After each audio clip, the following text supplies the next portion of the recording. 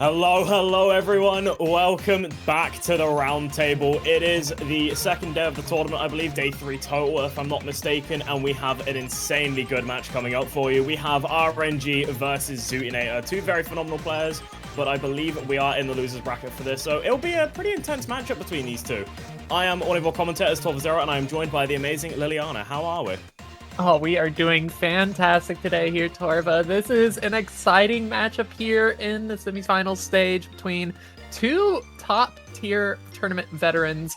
On one side, you have what I would consider, and many people as well, to consider one of the greater current players in Canada, if not the greatest Canadian player in Zootinator. Versus one of the most well-known 4-digit tournament scene player in the United States here in RNG. So this is going to be an interesting matchup. I think on paper, Zootinator should be having a little bit better time on most of the picks, but I mean, these are two players of such high caliber. This is going to be, I think, very back and forth. Just given the raw skill that we see from these players, and we are finally getting into the picks and bans now. It's going to be that LaserMod 2 ban from, I believe, RNG, and DT2 from Zootinator going into an immediate first pick on that LaserMod 1 from Zootinator. I mean, the bans I feel like make sense. Getting rid of something... Never mind. Oh, wait. Other way around. Other way around. Oh, okay. I guess we are in the era of people banning DT2 against Zootinator. We saw this in Roundtable 2. We'll see it here again. And the LaserMod 2 banning that against RNG, I feel like it's a solid ban to go against, because RNG is weirdly and honestly really, really good at, you know, a lot of those more weird, unique, gimmicky maps. I'm not entirely sure about the laser mods, but with it being his first pick and one of the maps banned against him, I feel like there's some confidence coming in for this one. Yeah, absolutely should have some confidence here. Of course, this is in the losers bracket, so lots on the line here for both of these two players. They would like to move forward into the final stage. I do believe this is their last match here in the semifinals stage. So the winner of this will move forward into the finals, and that's pretty huge. For whichever player will be able to come out on top. Here on this LaserMod 1, though, with this tournament, there's some free mods. We've got laser mods because we're playing on Laser, Torva. And there's some awesome mods in this tournament. And for this one, we've got something called Freeze Frame, which makes it a little interesting to play, to say the least. If you're not familiar with these mods, it might be a little hard to follow along, but it is going to be on a well-known map here, from Angel Honey, from times of old. It's a 5-digit beat map ID, so it's very basic, all things considered, but the gist of this mod is all the notes in a single combo appear on your screen at once, and you don't get to see the next notes of the next combo until the last note has been played from the previous combo. Yeah, I mean, it will make it a bit confusing to read, especially if not experienced in it, but with this map, I don't think it should be too much of a problem on that sense, but again, everything appearing at once, it can slightly overload you, and with it being a bit of an older map, it's already going to be a bit different to what these players are going to be used to by this point. So adding the two together does make this map a bit more of a challenge than it will seem on paper, but I mean, you'll only really understand that once you get into it, and you can see it just from the get-go, right? I mean, everything appearing at once, everything is there, and reading, especially patterns like those, is so much more challenging just because you don't get to see, things fade in the same order. Yeah, and I mean, on top of that here, at least for our viewing pleasure, we do get the skin for the beat map. There is a function that people can do and not normally utilize as much anymore, but back in the day, you would just be able to put your skins on for the map to make it like customized for the song, and people did that a lot. And so for these players, I imagine both of them are rolling with their own skins. But I mean, just to talk about the map, like the combo density, really not that much here. A lot of overlapping patterns here, and we're already seeing just a complete difference in comfort level on this kind of a mod set. Zoodinator really just struggling, not having a great time, and RNG is, I mean, finally finds a miss, but like, it's over 240k points in favor of RNG just off of the first third of the map. Yeah, I mean, RNG opened this map with just a straight-up SS. Like, the level of comfort you need on this kind of mod just to open the map with an SS is something else in its own right, but to still hold 94.5 plus building some decently solid combos the whole way through. I mean, like, when I was saying about RNG being weirdly good at these more unique, gimmicky kind of things, this is the exact thing I was referring to. I mean, the map thinking we can go to the moon, I think RNG is going to the moon with a score like this. Absolutely is on their way to the moon here. This is one of the easier sections of the map, a lot of free combos, so do expect players to just continue to build up their combos here for Zooty. Gonna be reaching about that 100 mark, which is gonna help her score out just a little bit, but yeah, at this point, very far gone already. RNG, complete dominance on this Laser Mod 1, and yeah, it's gonna be putting a point on the board very quickly. Yeah, I mean, at this point, it is just seeing, what does RNG finish this map out with? Because, I mean, the accuracy's there, the combos are there. It's going to be I think it honestly is impossible to close that 477 score difference now. I mean, less than a quarter of the map remaining. And it's not even that long of a map, but still, more than enough time for things to happen. But I think, yeah, this point is too far gone. And I just kind of hope we see RNG close this one out with what I believe would be a reverse choke. Yeah, I think RNG found a miss about 200, 300 combo into the map, so is basically a reverse choke when you think about it. And there's really, I mean, I think max combo on this song is like 600 or so. It's really not that much. So the fact that we are seeing over 400 combo for RNG is very, very impressive here. And Zoodinator, I mean, listen, man, you don't have these kinds of mods in stable, and I don't know how much Zooty really dabbles with these mods. I don't think she was going into this expecting to be able to put up a crazy score either on this kind of a map. So not going to be too big of an issue for her. She's just going to bounce back on her own pick. Yeah, I mean, there are very, very, very few people who are going to be comfortable on something like, freeze frame with, again, it being so different to what we know Osu to be like. And I feel like that's the case with a lot of the laser mods, but we also, again, we have a lot of those more normal maps. We have no mods, hiddens, hard rocks, and DTs, so, more stable focused players can still have a chance to fight back properly in this map. This map isn't one of them. Laser Mod 1 isn't, going to help too much there, but the next map, I think, definitely does make it a bit easier for Zooty, depending on what she picks into her. Yeah, I agree. I mean, there's a lot of options here. Still in the semifinal stage, of course. It's only the one ban per player, despite having the bigger map pool. Won't start getting to see those 2 bans per player until we get into the final stage, which, is just a little bit away, but we're in best of 9 right now. So, previously it was best of 7. And so, there's a little bit more wiggle room here to be able to make comebacks, but it's just so many maps to choose from, and we are going to see Zooty go into that hidden comfort pick here on the hidden one. It's going to be a little bit more of an alt-aim style of map on this one, so not your very traditional hidden one pick necessarily, but it's still not going to be an issue for Zooty. This is the kind of stuff she thrives on. Yeah, I mean, you put hidden pool in there somewhere for Zooty. Zooty's just gonna pick it and likely be very, very, very comfortable on it. And I feel like this is another one of the maps I feel like does lean into Zooty's favor quite a decent bit just because of the map style. It's nothing too crazy on the tapping, but the aim does bring its challenge. The hidden, of course, with the reading on top of it. I mean, all of it just fills into Zooty's skill sets. And I feel like it's something that RNG can also keep up quite well on this. Would be a very rare case scenario where I'd say this one could end up becoming an accuracy battle, but it only depends on how comfortable they are on those mid to later sections of this map. Definitely think comfort will come into play here. Both players still holding onto their combos, not that big of an issue so far. The difficulty of the map isn't really seen just yet, but is going to be finally dropping that SS on Zooty with a miss as well. That's a really unfortunate spot to find a miss because this is essentially a free combo section here. RNG is going to be able to get about 100 extra combo to their name before we actually start seeing any more difficulty spikes. So right now, RNG actually in the score lead with about 25,000 points over Zooty off of that early miss. Yeah, that miss is just really unfortunate. The timing especially. You know, RNG now having a chance to start running away with it. 33k score built already in their favor.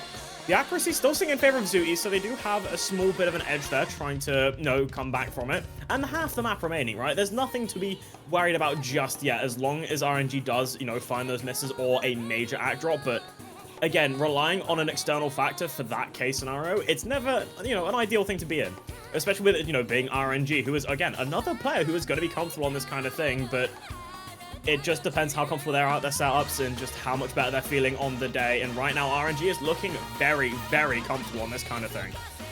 Oh, yeah, I was gonna say it. Ooh. Yeah, we were talking about how Zooty is very comfortable on hidden, but RNG, no slouch to the mod. Actually, I do believe prefers hidden a lot of the time, but unfortunately is finally going to find that break here. About 900 combo to their name before they got that one. There's a third of the map remaining, and Zooty is working on some fantastic recovery combo here. If she's able to hold on, its score is going to go back her way pretty quickly. We're already 15,000 points now between these two players, and she's still held on to the accuracy advantage throughout the entirety of the map, so that is going to help her out quite a bit. Yeah, that 99.78 is just, like, unbelievable. Almost unmatched, I'd argue. RNG's as well, 99 is still so strong on a map like this, but I guess when it comes to that ult comfort on hidden, I wouldn't even say hidden's a thing at this point with these two players, with them both, you know, being very comfortable on it, but just the ult kind of map that it is, I think, you know, having that level of accuracy is just a bonus and a half. And we do see Zooty take the lead for this point, getting towards that 15k advantage, but still have to close out the map. You still have to play it flawlessly because RNG is right behind them, still building the combo, still building the accuracy, and it's just going to come down to those closing moments to see if Zooty can really close this one map out, or if it does flip over. Yeah, I mean, just the way that both these players found their misses were so unfortunate. It would have been really worse for Zooty having had that earlier miss, but the fact that RNG missed like at that 900 combo threshold means that Zooty is able to capitalize on the later scaling of the map here with laser, the way that the scaling of the score goes. The higher accuracy you have, the more the notes are worth, especially if you're at that higher combo threshold as well. Above I think it's only 200, so it's really not that much, but yeah, just very unfortunate miss from RNG. Could have easily been a breakpoint for them, but Zooty gets it done in the end. It was a close one, less than 30,000 points between these two players, but still, I mean, just we're keeping it close here, and this is what top level Osu is all about here. Just some back and forths here right now, and yeah, Zooty didn't do so hot on that LM1, but I mean that doesn't mean she can't play the rest of the pool. Exactly. I mean, 4 100s on that hidden one is just unbelievable, and I mean, RNG, again, still very, very close to keeping up there, but unfortunately did slip behind a small bit. But, I mean, with both these players being at the level they are, you know, the capabilities they both have, yeah, this will probably be one of the closer matches, especially with them both being very comfortable on such a range of things. And especially those hiddens, I think, is both, you know, the best thing they could either of them pick into and the scariest because of both of them being experts in the mod. Yeah, no. Looks like we're just gonna stick with all the one slots here, Torva. We're going right into the Hard Rock 1. We've seen 3 of the one slots already picked, and that leaves 2 left. I'm not sure if we're going to see those as well, but we're going to opt into the Hard Rock slot here with the Hard Rock 1.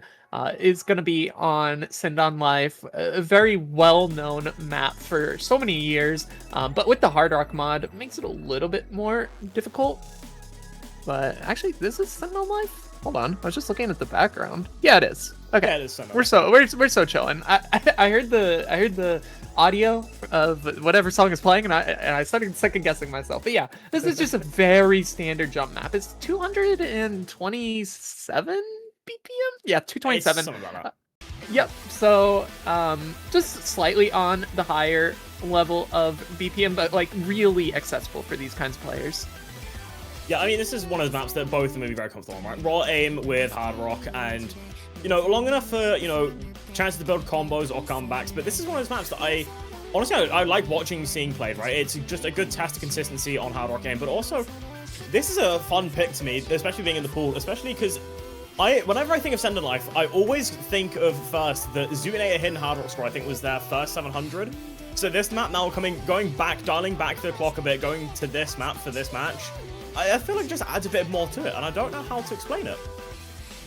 Yeah, definitely a little bit of interesting picks so far here. Lots of skill overlaps between these two players. I mentioned already, it's both players being very comfortable on these aim-heavy picks, so is going to really come down to, I feel like, just 1 or 2 misses on the miss aims here for this map, and so far, both players holding onto the combo into the first break. Is a little bit of a longer map. We're just sitting right below that 4-minute mark, so lots of map to be played, lots of time for mistakes to happen, but right now, dead even on the accuracy, Torva.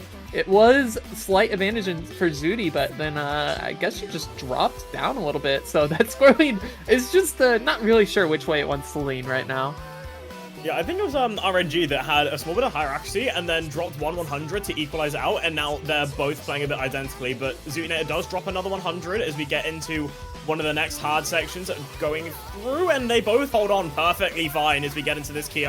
Another good challenge for both of them when it comes to that raw aim capabilities, and both of them still holding on to those perfect combos. It is just that accuracy game between them, and RNG is currently a bit ahead on that accuracy game with the 99.7%. Zooty only sitting about 99.5, not behind that much at all. One minor mistake from either side will really start to turn the tide here, but we're getting to that last third. And the map does bring up that challenge quite a bit, but they're both just so comfortable on this kind of thing. Yeah, I mean, just the raw aim comfort here for both of these players right now. RNG did drop a few more 100s, so again, dead even on the accuracy now. The reason the score is in one direction or the other, I mean, well, now it's going to be in favor of Zooty with those 100s from RNG, but Zooty answers right back. It's just based on where they get their 100s, right? You get the 100s later in the map, you're going to get a little less score than if you get the 100s earlier in the map. And so right now, it's dead even, Torva. No player is looking to find any misses, but that's going to be the first break from RNG here on that jump pattern in the final section of the map, and Zooty is going to be able to pull away with it. It was less than 1,000 points for the entire map so far until finally RNG finds that miss, and we are already just skyrocketing to 60,000 points. Yeah, this entire map was legitimately equal. Like, every single time one player dropped to 100, it was matched immediately after. But this time, it came down to that last miss, as we were mentioning, and RNG was the player to find the miss, unfortunately. But Zooinator bringing out a solid full combo with very, very strong accuracy as well. 8 100s full combo on Send on Life Hard Rock 1. The first breakpoint of the match as well, going towards Zooinator. On the map that I had mentioned that, you know, when I think of this map, I think of Zooty. Oh, absolutely. Yeah, I feel like this was just a comfort pick for RNG, not really caring too much about how well Zootyinator could do on it. You have to know this is what Zootyinator does enjoy as well. She really does like the aim consistency style of picks, so yeah, no reason to feel too bad about not getting that one, but is going to put RNG in a little bit more of a tricky spot here. Will have to get that breakpoint back eventually on their own. Not really sure where Zooty wants to go. Are we going to see her continue down the line of the hiddens? No, it's actually going to be Nomad too.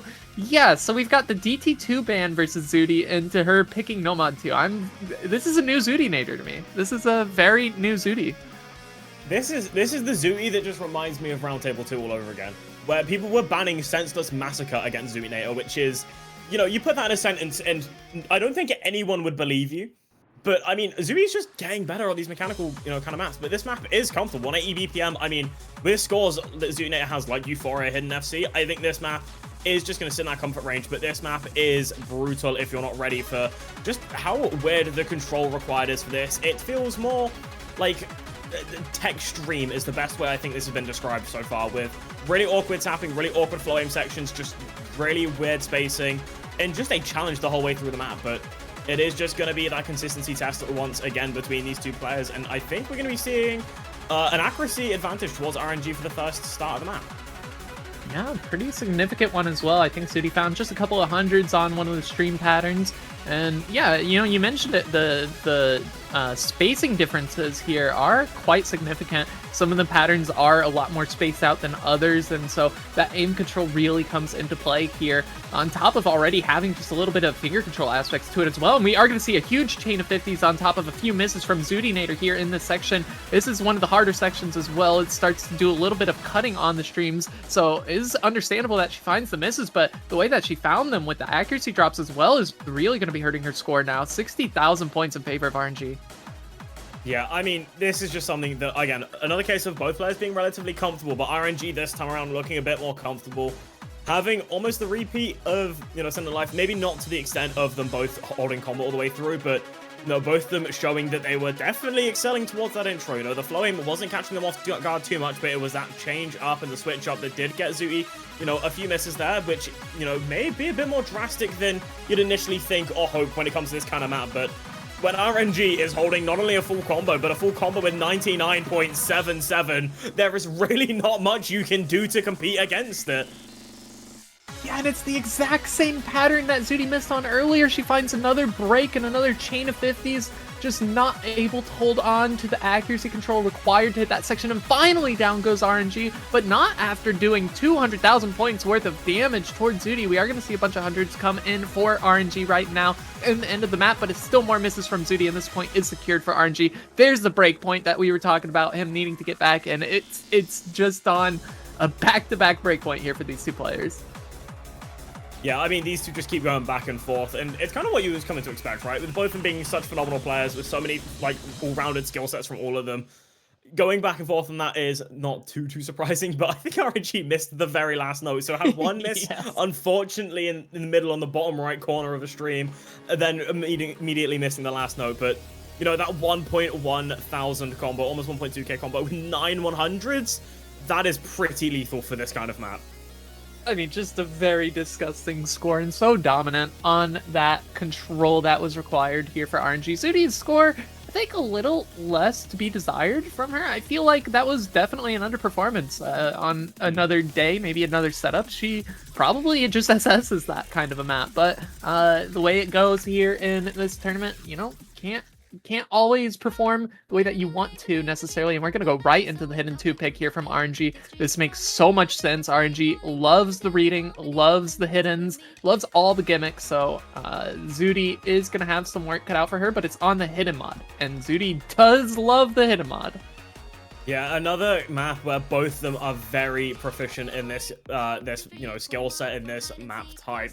But this one is a bit of a trickier challenge with a lot of really weird reading and a lot of really weird patterns that, you know, you don't usually expect. I mean, again, Hidden 2, you'd expect a lot of reading, but this one, I don't know how to explain it, but it does feel different. I've had to play this so many times recently, and it's just a map I've never been able to figure out, but these players are such a different caliber. And, I mean, you can see early in, an unfortunate misread from RNG, the back and forth pattern catching him out, but Zooty Nader holding on with a combo and accuracy lead, which is a lot scarier than you'd think when it comes to laser. Oh, absolutely. There's so much more on the line when you have those advantages over the other player in laser. The scoring just works out so much differently, and we are into the first KI section. Just a couple of misses from RNG on that misread, so not going to be too great so far. We are already halfway through the map, and Zudi still holding through this KI section is going to make things a lot more difficult for RNG to be able to bring this one back. And You know, Torva, I feel like we might be starting to see another breakpoint here on the board. Yeah, I mean, this seems like it's going to turn into the battle of breakpoints. And that's a scary situation to be in, not being able to win your own pick, but, you know, kind of seeming to be better on your opponent's picks. I mean, you know, you can't go wrong, because if it gets you to tiebreaker, it gets you to tiebreaker, but, you know, this is one of those maps where, you know, even though there's still 1/3 of the map remaining, if Zooey has a major break, there could be an open opportunity, but honestly, with the comfort I am looking at right now, I'm starting to think that that opening may not appear, but I say that as a break happens, but the accuracy drop isn't there to follow suit, and RNG's combo, seeing about 300 isn't bad by any means, but I don't think it's going to be enough to upset the damage that Zooey has done so far on this map. Yeah, I mean, it would have to be just a complete disaster here for RNG to be able to bring this one back, and even if that disaster happened, it's not going to be enough because RNG does find a miss here on the tail end of this Ki, so yeah, just a little unfortunate on this pick for RNG. I think that misread really made their score a lot worse than they wanted it to be, so it's unfortunate how it went down, but we are just going to be seeing a third breakpoint here, back to back to back here now. Zooty Nader again finding herself up at point.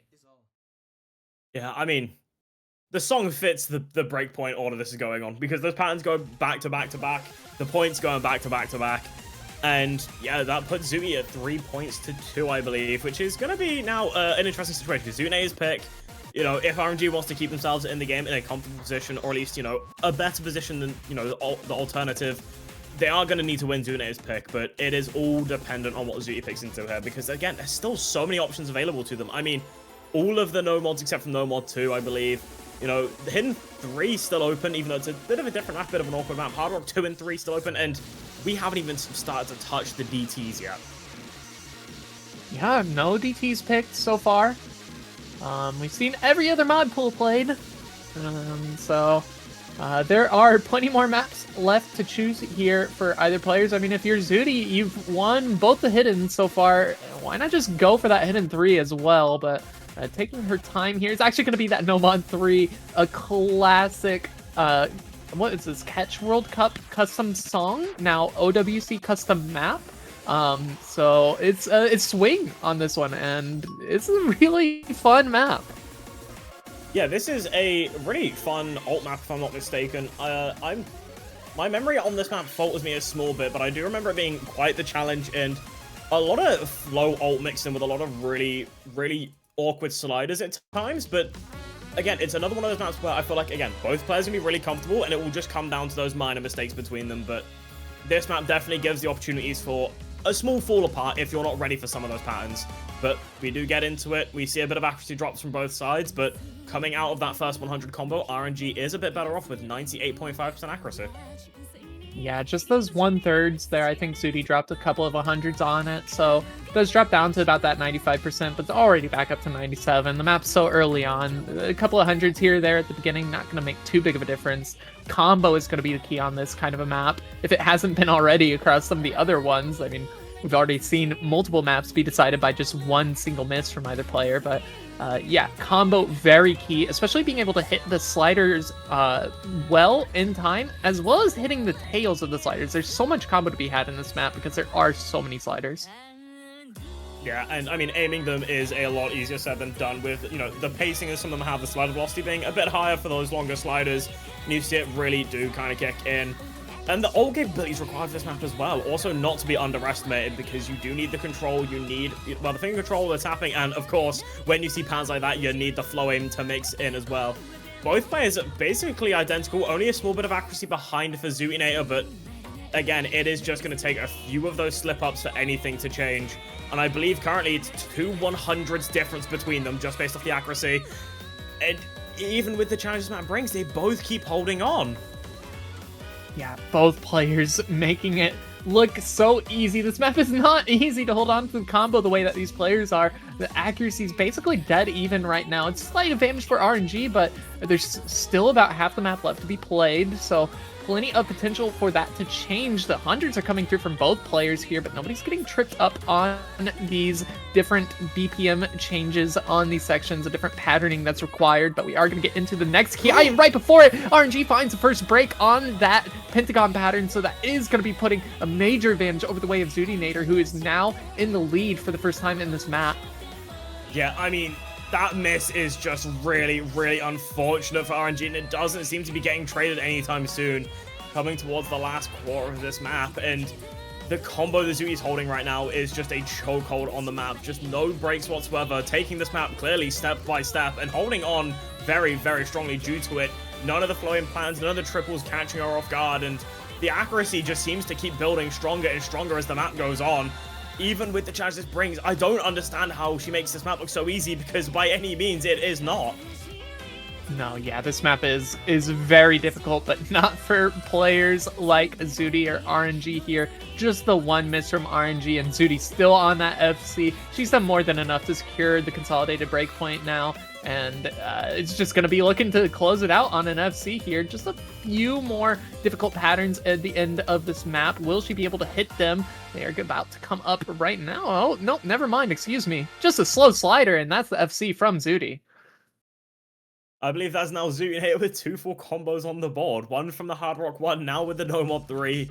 Both of them just insane scores. And like, you can't even write off RNG score as well. Like many other opponents, that just wins. That score just will win because it's a one miss with good accuracy. But when you're against someone like Zudinator who drops such good accuracy plus a full combo, there's not much you can do. But I think RNG has seen the next path forward and immediately opted in for that Laser Mod 3.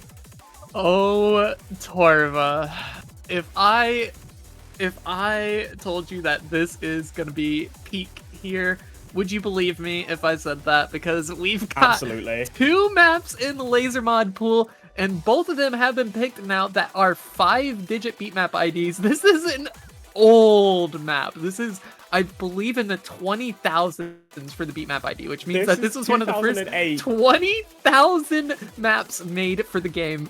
And it's kind of a banger, I think. Like, just dude, the song is so goofy. I love it. But with the mod, we've got traceable on this, I believe, and that makes it so that there's no hit circles. You only see the approach circles, and you just have to hope that you hit it in time. So this is gonna be interesting here. We saw just how comfortable RNG was on the laser mods previously. Zudi, I feel like this is a little bit more accessible than the other laser mod combinations, just because you do have those approach circles not being affected. But yeah, I mean, this is a great pick for RNG. Yeah, I mean, we're going all the way back to 2008 for this map, and this map is definitely one of the maps you could add traceable onto because of it being, you know, a bit of a different map. Even for the time it was in, it was, you know, a bit unique. But yeah, this mod combination to mix in, yeah, it's a challenge and a half, and you can see it immediately with the accuracies from these players. You know, both of them having such high accuracies every map until this point, and now, you know, the highest accuracy being 92 from RNG. This is just a challenge of a map, but a banger nonetheless. Banger indeed. I mean, depending on who you ask, you know, not really something that I'd be bumping into in my car, just driving down the road, max volume, but it's kind of heat here. We do finally see the first miss come through. It's going to be on RNG. This linear pattern is just so hard to hit, especially when you can't see the hit circles, but Zudi does trade out with a couple of chain misses on her own, so is actually going to be keeping the score lead in favor of RNG. Just way better accuracy right now, almost 8% higher. Yeah, I mean, RNG, I mean, I've said it once, I'll say it again, I believe the third time this match. When you pick something that is so unique, in it, even in the unique section of gimmick maps, RNG just seems to excel, and it's just another case of that being repeated. Somehow making it almost to 95% accuracy on this mod combination, which is, honestly, it feels like unbelievable. Because, yeah, cool, you see the approach circle, but, you know, with that being the only thing you see, timing it correctly it's not easy by any means. This is pure rhythm, in a sense, when it comes to this mod. Hidden's rhythm, yeah, this is rhythm to a new level, and, I mean, it clearly is working out for RNG with currently a 60k score lead. Yeah, this is a pretty sizable score advantage here, but I mean, Torva, Like, look at the rest of the map remaining here. We're not even like just barely a third of the way through. It feels like we've been playing for a while, and that's because the map's 5 minutes long. It's over 5 minutes, so there's so much time left to make the comebacks possible. There's so many more difficult patterns in the map. It does continually increase in the difficulty. A lot more of these linear patterns that we saw both the players really struggle on earlier. So potential for this score lead to shift back the other way towards Zooty still very high. RNG really does have to lock in and hope for more misses from Zooty, and we do see some more misses come through here on another linear section. So not great for Zooty, but still half the map remaining. Yeah, I mean, as you mentioned, right, more than enough opportunities there to be found for Zooty, but it is going to be reliant on RNG also finding a few more mistakes. But it just seems that the longer this map goes on, the more and more comfortable RNG is getting, and Zooty is finding a few miss-ins, shaking a small bit, and I can't really blame you. Trying to read these patterns on Traceable it's abhorrent. It's borderline impossible to do, but I can't say it is impossible when I'm looking at RNG's score and combo still just climbing and climbing, getting towards that 700 combo mark on this map with 95.7% accuracy. Like, you just can't make it up. This is just levels of gimmick that, like, even gimmick players could aspire to be. Oh, absolutely. Yeah, this is what it's all about for players like RNG. I mean, this is just they are able to shine here on these kinds of such unique play styles, and we do see them finally find another miss. But I mean, it was like 850 combo, Torva. Like, he's just making it look so much easier than it is. This is not easy. You might feel like it's fine with all the approach circles still there, but the fact is, when it's moving so fast like that, and it's in such like random linear patterns, it's not easy whatsoever. And yeah, RNG just making this look super easy for them. Yeah, I mean, like, you have RNG who is just clearly super, comfortable on this kind of thing somehow, being one of maybe 3 players globally, I think, that would be comfortable on this kind of skill set with this mod. But then, you look on the other side, and Zune is still putting up a good fight of the map, right? I mean, 154k difference, sure, but Zune has had combos and had, still 92% accuracy, but, even a score like that, which would compete to most players, it's just another one of those cases we saw earlier where you can put out a phenomenal score, or at least a strong score, but if you're against someone who is just going to be unbelievably comfortable on a map, I mean, this is going to be the result. 96% accuracy on Traceable, even on the stacked patterns. I mean, yeah, okay, RNG. Just okay, bro. This is just unreal. Yeah, it's a walk in the park here for RNG. It's going to be the point going their direction, but still, though, Torva, Zootinator has that breakpoint advantage. She is 1 point away from winning the match here, so RNG has to win whatever Zooty's last pick is going to be. There's just no other means for RNG to be able to move forward in this tournament. This is loser's bracket. One of these players will get eliminated here, and, RNG playing fantastic on most of their picks so far, but Zootinator is going to try to close it out here and now, not going to want to go to that tiebreaker, but I mean, I wouldn't say the tiebreaker doesn't favor her necessarily. She definitely is able to play something like that TB on that kind of a map, but yeah, as far as where she wants to go, I mean, like, man, I'm looking at that hidden 3. It's more swing, you've got more finger control, and we saw what Zooty did on that No Mod 3, and I think it just screams Zooty pick here. Yeah, I mean, the 2 maps, my initial thoughts would be was exactly, yeah, that hidden 3, right? Perfect map for her, especially as we saw, again, on the No Mod 3, as you mentioned. But also, just because of the aim capability that Zootinator has, especially with the consistency, I was also thinking the No Mod 1 there as a possible backup pick being a solid choice. But, I mean, at the end of the day, it is really completely up to Zootinator on what they want to pick. And if I'm not mistaken, I believe I'm seeing No Mod 4 being picked instead. But yeah, it's actually RNG picking it, yeah. Yep, RNG gets double pick. It's confirmed. I think this is a fine pick still. If this is the actual pick, I feel like it is. I think we just got some overlay shenanigans happening. That's fine. Not a big issue. But yeah, this is tech, and definitely Zooty likes her tech. And more of this unconventional style of tech. This one's mapped by Kasu. very well-known, beloved tech mapper of times of old. So some jank to it. I think the real difficulty spikes of this map come towards the later half of it, but there is a lot of in control required in this. You're already seeing a lot of these cut patterns that you do have to snap your aim pretty hard to hit. So we'll see how both players fare. And right now, Zudi already onto a bit of a lead with that miss from RNG. Yeah, I mean, RNG is going to be coming out of this with a bit of a better accuracy, but yeah, that miss isn't going to be helping too much as Zuni does build up that combo game a decent margin. And yeah, as you mentioned, right, yeah, the later half of this map is definitely, well, maybe not definitely, but arguably quite a bit harder than this intro. But again, they both do bring that challenge to the table. Again, follow point ult sections of, like follow point ult mixed in with some really awkward sliders to follow into immediately after. I mean, this map does bring a lot of that tech to the table, and it's what you come to expect, and the challenge is definitely there, but we see the recovery coming in from RNG with, again, both identical accuracies coming in, but we do see 100 drop from Zuni there, so accuracy falling a bit behind, but the combo game for Zuni is still looking very, very comfortable as we get through that first quarter.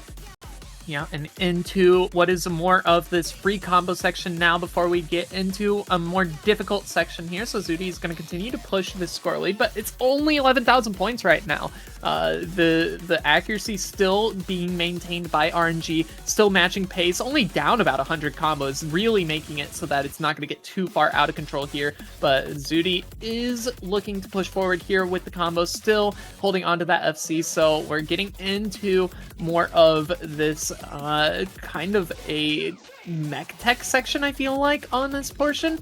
But yeah, it's interesting here. I'm not sure how this one's going to fare, especially as we get into the hardest part of the map. Yeah, I mean, the combos for both of them still seem to just keep climbing. Accuracy being 0.1% difference exactly between them, with Zunea taking a bit of lead. Oh, 100 drop from RNG, so no longer, you know, as close in accuracy, but it's still 99 versus 99 and combo games from the both of them. It genuinely might just come down to the next few misses coming into this last third of the map, and I'm gonna expect a few misses. If the full combos come out again from Zunea, I'm just gonna be appalled. I'm gonna be confused, shocked, and in awe, because, you know, bringing full combos consistently to the board is not easy by any means, but again, it is that consistency test as the map does start to ramp up again, getting towards that last quarter of the map.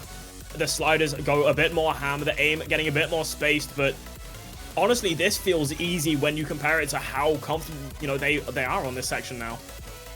Yeah, this is going to be such a nail-biter into the end of the map here. Quarter remaining, but both players are hitting this last key eye section. This is so much spacing on it. Both players hit that pattern. I was expecting somebody to find a miss there, but nobody is giving away their combo right now. It's 100 combos separating these two players. It's 30,000 points in the favor of Zudinator, but that could change very quickly here. We're getting into the final bit of the map, and that's a miss from RNG. That is maybe the nail in the coffin here for RNG now, and it's going to be Zudinator really starting to pull away as she continues to hold on to the combo. What is she doing, Torva? She is holding on to the FC in what is essentially one of the harder maps in the pool. I think this is absolutely disgusting from Zudi, and I do believe she will be moving forward in the losers bracket to the final stage.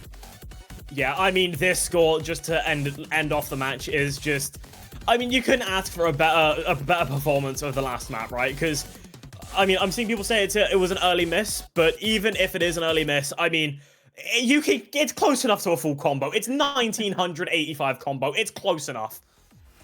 No, I believe that was a full combo. I saw 0 misses on Zudi. Yeah, I mean, even if we see the wrong wrong result screen, but yeah, it's close enough to a full combo for Zudi. That performance was unreal. Same for RNG as well. Every single map performed so well, but it came down to that closer on the No Mod 4, and unfortunately, the early and late miss just not being enough. Yeah, I'm going to pull up the MP link just to double check, but regardless, that is Zudinator beating RNG. Congratulations to Zudi for moving forward here in the losers bracket. Unfortunately, we do have to say goodbye to RNG, but they played their heart out, made a lot of their matches very, very exciting to watch. So thank you so much, RNG, for coming out to the tournament and giving it your all. We will be seeing more matches today. Actually, I think there's one happening right now soon. So yeah, don't go anywhere. We've got plenty more matches to happen today. Yeah, in just a few minutes, I believe 5 or 6 minutes, you'll be seeing Xylus versus Orngoose, another phenomenal match to come up. And I hope to see you all watching that as well, because it looks like it's going to be a fire match between them two.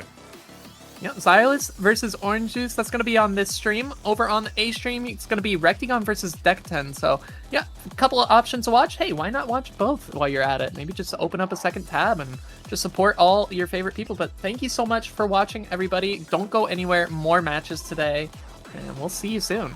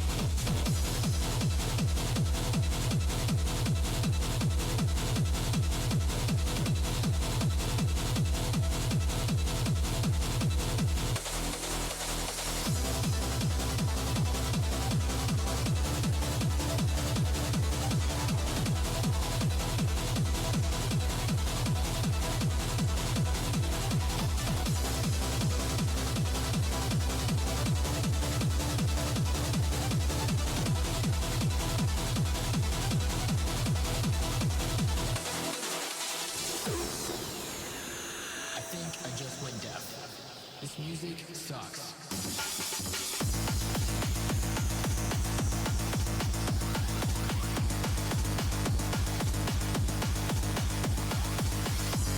Nobody's dancing.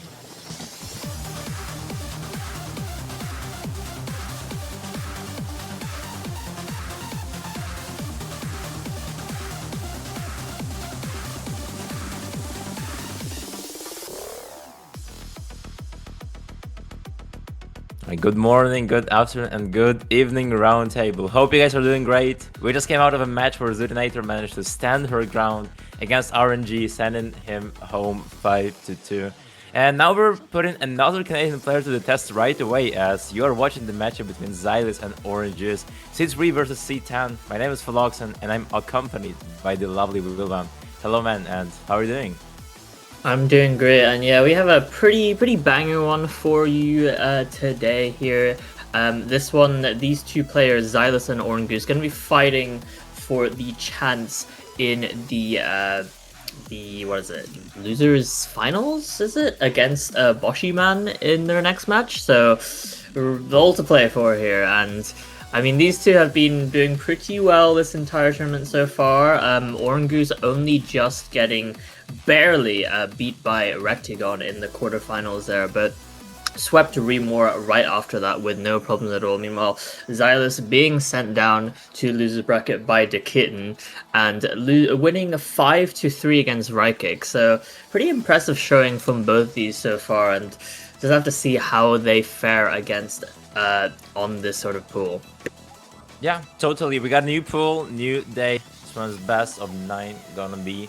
And overall, the matchup is very fascinating to me, Wilvan, because, you know, it's like both players are coming in from very different backgrounds. Because, of course, you have Xylus. Xylus is like the champion. He got 3rd place in the Roundtable last year, and overall, he's always been there in the tournament community, and he is one of the heavy hitters on the side of Canada, right? And then you have Oranges. Oranges started playing those tournaments like in 2023. His first experience was 5WC tryouts, and within those 3 years, Oranges improved a lot. Like this is the type of guy who, yeah, he's just here to play Battle of the Box and match intercamping in the match against them. And now, as you already mentioned, went all the way to tiebreaker against Raktigon, who is the strongest North American tournament player as of right now. So with that, I'm very excited, and we got some banger maps in the pool. Hopefully, we will see some very, very heated rivalry between the two.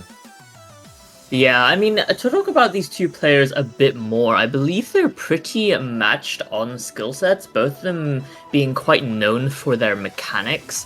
Xylus especially, back in the day, he was just the speed player for the Canadian OWC roster, so gonna be looking at him to potentially try and abuse that tapping, but I'm interested to see how the other aspects of this pool get played out, right? I mean, mechanics is one thing that both these players could easily pick into, but I'm interested about the control, about the gimmick, and especially about those laser mods. Which one of these two players is feeling more confident on that?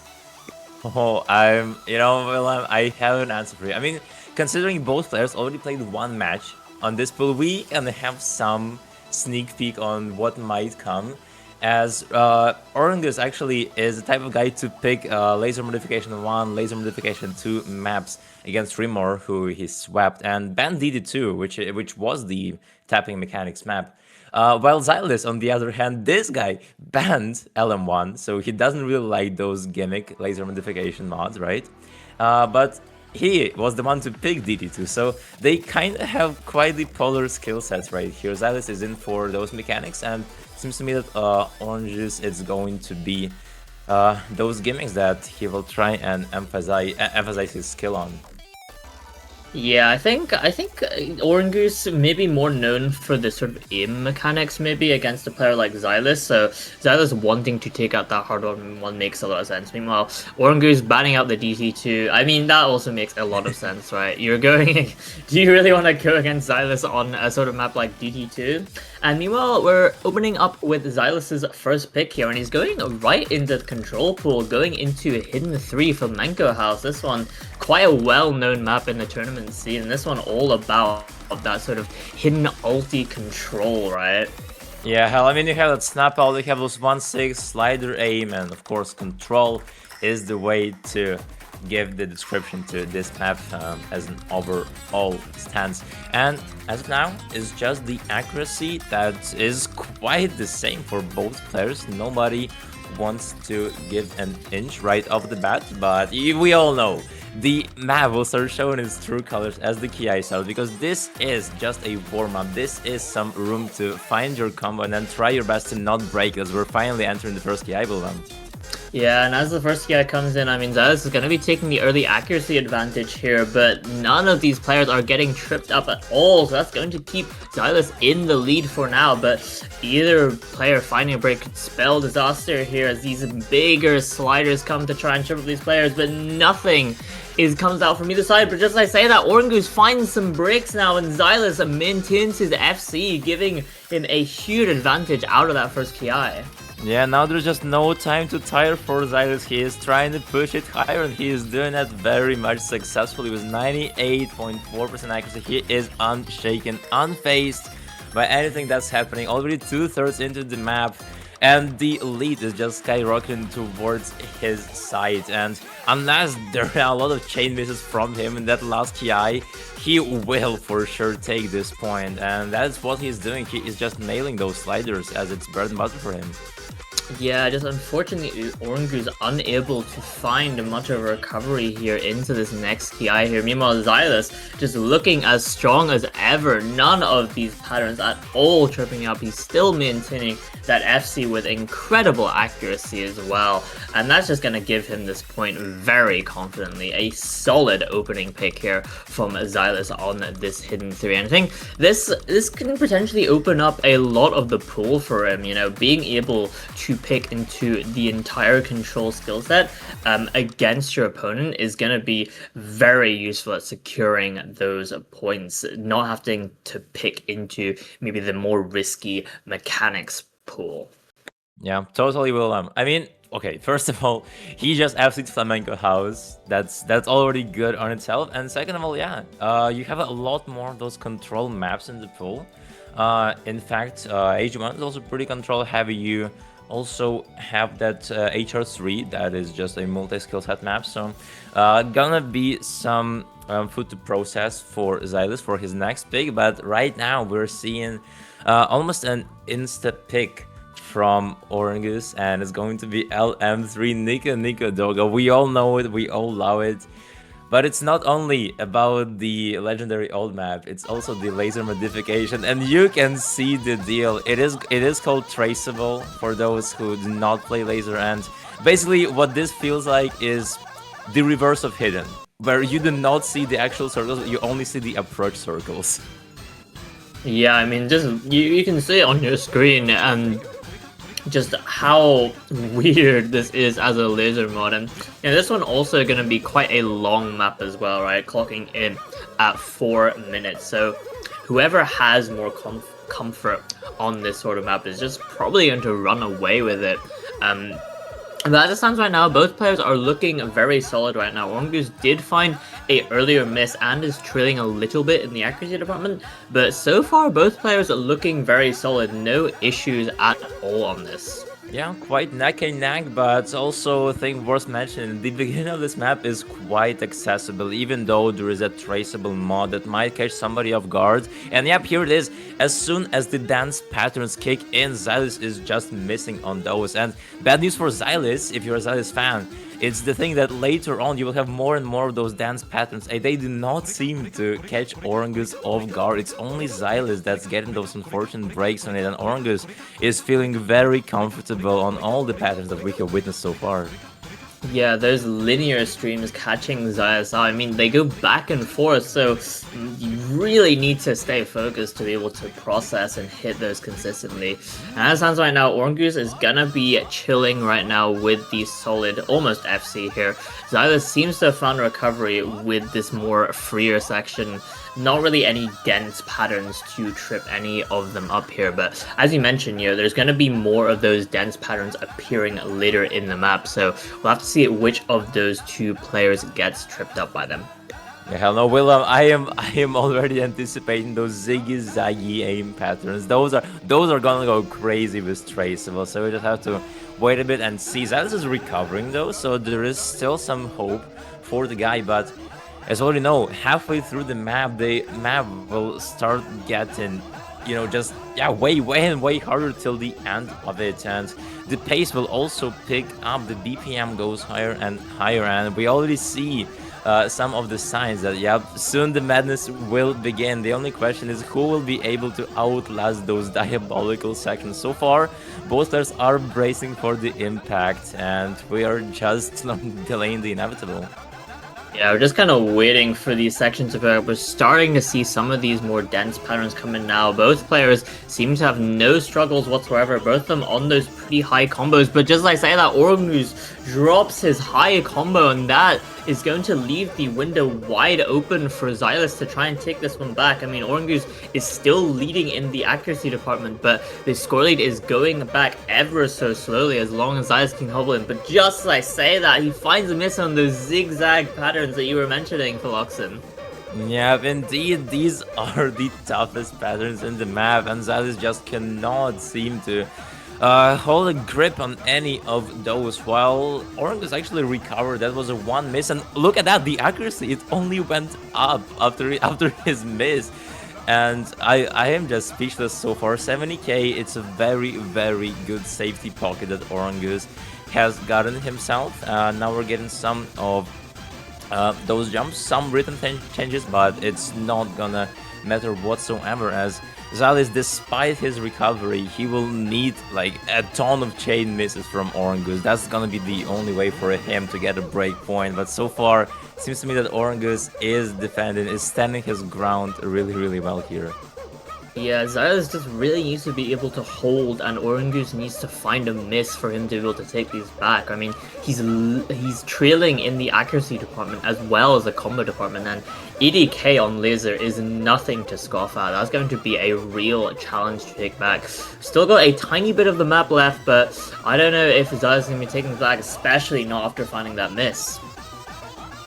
Yeah, totally. It is just the last few sections. The only question that's up in the air that we have now, William, is whether Orngus will hit the ending section of this map. And if he does, I will literally lose my mind. Because look at him go.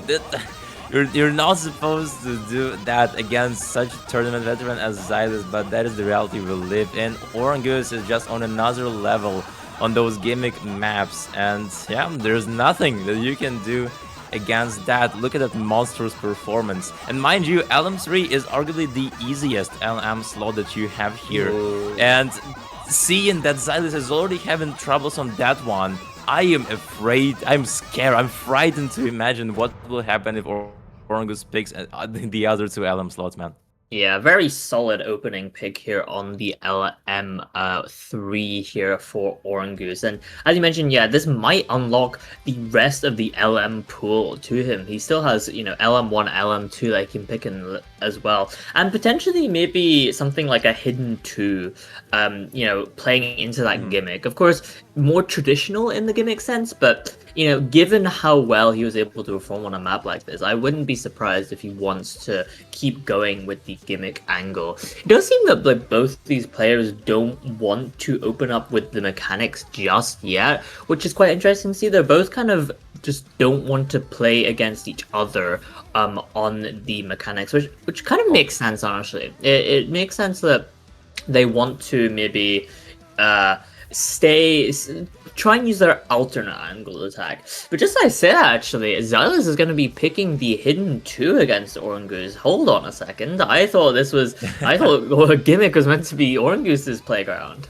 Yeah, I mean, no, the thing about Xylus' strategy throughout this tournament overall is that Xylus has already been picking those HD maps from all of his matches. So HD2, it is actually a very signature move from the guy. And that is going to be your AR8 reading, a map from X-Course, which was a custom for OWC 2025 qualifier. So this one definitely got hands. Only the best reading players will be able to maintain a very, very high performance, very, very stable one. And so far, Xylus is not catching any breaks, while Orngus, the first blood, is going to be drawn on him. I mean, yeah, the main gist of this one is going to be those like back and forth circle patterns, which get really hard to hit consistently, especially on the ARA here. You see some of them coming out now, and Xylus does find the act drop on some of them, but doesn't find the crucial combo break. It's going to be Orngus to lead in the accuracy department, but he did find a break there. But we'll see if this first KI catches any of these players out as we get into it now. Yeah, but it's still extremely competitive, but that KI is gonna finally set the score, and it looks like Xylus is gonna be taking the advantage of that gimmick map, despite Orngus winning on that LM3, winning on those quirky gimmick modification slots of laser. AG2 is gonna be a whole different beast for the guy, as he just cannot find any recovery on that KI. That KI is brutal, but you look at the left side of the screen, Xylus is just tearing this map apart, Muham. Yeah, I mean, he's still holding that FC, and there's really nothing Orngus can do at all. He may have the higher accuracy, but unless Xylus finds a break, there's really no chance for him to try and get back into this map. I mean, we'll just have to see if this next KI catches players off. Yeah, totally. It's still up in the air. There is still light at the end of the tunnel for Orngus, but oh my god, many more breaks from Orngus. They're only adding fuel to the fire, while Xylus is just, once again, he is the guy to get type of performance in that HD2. He's starting through the map like it owes him blood. He's carving it open through that last Ki, and he's just unstoppable. What is this monstrosity, Wilhelm? Crazy stuff here from Xylus. He's hit all the hard patterns now, just this closing section here now, and really the question is just, can he lock it out with the FC now? And as we move into this final section, I think he's done it for oh my god, he finds a misser at the very end there. But I mean, that is an impressive score from Xylus. May not have gotten as high accuracy as Orngus, but the combo speaks wonders here on a map like this. Yes, no, such an excruciating choke at the very end, but it's alright. I mean, that's that on itself, that might be, if not the top score in Asia 2, it might be like third or fourth best score on that one. So Xylas can be very much proud of what he has done here. It's gonna be 2-1 so far. No breakpoints. Both players are just picking into their own skill sets and not losing them whatsoever. And with that win on HD2, maybe we will see just some other HD pick from Xylas later on. Who knows? I mean, so far he's been a big fan of that HD pool, so I would not really be surprised if we see HD1 later on. But so far it's about Orangus and William. I am betting my life on that LM1 that I'm seeing here. Yeah, I mean, it No! kind of makes sense, right? It kind of makes sense, but just to say that actually, no, he does not go into the lizard mods again. He goes for quite a completely different angle, going into the Hard Rock 3 here. Interesting pick coming out from Orangus. I'm not really sure what to make of this, given that he did lose on the Hidden 3, but then again, this one is a lot more, higher BPM and also has the Hard Rock attached to it, which I think will make things a lot more comfortable for Orangus. Yeah, most likely will. Also, the secondary skill sets between that AH3 and AHR4, AHR3 are quite different. I mean, you are looking at this one, it features way more of that flow. It's also control heavy, but flow plus sliders, and also it features a very interesting aim section in the middle of the map. So it just plays with your overall skill sets a bit better than AG3, I would say. So gonna be the test of your multi-skill set capability, and so far both players are actually not not missing on anything. 98% accuracy from both of them, and here we are starting with the first more so chill KI of the map. Yeah, these flow patterns, not tripping any of them up at all. It's going to be Orangus to trail a bit in the accuracy, but both of them are still holding the combo, and that is what matters. None of these space patterns, these weird angle streams catching them out. Just as I say that, Orangus finds a crucial miss. That's going to give Xylas a pretty significant advantage here, but he finds a miss right after, and now it's a dead even. It's just Xylas to take a little bit of score lead from the accuracy. Yeah, you do not want the tables to turn like that, and Xylas has given another opportunity to Orangus to not lose a breakpoint. That's not what he wants still, though. He's 20k points down, and here you can hear the bells, they are ringing, and that points out that we are finally entering the aim section of the map, and that is gonna be finding a tragic break right after that. It is now Orangus trying to catch up, trying to keep up with Xylas, and the score is slowly shifting. Xylas not being able to maintain any sort of a recovery on that aim section, and that's given really good hope towards Orangus. Yeah, it's just a matter of how far Orangus can build that combo, but just like I say that, he finds a miss on the last pattern of that section there. That is really not good now. Now Xylas has all the opportunity he needs to take this one back. He has the combo advantage, he has the accuracy advantage as well as we move past the crucial halfway point of the map. There is still plenty to go, but if Xylas does not find a miss, then it could be over for Orangus. The balance shifts back to even, and Xylas is once again in a driver's seat. It's just the last third of the map that is gonna select the victor on this HR3, and the last KI is by any means not the easiest one. Let's see, the flow, the slider streams is the main point of contention, and both of them are finding a break right before the KI, right on that slider stream. And with that, it's still nothing moves. Stagnation is gonna hit the scoreboard, and that only is gonna favor Xylas, as he is the one to have the superior accuracy and slightly bigger combo.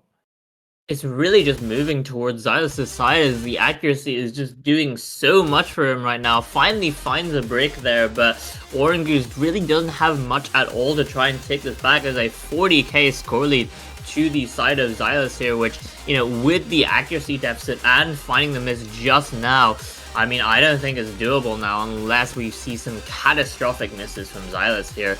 We're moving into the last quarter of the map, but I mean, time is ticking, and that score lead is only increasing for the side of Xylus now. Yeah, no, it seems to me that Orangus overestimated himself. He flew too close to the sun. The map made him pay for it, and Xylus is the one leading the charge. That is going to be the first breakpoint of the match, ladies and gentlemen. Xylus is going to be 3-1 in his favor, and now Orangus is in a very tricky situation as the next pick is also going to get determined by Xylus. Yeah, I mean, this one's a bit unfortunate here. Maybe Orangus needs to, leave the control angle to Xylus here, and maybe go back into the laser mods that worked out for him previously. I mean, there is still, the mechanics if he wants to directly challenge Xylus on that sort of map, but we'll have to see after Xylus's next pick. But unfortunately, yep, gonna be a break point there for Xylus here. Gonna be taking us 3-1, and can respond with his very own pick to follow it up. I mean, what does he go for here? Honestly, I think he could go for quite a lot of things here. He could go for the control angle again, which has worked out pretty well for him, or he could go into maybe some like DT mechanics, which he's kind of known for. Yeah, last time he went for HD1, DT2, and Nomad 4, so you're looking at the pool of maps, but no, he is going for a slightly different direction. It's going to be DT1 actually, one that I didn't see coming. And the thing about this one is just, okay, to be fair, it's just standard DT aim. There is like a pretty tough div spike after the second KI, but otherwise it is pretty accessible. The only thing besides that div spike are the doubles and triples that might be quite off-putting for you. That we're gonna see in that intro. You have a bunch of them like in between of those jumps that might be a bit nasty to hit, but it doesn't seem to me that it's gonna be a problem for either of the players, William. So it's just gonna be the battle of consistency until that very KI, until that very death spike after the second KI. Yeah, I mean, this one's gonna be pretty bog standard, all things considered. It's gonna be your high AR 10.4 consistency test on the DT, and there's gonna be some stuff to try and trip these players up, as you mentioned, Floxen, but as it stands right now, both players are looking very solid here into this opening section. It's though Xylus taking a very significant accuracy lead into this first KI, a whole 3 or 2% rather, which is doing absolute wonders for him right now. Yeah, pretty sure that's how it's gonna go, even through that KI. I mean, nobody is finding any of those breaks, holding really comfortably so far. It's just the accuracy, and with score v3, it is actually gonna give Xylus a pretty okay head start, but not if you miss like that right after the first KI before the 3 combo section. Look at that. Now we are back to the opportunity of Orangus to return the favor and creating a break point of his own. He just lost HR3. That is a perfect opportunity for the guy. Yeah, but the thing is, he has to hold. He is building up that score buffer as long as he holds, and we're getting to the next KI here, but if he finds a miss, Xylus has the accuracy advantage, which is gonna help him in taking it back very much so if he does. But as it stands right now, he's holding very strong here into this KI here. None of these patterns tripping up at all, and as we move out of that KI here, right, get ready. He still hold that FC, but just like say that, he finds the miss into the diff spike. Yeah, that div spike is a beast, is a monster. It just bit back, but it only bit back Orangus as Xylus. He held through the thunderstorm of streams and triples, and now he is the one trying to shift the tides, but no, look at that, another break, another chance for Orangus. The dream is still alive. He just needs to hold. A lot of 100s came from that stream, but he is still standing. He is holding the line like it is his last stand, and he does not seem to back down to me, Wilvam. Unfortunately, the combo prevails here, even though Orangus is a whole 2% down in the accuracy department, just being able to hold for the entire first half of the map, only breaking at the diff spike, allowing him to get the breakpoint on the DT1 against Xylus. What an impressive showing here from Orangus. Crazy stuff here. Yeah, what a spectacle on this DT1. A breakpoint trade. And now it's just 1 point down for Orangus, and it is his time to pick as well, so he has he just needs to play his cards correct, and he will have it. I mean, if you ask me, I do know that Xylus, he banned either LM1 or LM2 in his previous match on this very same pool. So unless Orangus cannot play those two maps, he really should pick one of the laser modification maps, as that's the point I'm trying to bring up here.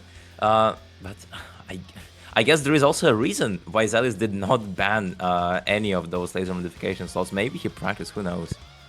I mean, maybe, yeah, because it is interesting to see him take out, a more standard and contested map, such as Hard Rock 1, as opposed to the laser mods, which, as you mentioned, he did struggle or he banned in his previous match, so quite interesting to see Xylus do that. But there we go, we see the LM1 finally come out from Orangus here, and I mean, this one, oh yeah, this one even harder than the previous. This one is going to be with freeze frame. Yep, it is an all linear map back from 2010, so the patterns are pretty obvious. And that is until you put on that freeze frame. Basically what it does is that all the patterns come at once. I mean, each pattern, it comes at one, and like you have those colossal circles, approach circles, right? And that's what makes it quite obscure to read. I mean, you get what I'm talking about right here, and those are one of the easiest patterns so far. So we're gonna see a clear picture of who is more comfortable on the map right off the bat, and so far it occurs to me that Xylus might have practiced. He might have done some off-camera grinding after his match against Raikik, because right now he doesn't seem to show any signs of struggling on this one. I mean, we'll have to see when the patterns get denser and that freeze frame really starts to boost that difficulty up to the max. Right now, the Orangus is going to be the one finding an early break, and Xylus is going to be the one leading the charge here. Has the combo advantage, has the accuracy advantage as well. He's going to be accelerating that score lead to his side as long as he can hold, and it's Orangus to try and take it back, but he finds another break here. This is really not looking so good for Orangus, actually. Wait, no, hold on. I mean, the accuracy is good on the side of Orangus, but just no combo from his side. I guess that is why he didn't take LM1 right away. And from Xylus, that is not supposed to even be happening, right? I mean, Xylus banned it last time. I did not see that coming from the guy, and you really do not want your comfort pick to just stab you in the back, but that is so far what's happening to Orangus. That is a terrible outcome on your own pick. You do not want the second break point to occur, but everything is just leading towards it, Wilhelm. Yeah, just Xylus maintaining that FC past the halfway point on the map, and Orangus just unable to really try and take this back at all, losing in the accuracy department, losing in the combo department as well. Xylus just doesn't want to give an inch at all. This is just not what I expected at all from the guy. He's putting on a show for us. Yeah, indeed. Oof, and it looks like freeze frame not only froze the patterns, it also froze the stream client to me, Wilhelm. As wait, I actually don't know what happened. The scene just switched, and well, I sure do hope that both players performed really well by the end of the map, but it would be great to see the seems like we're back on track. Yeah, all right, we are here, the last avenue. And it seems to me, Wilhelm, that there is a very solid 150k score advantage towards Xylus. Look at that. Don't you just love to see that Xylus, a person who literally despises those LM slots, now he is the one to adapt to them and just upset Orangus on his own skill set. Crazy stuff here coming out from Xylus. Not what I expected at all, and he's going to be taking that LM1 very comfortably here. Just unfortunately, Orangus unable to find, those solid combos throughout the map, and really just what gives Xylus the win there. That's not looking good for Orangus, honestly. I thought the LM pool would be quite, free, I guess, for him. But now with that taken out of the equation, what can he really go for as his next pick here? Not to mention that Xylus is, in fact, match point. He's at 4-2 right now against Orngoose.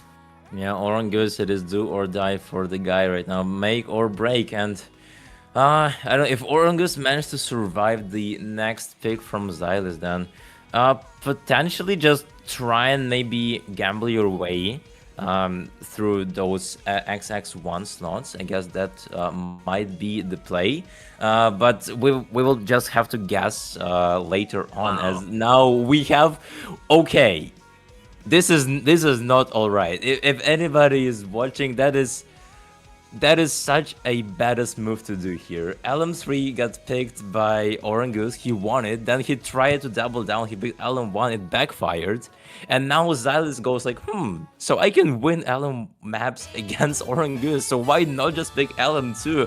Arguably the hardest LM slot, because you see it has 3 different laser modifications, and they all stack up.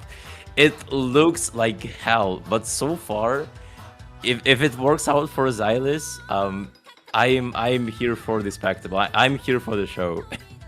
I mean, okay, hear me out. I mean, Xylus was on the Easy World Cup team for Canada, so him wanting to pick into the reading heavy, the easy laser mod is not entirely a surprise to me, but it is interesting to see him go for this over something else in the pool. But he's looking very confident on it right now. Orangu is going to be finding the early break, but Xylus is still holding the FC 1/4 of the way through the map and has no signs of giving up at all.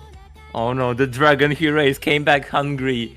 Orangus, you were supposed to win those LM slots, and right now, you're 1 step away from being eliminated from the tournament because of those LM slots. That is not the outcome anybody expected, and those misses, they only prove the theorem. And Xylus is making it look like simple arithmetics. That is not okay. What is okay? Finally, he proves that he is a human. So still 30k score advantage is gonna be way. It's gonna be a really good safety pocket here. I mean, even though Xylus does finally find the break on that really dense pattern there in the middle there, Orangus just doesn't have anything to really try and take this back. We're moving into some more tamer patterns, but this is just going to be a free combo for the both of them, really. There's nothing Orangus can do unless Xylus just finds some chain misses here. I mean, it is only 30k separating these two players right now, but he's trailing in the combo and the accuracy department. So really we're looking for Xylus to find a miss or two for Orangus to try and break the back. But just as I say that, Orangus is the one to crumble, and Philoxa may be game over right here for Orangus. Yeah, I think so. He is gaining pace. Xylus is taking the race, and now he is in the zone. He's completely alone. He's gonna secure the 5th point despite that break. It doesn't even matter. And that, ladies and gentlemen, is gonna be the answer to your question. Who is gonna be advancing to the next stage? And it is, in fact, going to be Xylus. The best Canadian player is still here striking. And we can only wish him best of luck in his next matchup. Yeah, just a very impressive showing here from Xylus, showing that he, even though he doesn't maybe like the laser mods, he can still defeat opponents on them, and just quite unfortunate there for Orangus. He tried very hard there, especially, on the laser mod 3, on, what was it, the DT1 as well, but just unfortunately, when you're against such a veteran in the OSU tournament scene, I mean, there's only so much you can do. So, huge congratulations to Xylus. He's going to be advancing in the bracket to go face Boshiman in his next matchup. And commiserations to Orangus, made it very far in this bracket, but unfortunately, not going to be advancing. We're going to have to say bye-bye to him. Yeah, I mean, hey, that's a top 8 finish anyway for Orangus. He can be very happy about this one. I mean, it's not a placement to be ashamed of. So, some lessons that both players will take out of from each other. but that's gonna be the end of the road for Orangus. With that, well, I do not think we have much more to talk about. Obviously, we will have our next match happening in around 20 10 minutes. I think Oh, it's wait. 10 minutes. It's going to Oh, be yeah, the yeah, match I yeah. was talking about actually. It's going to be Boshiman versus Orangus on the A stream, and I think on the B. Oh no. Well, it's going to be Boshiman and Xylus, and then Dekiden and Zudinator on some combination of the stream. So we'll stay tuned for that in 10 minutes. Oh, these are very spicy. All right, then. Stay tuned. Bye-bye, everybody. In the commentary booth, you had me, Philox, and I was joined by the one and only Wilbam. We will see you very, very soon. Bye bye.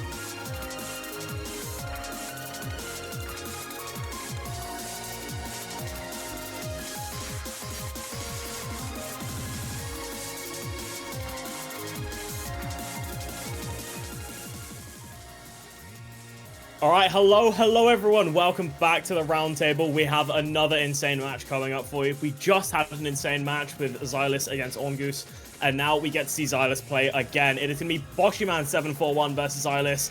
Two very, very phenomenal players. Both of them good at hidden, both of them good at mechanics, both of them good at gimmick. This is probably going to be one of the closest matches yet, because of a lot of overlapping skills, but a lot more specialty in their skill sets as well. I'm one of your casters, 12-0, and I am joined by the amazing Phloxen. How are we doing? Hello. I'm doing fantastic. Such a pleasure being here. And this one, we just witnessed Xylus play. I mean, as mentioned, this guy is one hell of a beast when it comes to those gimmicks, when it comes to LM slots. He beat Orngoose, who was also pretty good on those gimmicks. And now it's going to be even a greater challenge for Xylus, as Boshyman is, he is always known. That's what he's famous for playing those cool and quirky type of maps for USA and overall in the tournament. So Boshyman is by any means not a weak gimmick player. So there's going to be quite a rivalry. Boshyman just dropped down to lose bracket from Amrak, was an unfortunate sweep. Where Boshyman tried to abuse Amrak with those LM slots as well. He was close, but wasn't close enough. So I think this one, Xylus versus Boshyman, is gonna be quite a very, very competitive one. And that's I hope that's what you're here for, ladies and gentlemen. Yeah, I mean, this is one of those ones where I feel like I can look at a few maps and go, okay, I think Xylus will win this one. I think Bosch will win this one. But honestly, with these, it could genuinely be a coin flip because, again, both of them being so good at, a lot of skill sets, and especially, again, Xylus known for speed, especially in solo play. Boshyman can play mechanics to a very strong level. Boshyman known for gimmick, especially in solo play and tournaments. Xylus can play gimmick to a very good level.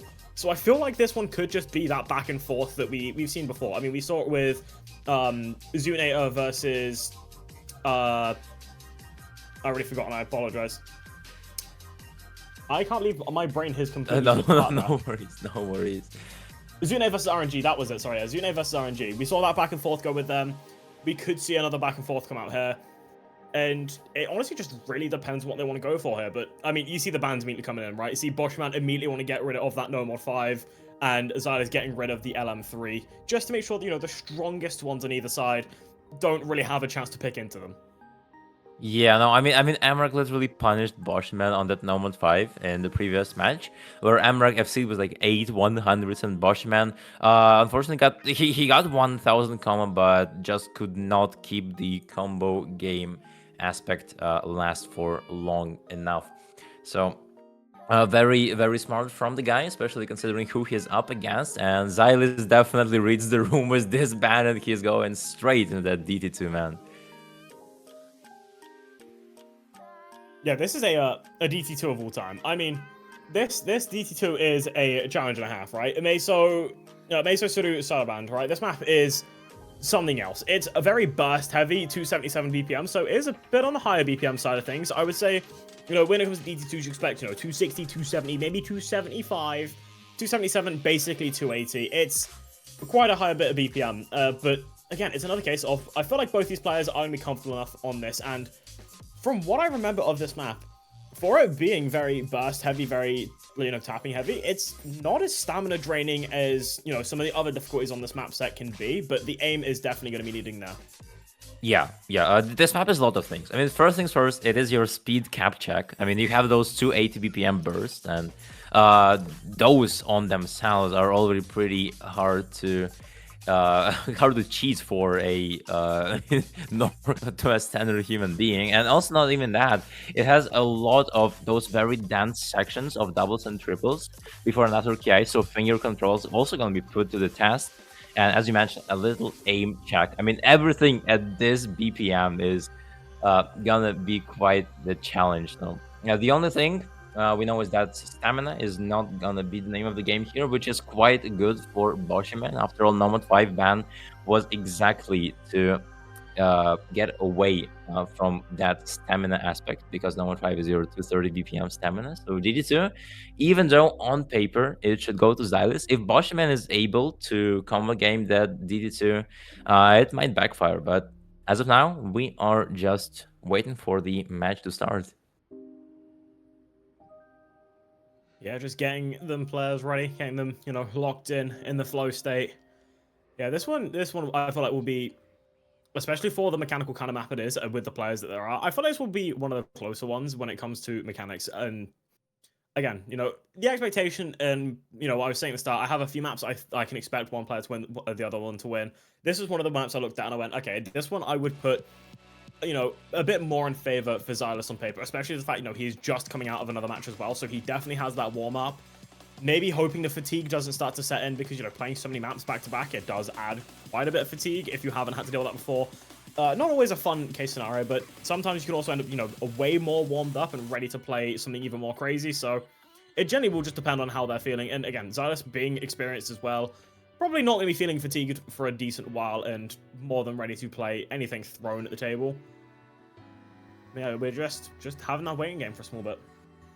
Yeah, totally. We also actually saw Boschman ban DD2 against Amrak, and Amrak reply was Nomad 5. So, this is kind of the mirror situation here, where Boschman is banning Nomad 5 and DD2 is being picked. But I guess the course of actions has been changed, as we're seeing a second wave of bans before the next pick. And oh, look at that, Torva, how the tables have turned. DD2 is now also banned from Mr. Boshiman, and HR2 is the reply from, is the reply from Xylis, and that is a very logical thing to do. I mean, every single match that Boshiman has played, I don't remember if against Amrak that was also the thing, but every other match, Hardrock 2 was banned against Boshiman. So everybody is scared of Boshiman and HR2, so that's not going to be the thing. DT1 is going to be, in fact, the opening pick for Xylis on this one. It's just going to be about your consistency. Yeah, I mean, we're going to be able to use the laser functions that we get, with the new client. We get to use a different kind of DT. You have DT usually 1.5 times speed. This map would be about, 240 BPM, but we crank it up a small bit, going to 1.55 times, getting about 250, 260 BPM. And yeah, as you mentioned, that consistency test, basically the whole way through this map, nothing too outrageous for either of these players, but you know, it's still going to be giving that bit of a challenge to them in the first quarter, coming to a close, getting ready for the map to fully build up, and currently Xylus going to be taking a bit of a lead here with 97% accuracy and a bit ahead of that combo by about 80 combo. Yeah, totally. In last match that Bushman playing, he got 15 misses on that DT1, so Xylus definitely did his homework correctly, as we are seeing more and more breaks coming in from Bushman in this first KI. So far, Xylus, the Bastion is holding very, very strong. And now you have that slow section. That's only free combo. That's only gonna escalate the situation for Bushman and only emphasize the damage that Xylus is currently applying on the scoreboard. It's already 100k. Yeah, I mean, halfway through, again, as you mentioned, 100k difference, and the combo game coming in from Xylus right now is looking a bit scary to fight up against, but you can hear the map really start to kick off now past the halfway point, and, you know, the aim just consistently check is just going to be the same case all the way through. Some, you know, small sections will be a bit harder, sure, but, you know, nothing you can really slouch on and consider truly free combo, and it's just going to be seeing who can, you know, keep themselves in check the entire way through. And right now, Xylus is holding pretty confidently, crossing up to that 98% accuracy, 98% accuracy, and both holding on to strong combos as we continue through. Yeah, Xylus just hit the div spike like it was a child's play, and he is going Ultra Instinct on this one. Bushman, despite his bigger efforts, you see a very respectable 600 combo recovery, but you just cannot stop that bleeding. One miss was all it took for Bushman to lose, and another one. That's gonna be the final nail in the coffin. Xylus is just on another level. Yeah, I mean, as the map comes to a close, we see the accuracy drop a bit below 98, but slowly starting to recover again. Does unfortunately find the miss towards the end of the map, but it doesn't matter. The damage is so far done already.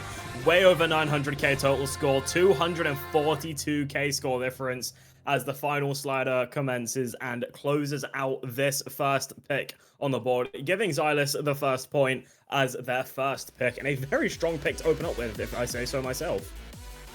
Yeah, totally, and that just tells you that Xylus, not only on those gimmicks, not only on those speed picks, hell, even DT1, which is not even like tapping heavy, which is not gimmick heavy, is just the sheer consistency, and Xylus is in for the money. First point, very confident, and now that he won the DT1, that might have opened, you know, the doors towards some other consistency maps like Nomad 1, maybe HR1. We shall just wait and see, as right now we see an instant reply from Bushman, and it's going to be Nomad 4. Yeah, this Nomad 4, I mean, okay. This Nomad 4 is something. It is tech in every sense of the word. A good bit of flow-in tech, good bit of slider tech, good bit of just normal aim as well to mix in between, some snap ult in a tech map, but you know, this map is just a challenge the whole way through. That later half as well, especially more brutal, but we saw the other Canadian, Zootonator, put out a very, very phenomenal score on this, and it will just see if this map is in the Canadians' blood. Yeah, Control is gonna be the name of the game, and indeed, Zuri just tear this map apart, so... now it is up to Xylus. I mean, those are the only Canadians left in the tournament, which is quite poetic. So now he needs to catch the ball. Bushman, though, we all know him for his crazy control abilities. So that is gonna be his show, and Xylus will definitely need to try and keep up. After all, control is not Xylus' strongest suit, but so far he is putting up his biggest efforts, and it seems to me that it's pretty neck and neck. Yeah, I mean, both players when it comes to control are scary. Bushman, of course, known for being a different level of control, but, you know, you put them on a map like this where, you know, it's still difficult, do not get me wrong, but a bit more in that closer to comfortable consistency range for the both of them. And you can see them clearly both putting out some pretty disgusting scores as we're crossing past almost that 700 combo mark. Both of them still holding on to those combos, both of them holding on to those strong accuracies, but Xylus edging just a bit ahead by 0.3% accuracy, sitting at that 99.81%, and it generally can just come down to those few hundreds between these two, but no, closing in the build up of the map, and the next section starts to build into, you know, something a bit crazier if you're not ready for it. Yeah, both of them are slicing through this map, flawless and fearless blow for blow. It is still too close to know. This score is flickering. Is within is within 3 digits, and now that we're finally seeing the build up towards one of the hardest sections of this map, and we're just waiting for anyone to get tripped up by those snap all patterns, and it's going to be Xylus, the first one to draw blood. Yeah, this is now not a safe position for Xylus to be in, right? Because Boschman is still holding on to that combo, 1.17k, and also leading by a small bit in that accuracy, but that will help a significant amount. Again, Laser is a bit different in the way it does its score calculations, and accuracy is way more weighted than you fully expect, but, Boschman? Boschman. Those weren't the misses or act drops I was expecting to see, but that now brings the clutches, the rain, back into a chance for Xylus to take control of the lobby again, because it's only 20k score difference, but that miss is going to make it a bit harder, especially as the map kicks back off again, getting towards that last quarter of the map. The accuracy, 0.4 ahead for Xylus, but that combo game is back in the reins of Boschman, and it could just come down to, you know, which one can hold a lead on this ending. Yeah, I mean, the door is wide open now. That last key high has everything you need to shift the tides, and so far, both players are recovering, though still, Boshiman, that unfortunate miss on air, is not gonna do much if you are a Xylus fan, as Boshiman is recovering really, really well. 500 combo right now, and still counting. Yeah, I mean, Boschman, you know, the smallest slip up in the world to be found, but clearly not letting it get to him as he just decides to keep holding on, and that hold is definitely more than enough to just keep them in the lead, you know, 70k, very solid scores from both of them. Accuracy, again, still sitting a bit of favor from Xylus, but the recovery from Boschman just unmatched. 750 combos still climbing, and it's still just, you know, phenomenal performances of both of them. But again, Boschman going into his pick, I mean, it was his opening pick, right? No 1-4. You'd expect that confidence to come through, and it definitely has shown in spades this time around. Now, Xylus got close and it turned this into a breakpoint, but that sneaky 800 combo recovery from Boshiman came in play, right? And now it is 1-1, still dead even. And, you know, like, Boshiman, the thing about this guy, right? All of his previous matches, they were like really intense. He went to tiebreaker both times against Raikik and Recoil, and also got swept by Amrek. And now you finally have 2 bans in the pool, and he just bans 2 of those mechanics maps that he would always lose against all his other opponents.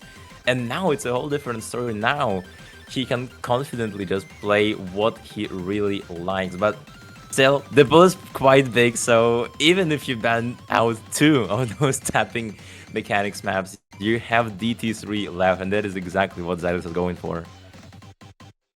Yeah, I mean, just continuing down the line of the DT maps, right? Something that Xylus is definitely known for, especially solo play, the comfort for it. And a bit of a drum and bass song, if I'm not to be mistaken. A bit of a banger. And also a map that's a bit of a challenge. I believe 265-ish BPM, if I'm not to be mistaken, with DT. And a pretty challenging map the whole way through. About AR 10.2, 10.3. And I mean, this is just Xylus' comfort zone, right? This is something everyone expects him to play comfortably on.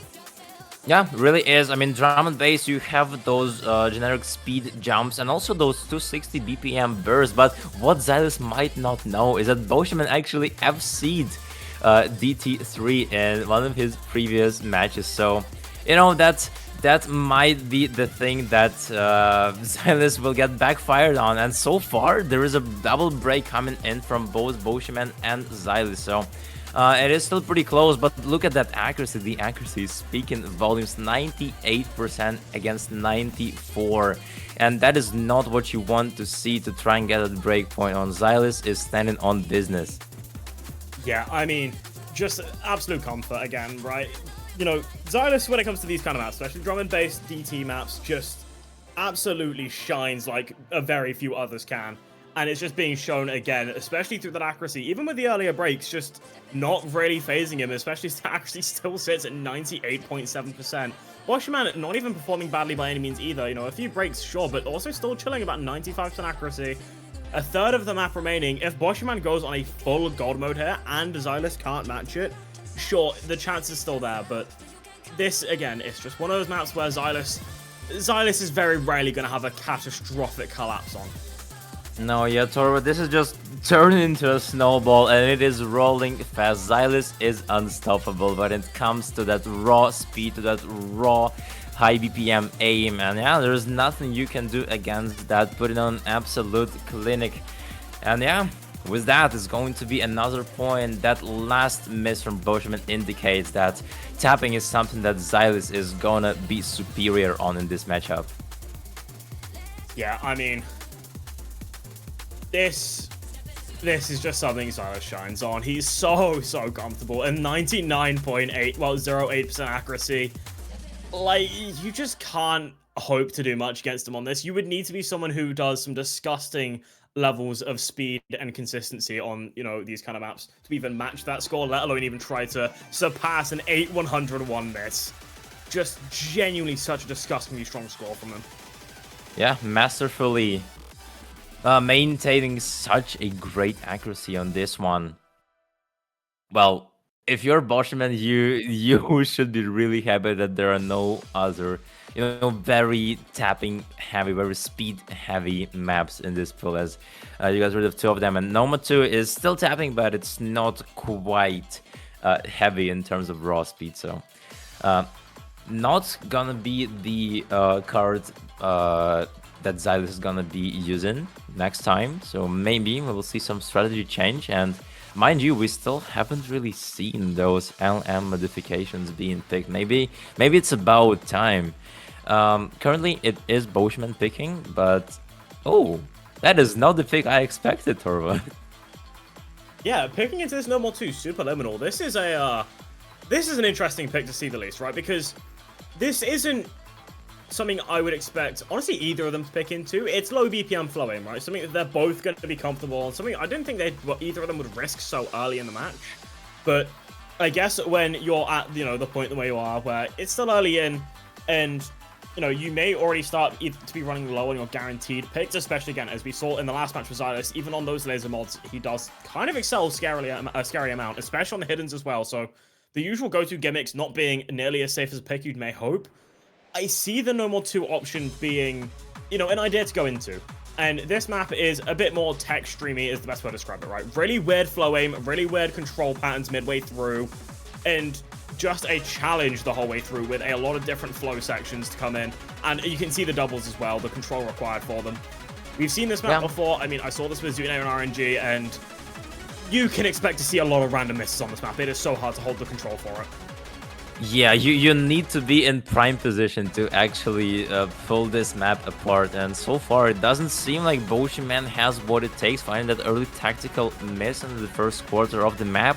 Given Xylus a head start, Xylus is now in the driver's seat as we're entering the more intense flow section of the map. Slowly but surely, Xylus is gonna start capitalizing all of that break from Boschman. Boschman is recovering, he is back on track, but he needs to see at least one break from Xylus, unless, because if not, that is going to be tragic. You do not want a break point to happen that early into the match. It might send you off the rails, and that's not what you're looking for. Yeah, I mean, the moment that first breakpoint is sent to the side, the momentum shifts drastically, and right now Xylus is looking to gain that momentum halfway through the map. 99.6% accuracy, still holding on to that full combo. Boschman just a bit behind, catching up both accuracy and combo, sitting at 99.17 with 590, crossing 600. Get a bit of the longer streams. This is a bit more of your chiller section. And, a bit of a bad act drop coming in from Boschman. A bit of an understream into an overstream, but does recover enough to not break. But that accuracy drop is going to be putting him in a really bad position, even if Xylus breaks, just because of the accuracy gap. But the map does start to kick off a bit more there, and they both held on through that space stream perfectly fine. Xylus is just polishing the blade at this point. The last vestibule is going to be that last quarter, the hardest one as well. But Xylus is finding a break, and now Boschman finally sees that bridge into defense. The only way to secure that point is to have seen the rest of the map. Here are the flow sections, but he's missing on a slider, and with that Xylus, he managed to run away. There is only a very slow section after that break, and Xylus, look at that. The comfort pick that Boschman had, is just became his curse. Yeah, this is one of those maps that would felt most coin flippy for the both of them because they're both just so comfortable on it. But, you know, with it being, you know, a SAB they're not used to, right? They're at the land, they're playing something, you know, they're not fully adjusted to. The comfort does just come out there in consistency and just the knowledge on the kind of map that it is. And Xylus, I think, just barely able to one-up Boschman there with 2 less misses. Xylus taking the 1 miss home with a 12-100 there. And a very phenomenal score from Xylus as well. Good score as well from Boshi, but unfortunately just not enough to keep up. And as we were mentioning, right, that's the first breakpoint on the board. That is momentum going towards Xylus's favor, as the breakpoint is on the board, and now his own pick, and he instantly opts into that hidden one. Going into something that he is known to be pretty comfortable on is the hidden category, and this map being a bit more ult-focused as well is something that, again, just another thing he's just generally comfortable on. Oh, hell yeah, man. I mean, you know, even though this HD1, like, it's pretty dance snap ult map. It has some slider aim, it has some triples blended into the dance aim patterns that you have throughout the entirety of the map, but Xylus is just the type of person to always pick those HD maps in his previous matches, so that one is no surprise for either of us, and so we are expecting quite a spectacle from Xylus on this one. Yeah, I mean, this is one of the ones where I would, you know, I would expect a lot from either side, and with the information I'm seeing, this might be another rundown for the Canadians. If Zooty's just played this and just full comboed this, I mean, the hopes are high for Xylus, another, you know, comfortable ult hidden player. Maybe to different levels when it comes to that level of consistency, but it's just something that Xylus is going to be good on. And, I mean, early in we're seeing it, but the score difference sitting at a very solid 0 to either side, as they are both identical in their scores right now. Oh, but that miss from Boshi is going to shift it a bit towards Xylus' favor. Yeah, the wall just split and Xylus is already kicking the door in. The gates are open and Xylus is just, once again, he is leading that charge. You do not want to see that if you are Boschman. You're already 2 points down. Another one is not an option. There is no room for error now. And Xylus is finding a break now. It is all in Boschman's hand. Do you have what it takes to get a break point after a break point? You need to get back on track. That is a perfect case scenario for you. But there is a long way to go.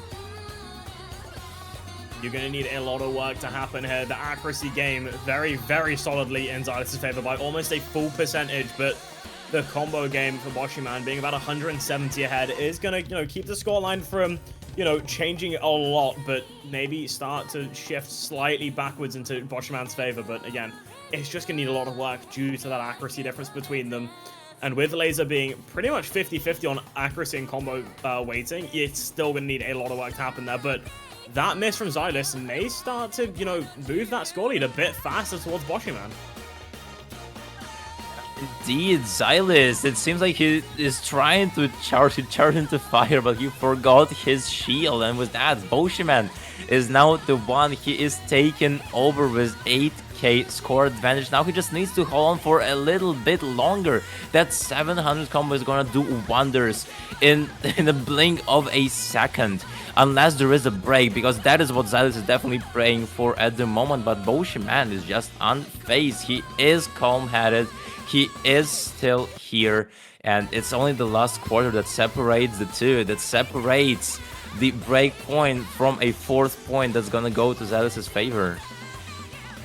Yeah, I mean, the last quarter of the map, Boschman really starting to excel on this kind of map now, crossing that 1000 combo barrier, as Xylus is just going to be playing that catch-up game, only 40k behind, but that can be quite a wide margin when it comes to holding combo against a player like Boshi, where he can just hold on these kind of maps, and he clearly just shows that he can time and time again, and we're just seeing it happen here.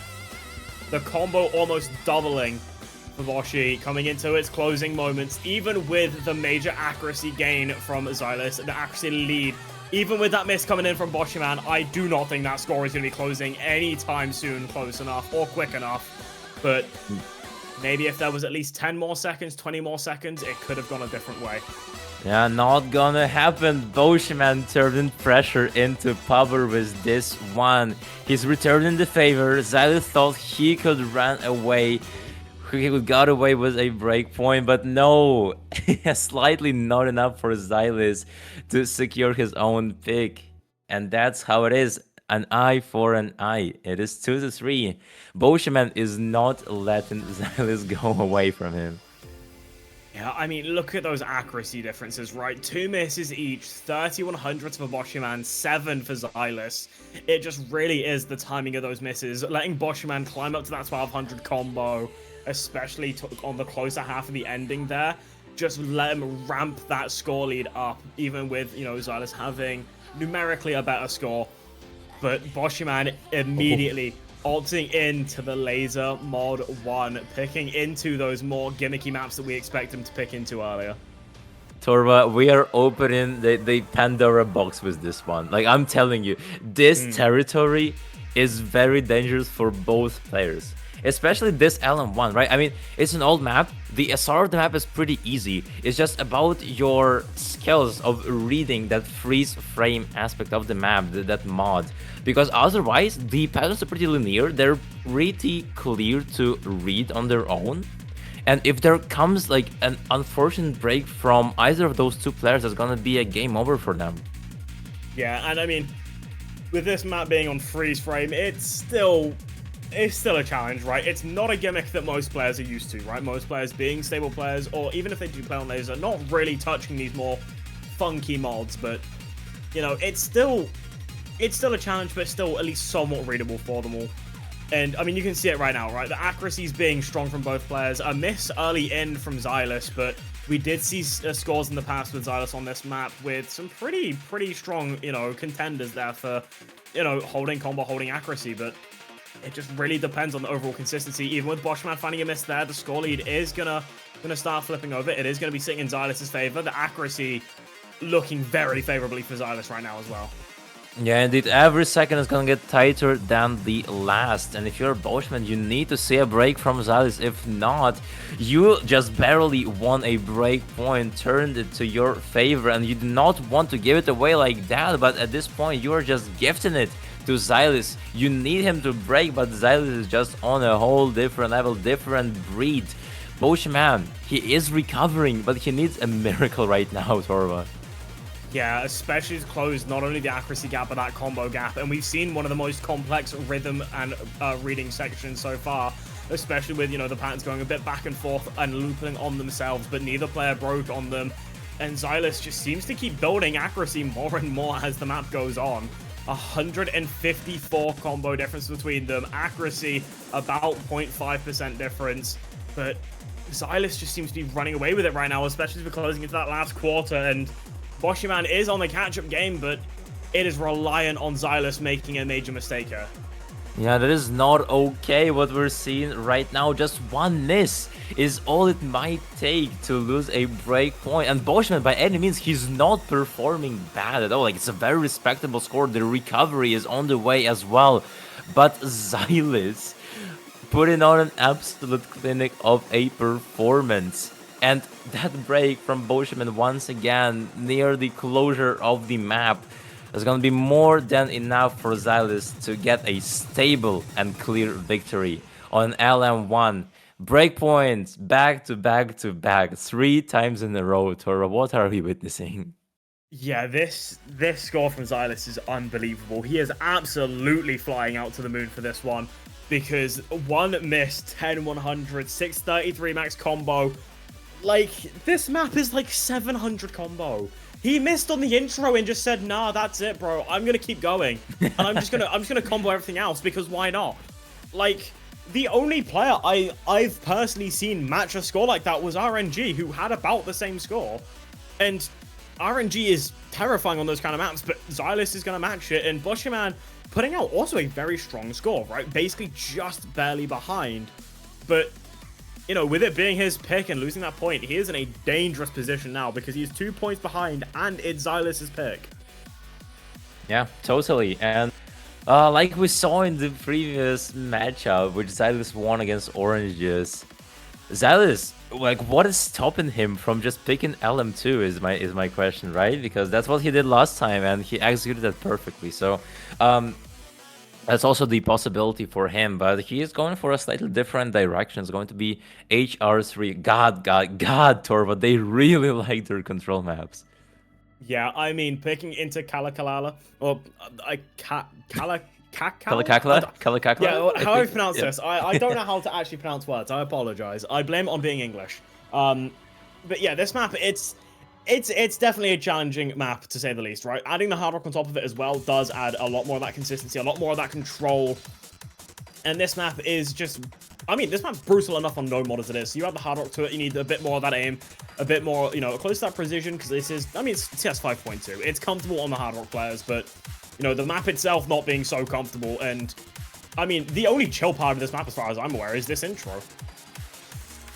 Yeah, sounds like it. And also, considering like the difficulty of the map, I mean, Xylus managed to outlast Orange Juice on that one, but even Xylus kept getting those consistent breaks throughout the map. So you totally need to put up your best performance of a lifetime to get a really stable, really clear space for yourself. And so far we are getting into those flowy control sections and nobody is finding any of those breaks. But no, never mind, right? I'm saying that Boshiman is here with a first miss.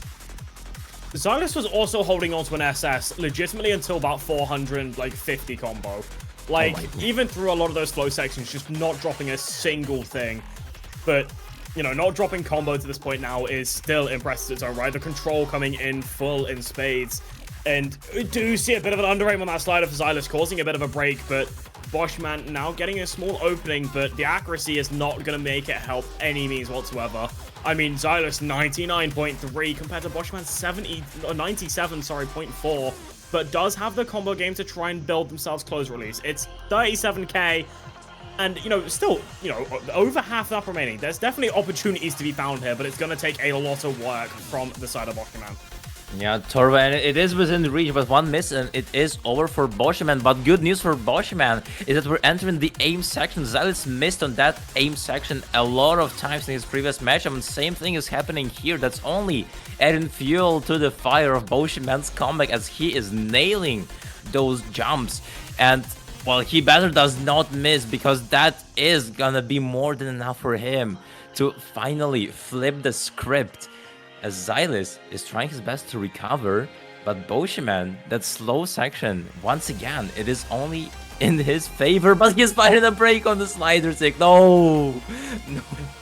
Painful. That is so tragic. The score lead closed to 17k. The combo game was there, the opportunity's there, and sure, another one can be built, but it's going to take so much more work, as Xylus is still sitting at that 99% accuracy. And Roshiman still at 97.29. It's gone down a small bit since the last time we checked it, but, you know, it's going to need a lot more of that combo game to come in. But Xylus holding the lead on all three major factors: the score lead, the combo lead, the accuracy lead, but does drop quite a significant amount there, dropping about 2 misses and almost 0.8% accuracy, but does just recover it a small bit there. But Boshiman now has that opening he required and a quarter of the map to try and run it through. The 10k difference slowly making itself close over, and it's just that control required, but a small miss aim coming in from Boshiman is going to start to close that, you know, recovery coming in, you know, shut down the chances of bringing it back. But it is traded out by Xylus. The hope can still maybe be there, but it's going to need so much work. But Boschman just keeps finding more and more misses and making it more and more challenging for him to close that 27k and building. Yeah, ladies and gentlemen, this is the final fight. Hold on tight, because, oh my god, so far both players are recovering really well, but it's only the accuracy that's making the entire difference. Boshiman, we thought he was one step away, and he literally had it in his bag, but that slider take miss on that slow slider, that was definitely the thing that just separated the two. And now, as we're comparing both players, Stagnation's gonna hit the board, and Xylus is the one running away. He is robbing Boshiman on this HR3, and that is the 5th point, the 5th star that he will claim. He is now 1 point away from sending Boshiman back home. Yeah, this is looking very, very scary for the side of Boshiman, because this is a strong, strong statement from Xylus. Just picking into the Hard Rock 3, going into the control and going, look, I know you're a scary player on control. I know you're a scary player in general, but I don't care. I'm picking into this and I'm still going to win the point. Bringing 7 misses to the table, 23 100s, 150 and 690 max combo. Nice. Boshiman not even just far behind, like a solid score nonetheless, but 60k difference is it's a lot more than it will look like on paper usually, and it's gonna need a god run from Boshiman to start bringing this point lead back. Yeah, totally. And if you are Boshiman, I mean, what do you even do? You cannot be sure you will win any of those LM slots. You cannot be sure you will win. You win mechanics. You cannot be sure you win tapping. So you're going for something that doesn't match any of those definitions. AG2 might be the last map that we will see in today's match. And yeah, that's your OWC gimmick. Yeah, picking into this OWC gimmick hidden to Wayward Romance. I understand this pick, right? Boshiman, a very, very scary player on, these kind of maps. Even with Hidden, with Hard Rock, it doesn't matter, right? But Hidden 2 is something he definitely is strong and scary at. Problem. Sub is Xylus. And, I mean, from what I remember in the last matchup with Xylus, he put out a really terrifying score on this, but it generally just depends how he's feeling this time around, or if Boshiman thinks he can still one-up a terrifying score. And we do see that early break coming in from Xylus, and a bit more act drop than maybe expected early in, but this map is 2 minutes 39, right? There's still chances for anything to happen in this map, and misreading this map is so easy. Indeed. You will need your superior reading capabilities for this one. Last time Xylus almost FC'd the map. So there is a lot of room for error when you are Boshiman. One mistake and you're practically guaranteed to leave the stage. But Xylus, it seems to me that he's not gonna be in fact replicating his score right off the bat, as that opening break is gonna give us some promises. It looks quite promising. Boshiman into this first Ki, he is looking really great. Yeah, I mean, still holding us that full combo from the intro, holding on to some pretty strong action of 98.49%, and building nonetheless. I mean, holding on to these combos is such a challenge. This map is so difficult with the low approach rate, but it doesn't seem to be causing too many major problems. But we do see the break coming in from Boshiman just about the halfway point of the map, but the accuracies are reasonably close, but still in the lead for Boshiman, which does give him a chance to keep the score lead staying in his favor for at least a little bit longer. But Xylus is going to be building those combos, getting to that 350 combo mark and leading with it. And that 47k score lead may start to close a bit, but it is all dependent on how this last third of the map goes for either side. And this is another case where we could see Xylus start to really shine, or Boshiman really hold his ground as the map really kicks off again. Yeah, totally. One final stand for Boshiman, while Xylus smells blood in the water as we're entering this last Ki full throttle. Who will blink first? None of the players wants to be the first one to fall. This is what makes this rivalry beautiful, but the score is still gonna be shifting towards Xylus. You cannot counter that 600 combo, that precious recovery that he finally got from the break. And now look at that, how the tables have turned. He is getting that comeback. And Torva, there is a reason why Xylus got 3rd place in the last year's Roundtable. Get on my level is what Xylus is telling to Boshiman, securing the 6th point and winning the match 6-2. Boshiman is going home. It's just another display of dominance coming from Xylus. Just genuinely a terrifying player.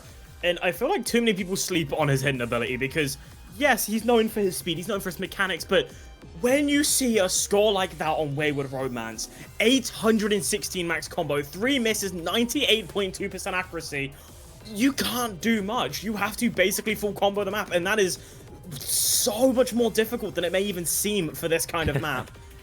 And again, it's such a phenomenal performance from both sides. Boshiman, especially this whole tournament as well, being really, really strong on those gimmicks, and even more, you know, maps that maybe, you know, sit outside of his usual skill range, or skill set, sorry. But Xylus just showing pure dominance, you know, making his way through so many of these matches so far, and making them through quick fashion, in a sense, with really, really dominating performances, and just an overall impressive feat from Xylus so far as he continues on through this tournament. Yeah, no, I mean, Xylus just wants to defend his title, right? I mean, he got a podium placement last year in the Roundtable, and, well, he has all the cards, he just needs to play them correctly. I believe that is already at least top 4 guaranteed, so now he just needs to wait for the finish of the match between Decaton and Zutinator, and so far, Zutinator is winning 5-2, so she's 1 point away. If we get a Canadian matchup in the finals of loser brackets, that is gonna be amazing. It'll be an insane matchup between them, but I mean, I'd also feel a bit bad for the Canadians, right? The Canadians have had some very, very strong showcases this time around, but only one of them will be able to make it through that next round. But I wish both players the best of luck, and from this point onwards, the competition is just going to keep being even more intense. Yeah, indeed. And with that, we will be passing the next matches to our dear colleagues at the IRL stage, because I believe Torva, bracket-wise for the B stream, that's like the last bracket match. I mean, we will have those Battle Royale streams, right? But until then, that should be it. Yeah, I believe. Oh yeah, there is gonna be a Battle Royale lobby happening in 1 hour and 30 minutes, so that is not the last stream. Yeah, that is not the last stream of the B stream. But I guess match-wise, that is about it. So we can only wish best of luck to the remaining contestants. But from our side, this has been it. In the commentary booth, you had me, Philoxen. I was joined by the one and only Torva. Yeah, phenomenal match, and I wish both players both players next round best of luck. I hope everything goes well for that Battle Royale, and we'll see you then. Yep, bye-bye. Bye-bye.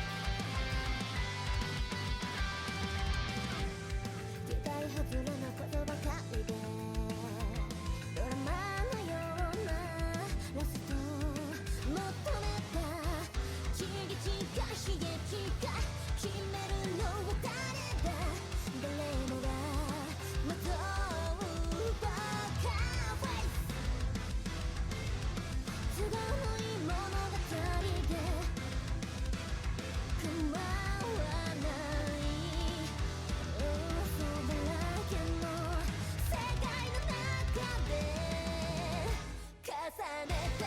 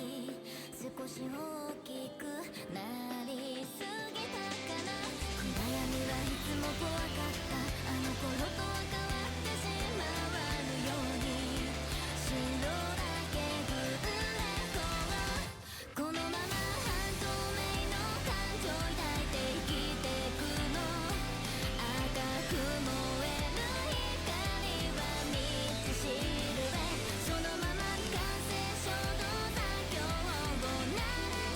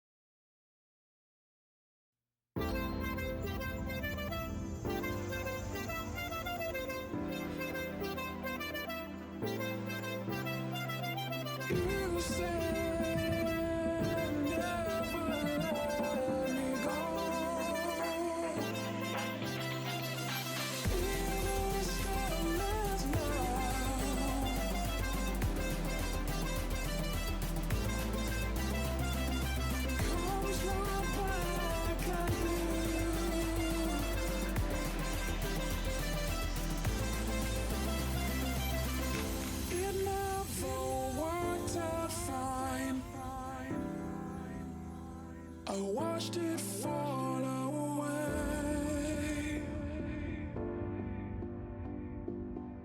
It slipped right through my fingers.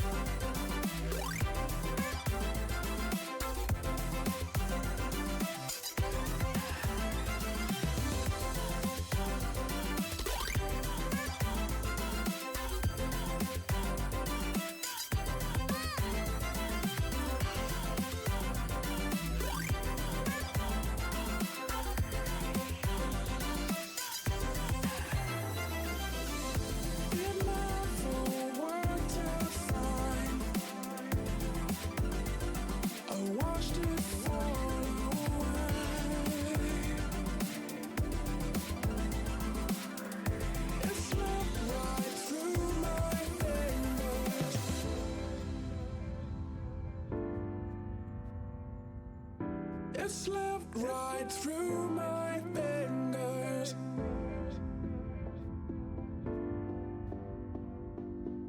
It slipped right through my fingers.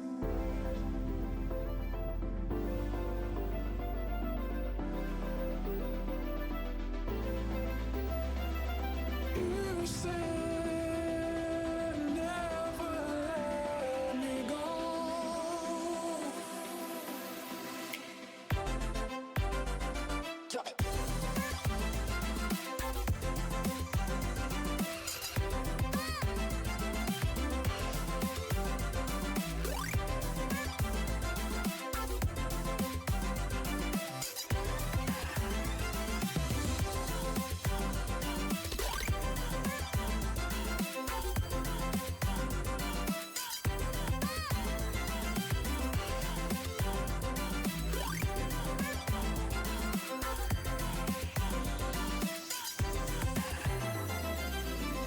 It never worked out fine.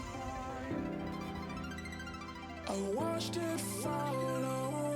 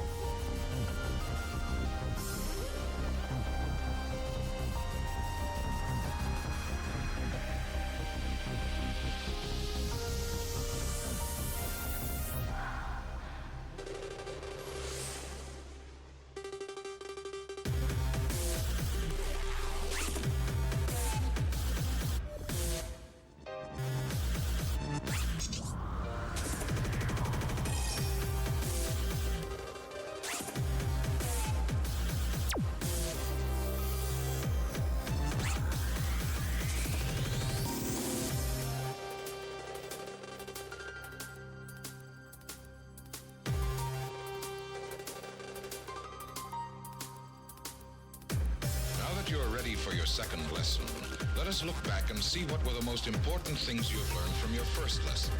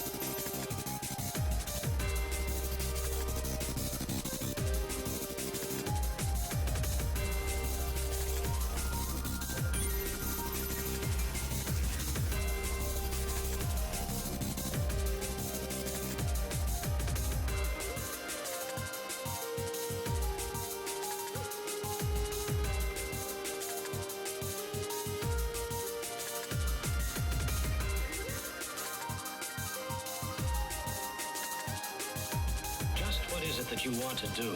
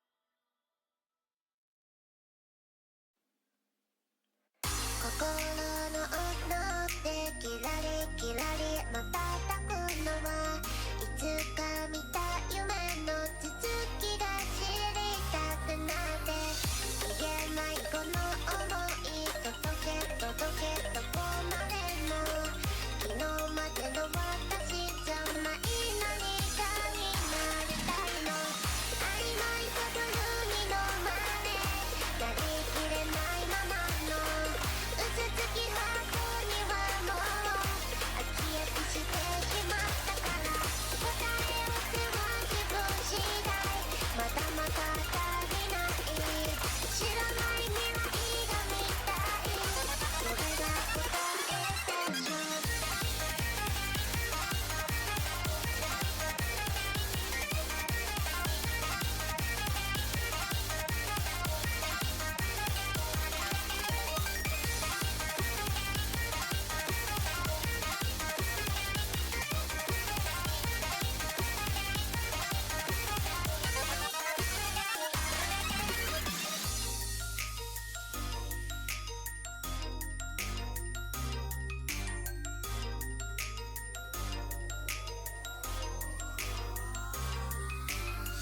普通なんて言葉じゃきっと君は測れない誰かじゃない君じゃなきゃダメなんだそうでしょもう一度を繰り返せばいつかは届くはず諦めかけた夢ほら止まってしまいたいの曖昧さブルーに飲まれやりきれないままの嘘つきハート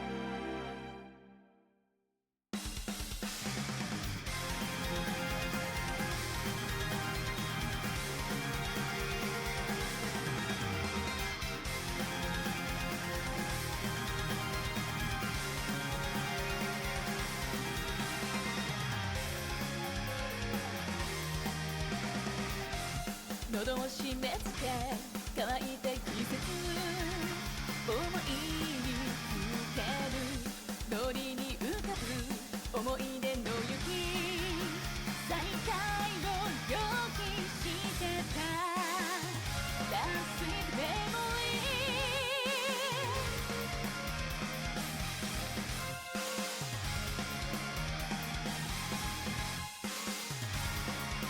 待つことに慣れすぎて痛みさえ感じないの麻痺してる焦がれてる刺激高いオーラまた求めてる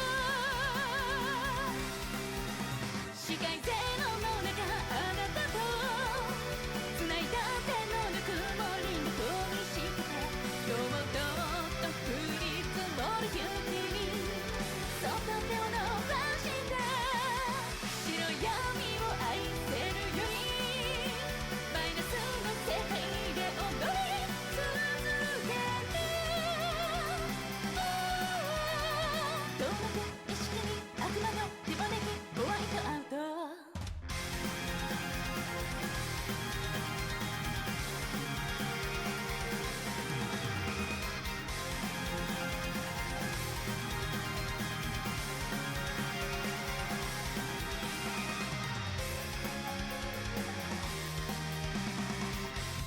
お揃いだった頃の香り捨てられすぎる黒のコーポも頭の中もボンバー白で愛にしもいくの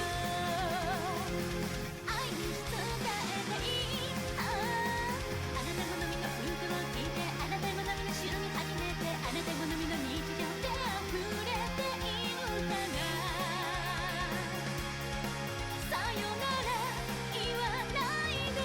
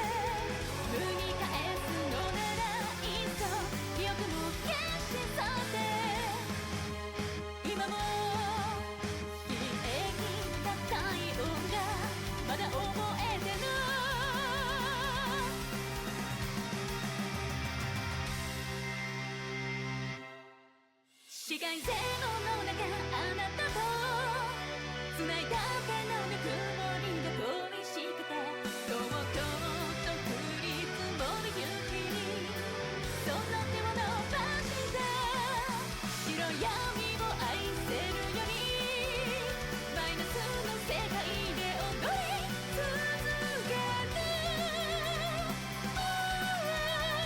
一度の望みをかき消すノイズと遠のく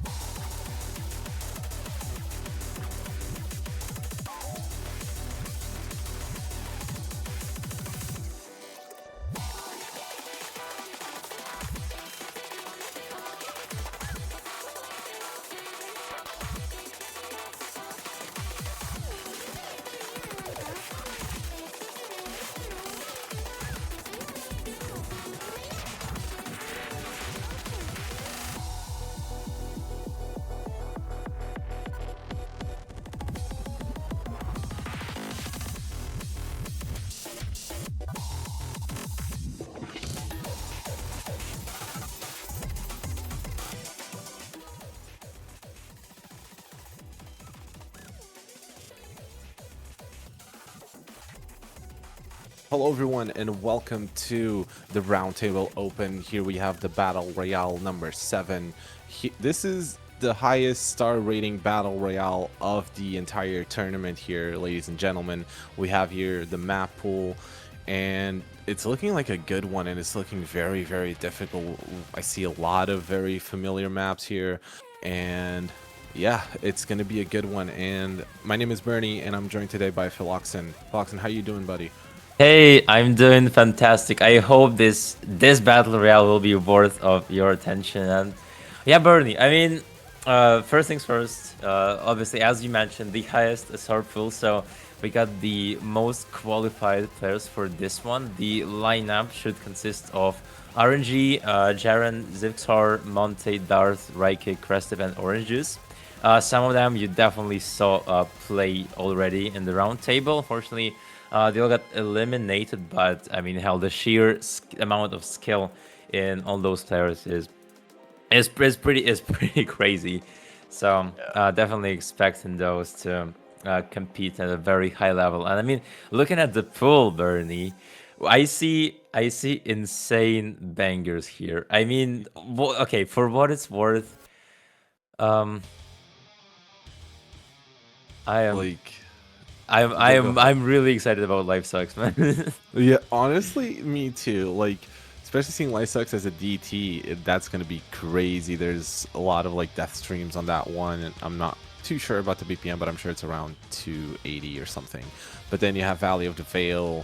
Yeah, you have Pain Remains too, which is a no mod speed gauntlet, really. 250 BPM, never stops. And you have classics here like Cycle Hit with DT on top, which is kind of crazy, I'm not gonna lie. Yeah, it is just, you know, gonna be like finger control kind of test. And then you have Megalomania by Undead Corporation, and that map, ladies and gentlemen, that's gonna be a big one as well. But the first one that we're going to be playing is Vertex Delta. It's going to be played with Hard Rock as well. Yeah.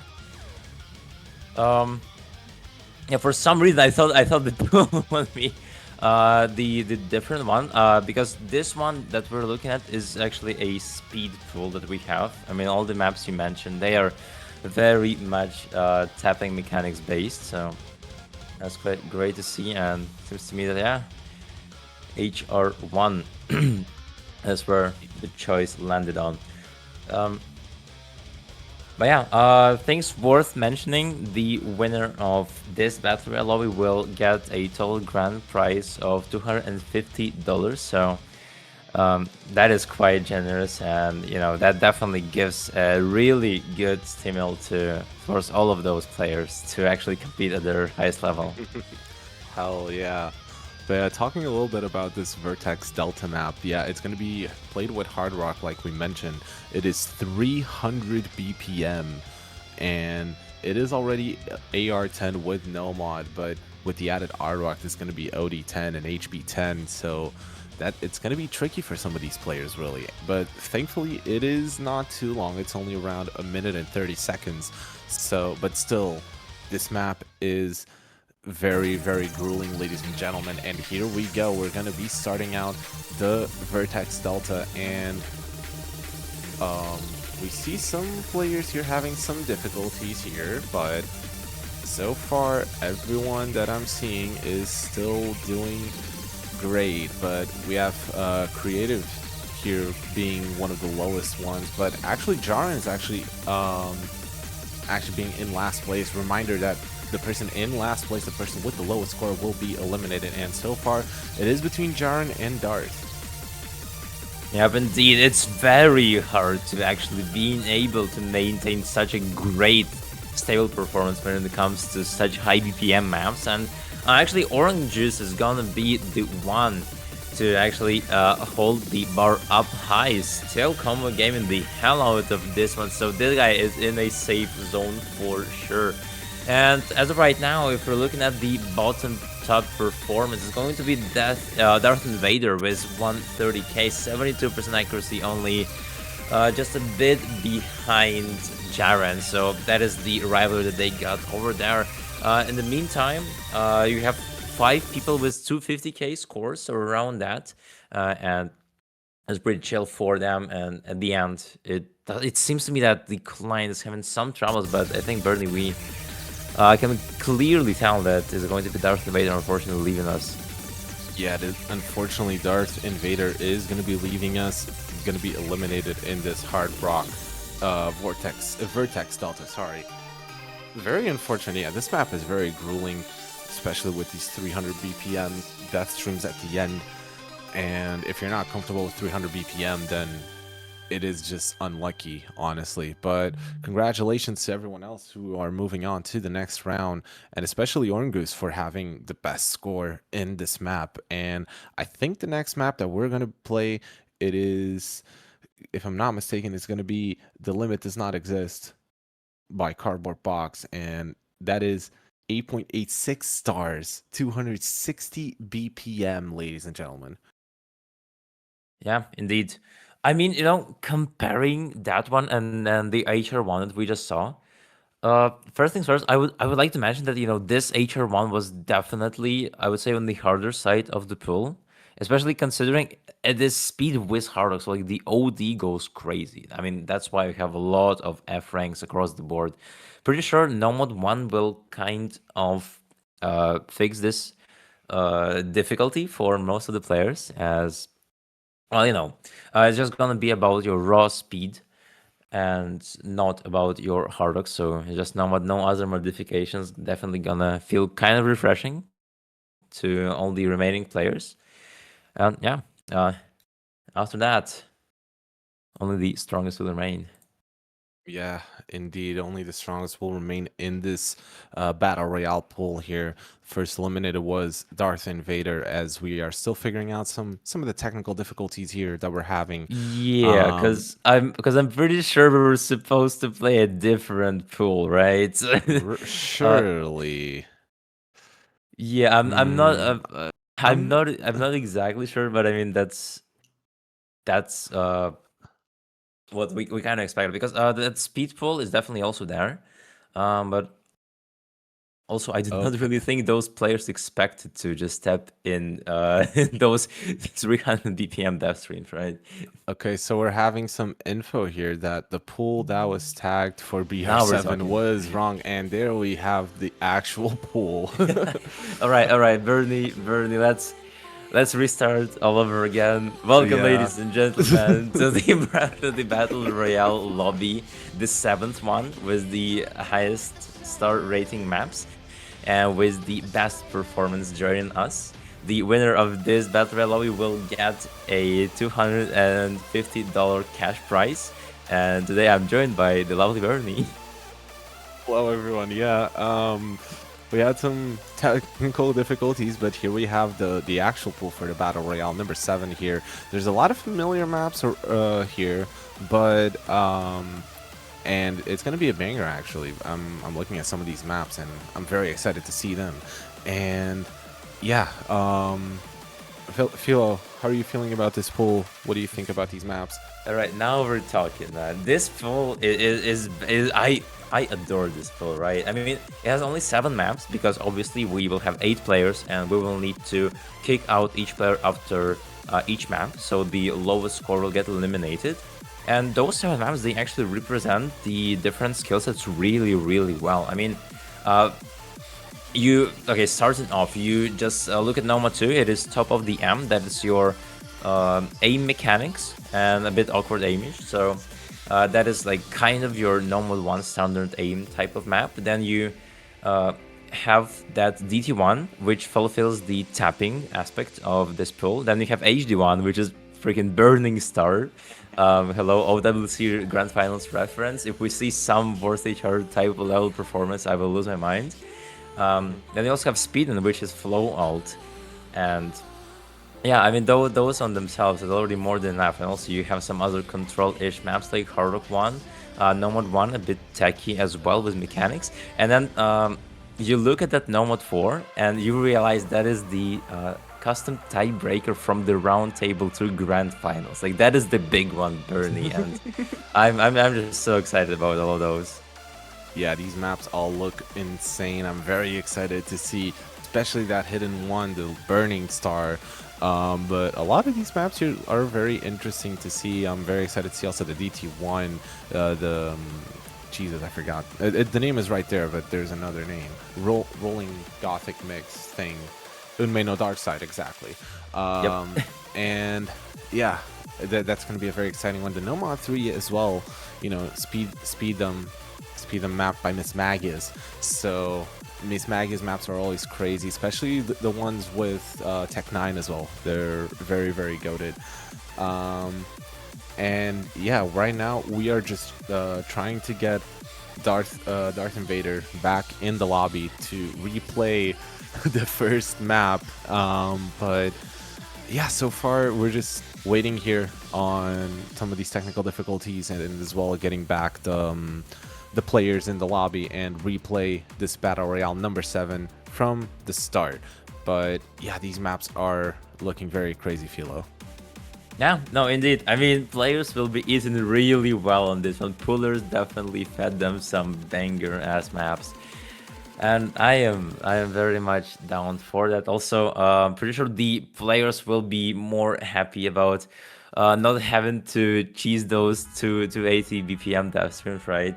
Because those maps, they're gonna be way more accessible than the ones from the previous pull, so gonna be quite alright. They're also quite long, so you'll see some great content in the next hour. And of course, the fact that they're fighting for a prize, it's a prize fight, they will definitely try their best to put up some insane performance. And we're gonna be starting in a chronological order with No Mod 1. Yes, indeed, we're gonna start with that No Mod 1.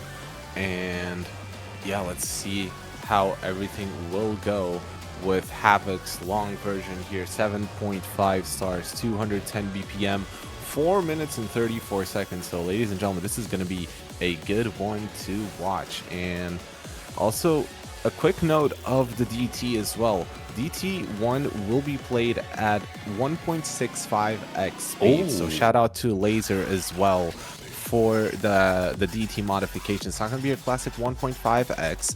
DT1 is going to be played with 1.65, so it is going to be even extra more difficult. But yeah, I can't wait for that to happen. But right now, I think we can get started on the No Mod 1, and it is going to be good, ladies and gentlemen. Oh, indeed it will. And I mean, this No Mod 1, it is 5 minutes long, mind you, so it's gonna be the war of attrition over here, as you will need really good consistency on this one. Havoc's the name of it.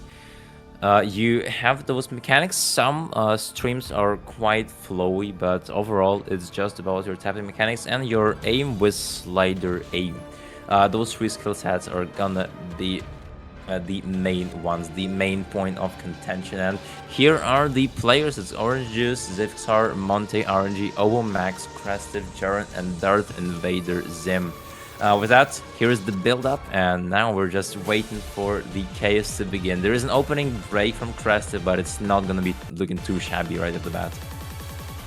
Yeah, opening breaks here are going to be really important, but as we enter the sections here, the crazier slider sections here, it's going to be really, really good. But so far, Crestive is the player on the bottom right now. It's going to be around 80k, but so far Monty actually doing a fantastic performance here, taking the first place so far. But besides that, everything else seems very fine and dandy as we're going to enter this first KI in just a few moments. Yep, let's get straight into it. Brace for the impact. We see a couple of breaks from the FC and players, and now everybody is just covering themselves in misses. Players are missing left and right, and was that those for bottom score? Now they have even more chances to stay alive on this one. I'm talking specifically about Darth Invader and Crestive, as those two are so far the closest ones to get eliminated, but it's still the early days. We're only 1/3 into the map. Everything might change, and they need to rely on those recoveries. They're not recovering so far, but the person who is recovering, that I'm clearly seeing, is going to be RNG stepping forward. RNG doing a fantastic recovery, but also all eyes on Monty right now. Monty being the player right now who's taking the first place here. But so far, we also see RNG here with a very good recovery combo. But so far, in the bottom two, you still have Crestive and Darth Invader. Unfortunately, Darth Invader looking like he's not really feeling himself in this particular map, but besides that, all eyes on Monty and RNG as well, because they are doing fantastic performances here in this No Mod 1, and RNG is climbing his way to 1000 combo, and there it is, hitting the 1000 combo mark, taking first place right now in this No Mod 1. Yeah, no, RNG is just painting the scoreboard with dominance. I mean, what else would you expect from a 3-time 4WC winner? Am I right? So RNG is definitely guaranteed to not get eliminated in this number one. But overall, Bernie, if we'll look at all the scores, they're very much competitive. Like everybody's pretty much comfortable on the map. It's only those two players, it's Darth Invader and Crestive, that are below the 300k threshold. Now Darth Invader is the only one. He needs to do something, but he cannot even find any sort of stable recovery on that slow section before the final KI, and that's only adding fuel to the fire. Crestive is also missing, but hell, you look at that 30k score difference, that is a long way to go for you to keep up. Yeah, very unfortunate for Darth Invader, feeling like he is very far ahead from at least the 7th place, which is Crestive, being down at least 40,000 points. But nothing is impossible. There's still a quarter of the map left, and RNG is still taking the first place. Not too far behind, you have Monty with around 10 to 20,000 score different, but everyone else seems to be doing very fine. Unfortunately, it's just those two players, as we mentioned, Darth Invader and Crestive, just finding some difficulties here in this No Mod 1. But so far, I feel like it is going to be Darth Invader who unfortunately will be eliminated from this battle royale, and very unlucky for Darth Invader. But so far, everyone else stays in lobby and is going to fight for their lives for this cash prize pool. Yeah, no one is clean, but it's in fact going to be Darth Invader once again, getting eliminated for the second time, this time for real. So thank you so much for participating, but unfortunately 400k is not gonna be enough to stay alive in this battle royale. This is what happens when you put 8 crazy players in the same lobby. Unfortunately, I have to say goodbye to Darth Invader, but yeah, pretty sure. Yeah, Darth Invader did have fun. Yeah. Also to note, Monty did take the first place in this. Yeah, Monty did bring up the comeback by 2,000 points, actually. So good job to Monty. Congratulations on winning this first No Mod 1. Unfortunately for Darth Invader, he's going to be eliminated from this Battle Royale number 7. And thank you for participating. And we're going to move on in just a few moments to the next map, which I think, I'm not too sure, I think it's going to be Hard Rock 1. It is going to be Polygon. If it is going to be Polygon Hard Rock 1, then oof, you will need a lot of control to definitely bring to the table, right? I mean, Polygon on itself, first of all, it's hard rock, right? The circles are pretty small on themselves, right, off the bat. But also, you have those flow patterns, and also those flow patterns, they kind of blend into your snappy triangles. And with that, like, it's like those two are like the biggest factors that make the map really control heavy, and that's gonna be about it. Also, some BPM changes overall. Yeah, this map is a lot of things. So this is very a variety of skills that will need to get tested. Unlike this No Mod 1, where you pretty much needed to nail those streams and aim patterns. This one is going to be a whole new beast. We're still not sure though. Is it going to be Hard Rock 1? According to my cheat sheet, yes, it is going to be, but we are still figuring that out, ladies and gentlemen. But Yeah, there's apparently also a break from one of the players. I think it's Orange Juice, actually. But it is going to be Hard Rock 1, actually, the next map. Okay, it is going to be Polygon being played, but there was a break asked from one of the players, so he will be back in just a few moments. But like you mentioned, Philo, this Hard Rock 1 is looking mighty terrifying for these players, and 7.3 stars, 174 BPM. Don't pay attention to the BPM too much, however, because as you mentioned, Philo, BPM changes all around the border for this map. There's a lot of 1/6 patterns as well that can drop your accuracy very, very easily. But it is also a minute 54 seconds, so fortunately not too long and hopefully not too draining for our players here, still remaining in this battle royale number 7. And yeah, right now we're just waiting on one of the players to come back, but it is going to be a good one, Philo. Yeah, totally. Oh, and what can we even say about this one so far, right? So HR1, first of all, that's like the only HR that you have in the pool. So those HR specialists that want to play HR, this is your time to shine.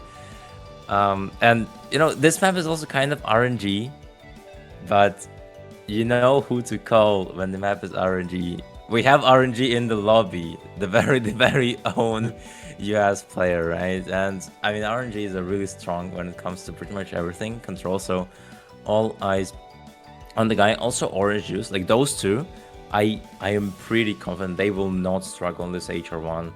Like we saw in that number 1. I mean, overall, as like you know, this skill cap kind of map to test it out. Those two are pretty okay. Monte is also quite chill when it comes to that raw aim and overall pretty much everything else. So I would guess that it is going to be about Krestiv and Jaren potentially on this HR1, but that should be put to the test, as right now the map is just starting. Yeah, the map is starting. Yes, we have here for your pleasure Polygon being played as the second map of this Battle Royale number 7. And so far, everyone seems to be pretty chill. Some breaks from Orange Juice and Krestiv as well. But so far, you still have, I think Monty is actually still holding on to the FC. And yeah, RNG actually being in last place as of right now as we enter the first quarter of the map. Yeah, indeed, the accuracy on the side of RNG is not that bad, but combo is what matters. After all, also is a game about combo gaming, and this is not what he's doing. In the meantime, you look at OMX and Zivxari, those two are just pulling this map apart. They're carving it open. Finally, OMX finds a break, but those two can be pretty much confident they're in a safe zone. Well, you look at RNG with that 340, he finally surpassed Jaren, and now it's Jaren who's trying to catch up to everybody. You look how tables have turned, but still it's very competitive between Monte, RNG, and Jaren. That's going to be the main point where the competition will start, and we're only in the last quarter of the map already. Yes, indeed. Yeah, we're at the final quarter of the map. Monty actually finding themselves in last place for this one. But it's still very competitive between RNG, Jaren, and Monty. But between RNG and Monty, it's still a 10k difference. But RNG actually is still holding on to some combo. Monty is finding a lot of difficulties here on this Hard Rock 1 here in Polygon. And I think it is gonna, yeah, and Monty finding some issues on the final patterns. And it is going to be Monty who's going to be eliminated from this Battle Royale number 7, ladies and gentlemen. And it was a very close one between those players at the bottom, Jaren, RNG, and Monty. But yeah, unfortunately, it was Monty who is going to be eliminated. A very good score, 515,000 points, but still just not enough. Yeah, no, I mean, how poetic, Bernie, right? That the player who top scored the previous map now gets eliminated here. So at least he had his glory time. And yeah, he definitely went down swinging. RNG the RNG their way through. Same could be said for Jaren, and also Overmax was really close between all these. It was just Orange Juice and Zivxar. Those two were definitely on another level compared to the rest of the lobby. So far, the players that who actually did not step up on that normal one, now they are striking. And yeah, with that, we are only left here guessing what the outcome of the next map will be. It's hard to predict. Indeed. Very unfortunate for the Brazilian three-digit Monty to be eliminated from this round, but I think we can move on to the next map in just a few moments. And I'm not too sure what the next map is going to be. My guess, however, is that it's going to be the top of the M no mod 2, if I'm not mistaken. But still nothing too concerned. There's still nothing decided, if I'm not mistaken. But I think it is going to be indeed top of the M, and we have our final 6 players here. We have Zivsare, we have Crestive, Jaren, Orange Juice, RNG, and OOMax. And we're going to get started here with top of the M. Yep, time for consistency to be put up to the test. This is what you need. You already see the nature of this map. This is just jumps, generic aim, awkward aim, also some bursts here and there, but that's not what you need to focus on, as this is just going to be about remaining cold-headed and also just finding your steady momentum that you have. You need to focus on this one. We're entering the first KI and we see 2 breaks from Crestive and Geron. Those are the only breaches in the defenses. All the other 4 players are holding as strong as ever. Yeah, Crestive really falling behind the 5th player, who is Jaren, but it's not looking very good for them right now. But so far, everything else seems to point out that Zivsare and Raikik are actually... Wait, it's not Raikik, Jesus. Yeah, no, the names are confusing, Jesus. It is Orange Juice and Zivsare actually finding themselves here at the top of this 3rd round of the Battle Royale. Yeah, totally. As we are getting into the second KI full throttle, more breaks are coming in. Another one from OOMax, and now he's, kind of tightening the gap between himself and Crestive. But still, it's a long, long way to go for Crestive. He is recovering though, so the hope is there. And overall, Crestive has been playing with fire overall. He was getting so close from being eliminated on No Mod 1, and now he is also here dancing on the knife's edge, and finding that break is only gonna add fuel to the fire, as the closest people to him are Jaren and OOMax, and they're almost 100k gapping him. Yeah. Crestive actually doing fairly well. Unfortunately, finding a break there at the end of the guitar solo part, but so far, Crestive is gonna still remain at the bottom. RNG actually taking first place from both Zivsare and Orange Juice, but yes, RNG looking very, very good with 1,000 combo actually, so all eyes on him right now. But actually, Crestive unfortunately not looking very, very good, and very far away from the player in 5th, who is going to be Jaren, around 70,000 points, or actually no, wait, I can't do math, Jesus, it's around 50,000 points if I'm not mistaken. Yeah. I think RNG actually still holding on to some combo. Unfortunately, Crestive will be probably the one eliminated, but RNG actually holding on to some combo. Very impressive. Very good stuff from RNG. No, it's not just the finish from RNG. That is a statement right here, Bernie. I mean, this guy, he just needed to survive through that HR1 and everything else that he has. It is literally in his pocket. He FC'd that No Mod 1. He FC'd that. He is out for blood right now, and he is the main person to try and secure that victory in BR7, right? I mean, the consistency on this guy on like anything that's like not hard rock, and I mean, considering there are no other hard rocks left, I am terrified of what he will put up next. Speaking of the bottom tab, though, it is in fact going to be Crestive. Being out, making it to top 6, can be pretty much happy for himself. Almost actually bringing it all the way to the player that was matching him, to Jaren, who got 570k. So 30k score difference is all it took for Jaren to stay alive. But still, a win is a win. Now now we're down to top 5. Yeah, we're down to the top 5, and it's looking very, very good so far. And yeah, that FC from RNG, what a statement really from him. And but I think we can move on to the next map, which, if I'm not mistaken, it is going to be the DT played at 1.65%. It is going to be Unmei Dark Side. And yeah, it is going to be 240 BPM, 2 minutes 22 seconds, AR 10.2, OD 9.1. It is going to be a test to these players, Philo. Yeah, speed players assemble. I mean, it in normal circumstances, it would have been like 240 BPM, right? Because 160 times 1.5, that will give you 240 BPM bursts, and also streams at 240. That's already really, really hard. But considering it's going to be 1.65, that's going to transform into 250 plus BPM. Uh, that's a level that only few players in the entire game could achieve.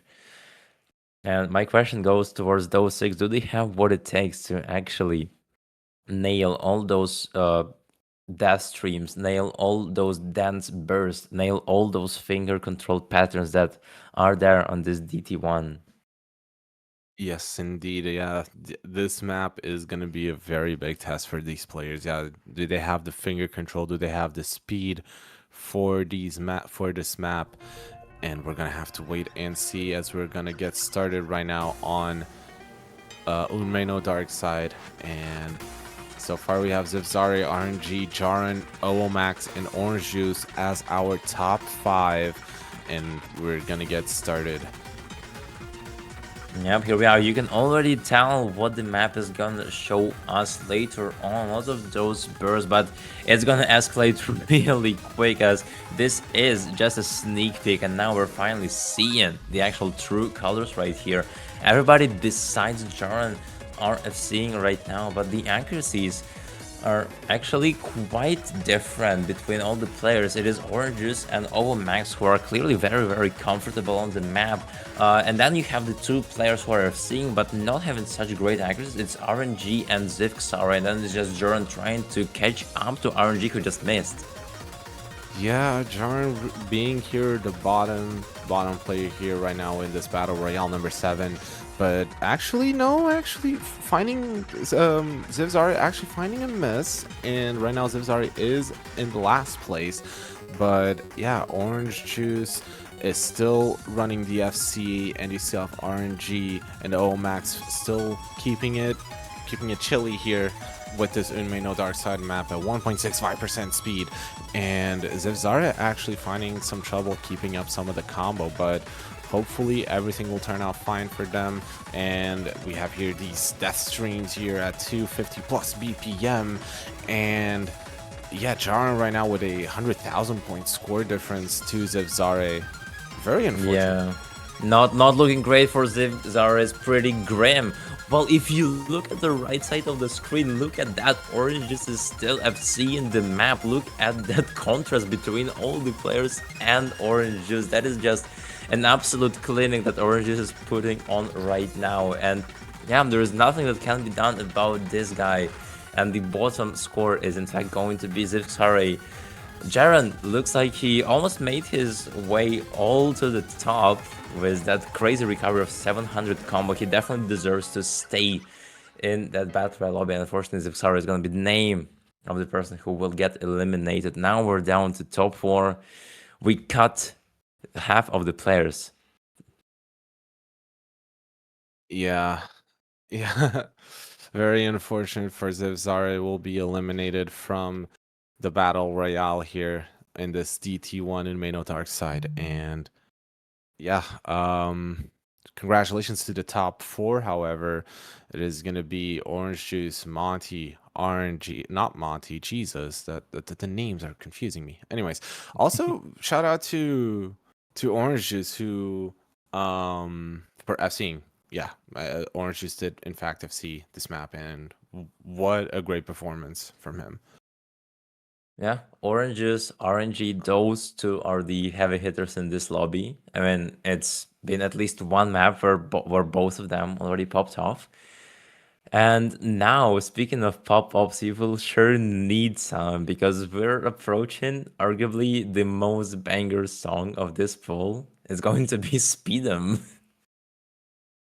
It is gonna be Speed 'em. Yeah, this is gonna be 7.8 stars and almost 5 minutes in length. The longest map in this pool. Actually, not the longest map, but the second longest map in the pool. But yeah, and it is mapped by none other than Miss Magus, a very classic Miss Magus map, if I do say so myself. Oh yeah, no, I mean the generational map, generational song as well. I mean, pretty much everyone knows this one. And of course, the point is that it is very, very long on top of the map, tasting your alt department really well. So, yeah, that is definitely gonna be an adventure on this one for all these four players, Jaron, RNG, OMAX, Oranges. One of those, only one of those will win the grand prize, and to achieve that, they will need to go through blood, sweat, and tears. And so far, that speed the map is going to be the name of the battlefield, and we see a double break from the right side of the screen. Oranges and OMAX are going down. Yeah, Orange's Omax finding misses here, but still Jaren and RNG are keeping it chilly here, keeping their FCs intact. Never mind, Jaren finding a lot of chain misses here in this section, and that's going to affect their score very badly right now, being at the bottom of the scoreboard. Jaren, very unfortunate stuff, and finding more misses, but so is OOMax finding misses and not too far off from Jaren. Yeah, and it seems to me that we got two duels going on. Oh my god, actually almost a full combo reset. RNG just lost the FC. Oranges as well, as we are entering the first KI. It is just a battle between OOMax, Jaren, and also Oranges RNG. Like that's how you would describe it. And actually the difference between all the players is almost non-existent. You look at that, Oranges and OMX are actually the mirror images of each other right now. Only 2k score difference between the two. And Jaren is also not so far away. Everybody is building up their recoveries, and the fact that RNG is having the lowest recovery combo is also kind of getting him into the same league of players. Now they're all very much stacked together. Yeah, indeed. Yeah, all of these players are very, very similar scores. RNG actually taking the #1 spot for now with a around 12,000 point difference from Max, but you still have a battle between Jaren and Orange Juice, who is actually being very, very close, also around 2,000 to 3,000 points, or maybe a little bit more. But yeah, it's going to be a close one, and it's going to go down to the wire, Philo. Yeah, so far it seems like it's still halfway of the map to go, but damn, these players haven't let us chill like for any second ever since the beginning of this map. It's been so close, so still extremely competitive. Perfect knife fight in real time. Oranges and Jaren. Of course it has to be Jaren, man. This guy, in all the past maps, he was like always like inching that bottom tab, but never was there, and now he's doing that again. Can you stop doing that? That is crazy. And now Orange Juice is actually the one looking forward to getting that elimination. Ooh, but look at that. That spacing was brutal. Both Jaren and Oranges found those breaks. Same for Overmax. Just RNG that is in a different league. But all the other three, they're still pretty close. Yeah, so far actually Jaren is taking a slight lead over Orange Juice. So Orange Juice right now in the bottom, but yeah, you still have RNG and OMax leading the charge here for this lobby as we enter the final third of the map. And you see here, Jaren and Orange Juice are so close. That's actually crazy. I can't believe this. Now it's pretty distinct as well, Bernie. I mean, right, the bottom row, they're pretty chill right now. It's just the war between Jaren and Orange. They both are finding breaks on the same patterns. Jaren, this guy has been escaping death for so many times already, and now it is Orange Juice, the guy who brought Raxigon all the way to tiebreaker. He is one step away from being eliminated by Jaren. That is not what you want to see happening, but inevitably that is what's happening, as Jaren is having a better recovery as of right now, and now it is Orange just trying to keep up. Yeah, unfortunately, I don't think Orange Juice is going to be able to keep up, as Jaren finds himself reaching 500k as we have here just some technical difficulties. But you see Orange Juice here finding some troubles here in the last few moments of the map, and I think it is safe to say Orange Juice will be eliminated from this Battle Royale number 7. Very unfortunate, but a very good recovery from Jaren as well, and very good scores also from the bottom row from RNG, and yeah. And oh, Max, very yeah, that good is scores from that is absolutely insane. I mean, we know what Orange Juice is capable of. It's just he got a bit unlucky on this map. But that's all it takes to get eliminated from such lobby, and Jaren survives. He's making it to top 3 now. He has 33% chance of getting the grand prize. Same could be said about Overmax and RNG. And you know, it's a pretty cool story that we're building up so far. I mean, first of all, you have RNG. This guy is like the main the main person to try and secure that grand prize, right? He's been popping off already so many times in this Battle Royale lobby. Then we have Ovomax, who's also up there, but Ovomax has like he hasn't really popped off so far into this lobby, but all of his scores are very much respectable. And then we have Jaren, who could be considered a pretty much dark horse and the lucky guy so far that has always been on the edge, on the verge of being eliminated, but never was there. And those 3 are now the only players left in this Battle Royale lobby, which definitely sounds quite intriguing to me, Bernie. Very intriguing indeed, and it's going to be even more intriguing as we have long-awaited Burning Star as our hidden map for this Battle Royale. And OWC moment here. We all know the story. We all know the worst HR player play that was in the grand finals with Hard Rock. This one's going to be played with Hidden, but still, you know, KTG Sir map. What else is there to say for this one, ladies and gentlemen? We all know KTG Sir kind of maps and what they are. And if you don't, you're going to see it right now as we get started with Burning Star. Yeah, I am terrified to see how this one will go, Bernie. But inevitably, you have to get through this one to stand a chance of becoming the king of the hill, the winner of the Battle Royale. And we're already seeing those crazy control patterns right off the bat. They're gonna be hitting you like a truck, and indeed they are. Jaren and Max just cannot have an edge on anything that they're trying to keep consistent on. It's only RNG with a bit of a head start and a bit of a superior accuracy, but even RNG is falling short. Yes, indeed, yeah. RNG here finding some difficulties here in RNG here actually taking the top in the Burning Star.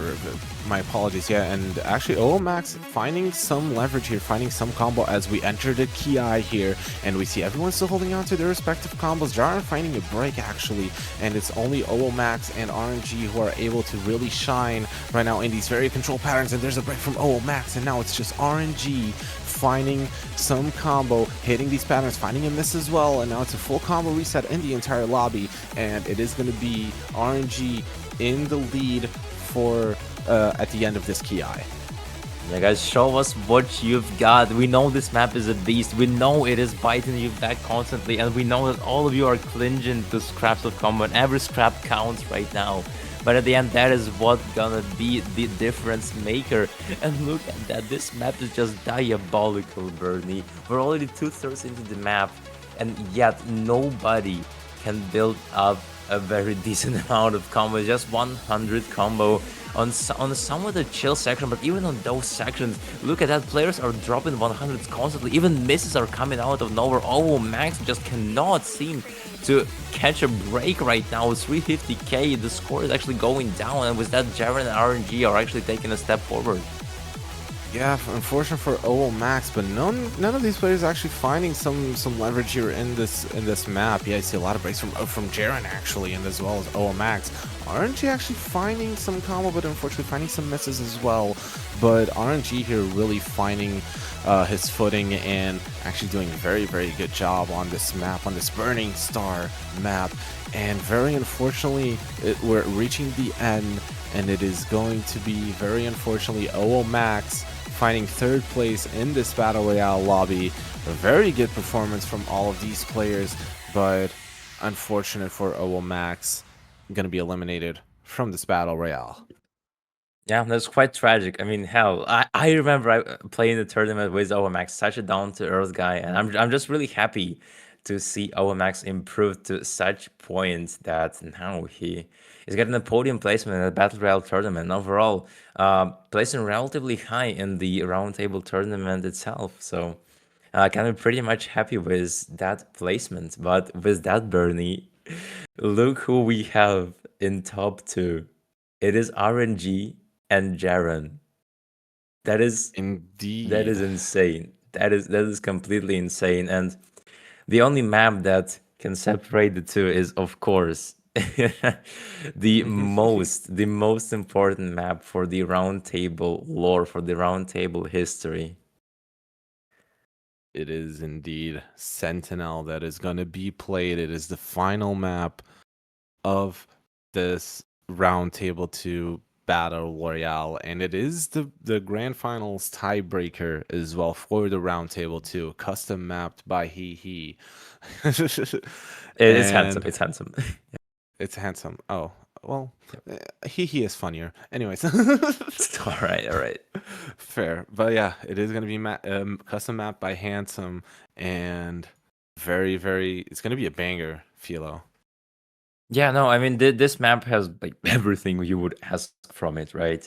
And of course, you have those streams, you have overall consistency, you have tag, you have some alt patterns, some alt sections even, that change the BPM of the map in some particular points. So this one definitely just depicts all the previous maps, and it just merges every single skill set into this one to finalize the final victor of this Battle Royale. The 7th one, RNG and Jaren, they made it all the way towards this map. For RNG, it was a pretty chill journey, even top score in a bunch of maps. And for Jaren, it's quite the opposite, actually. I mean, hell, like, ever since the beginning of this Battle Royale, Jaren was one step away from being eliminated, but he never was, and he outlasted so many of those great tournament players already that, honestly, I am rooting for him and for RNG, because it's just how polarizing those two are, and this is what makes this rivalry beautiful. We're gonna be starting off with those bursts and those flow sections, and both players are actually finding breaks already, Bernie. Yeah, both players are finding breaks, and there's not actually a slight lead to anyone. It's only 2,000 score difference, but yeah, RNG actually taking some lead here, actually finding some combo here, exiting this section, and Jaren actually finding some difficulties here, actually keeping combo, and RNG is also finding some difficulties keeping combo, but is keeping combo for longer than Jaren, and it's actually going to reflect a lot on their scores. Yeah, Bernie, nobody is clean, nobody is comfortable. It is just pure chaos between the two. This map is a monstrosity that both RNG and Jaren will need to hold through with that.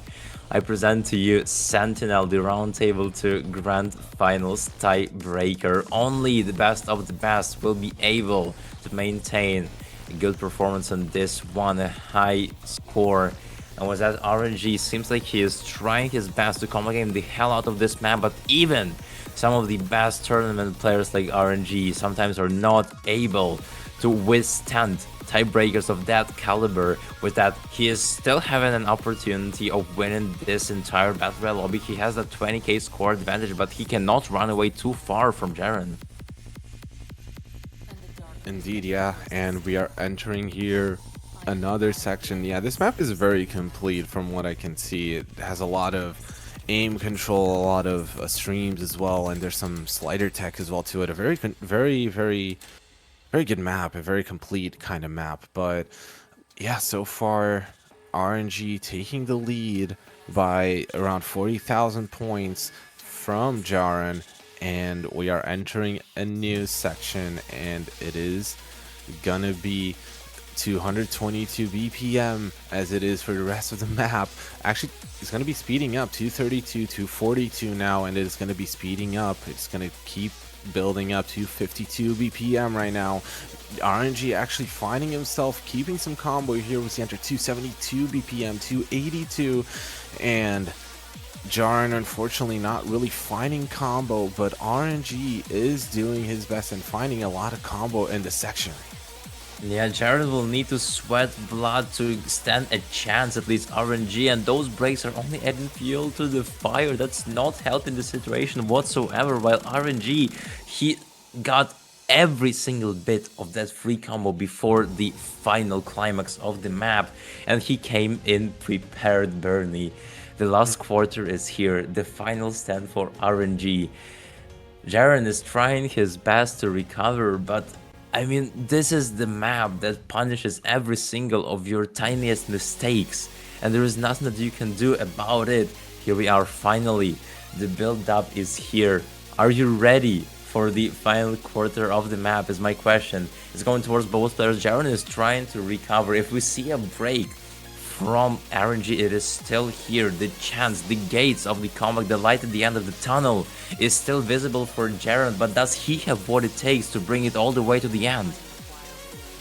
Let's hope so. Jaren actually finding a break, very unfortunate, but it's going to be RNG actually keeping some combo and looking very, very strong here in the final few moments of this map. Sentinel, we're reaching the end here.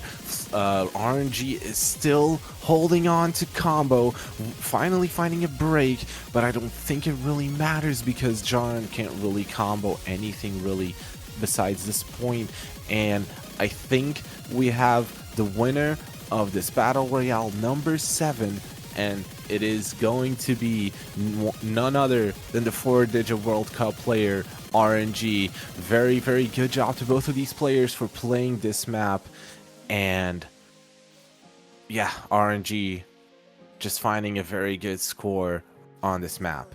And yeah, Jaren unfortunately also very good and played very well, but it is going to be RNG who's going to take this battle royale number 7. Yeah, RNG is sprinting through the finish line with fire on his heels. He might have lost to Zutinator, but he for sure dominated everybody in this battle royale lobby, and he is gonna be claiming the $250 cash prize.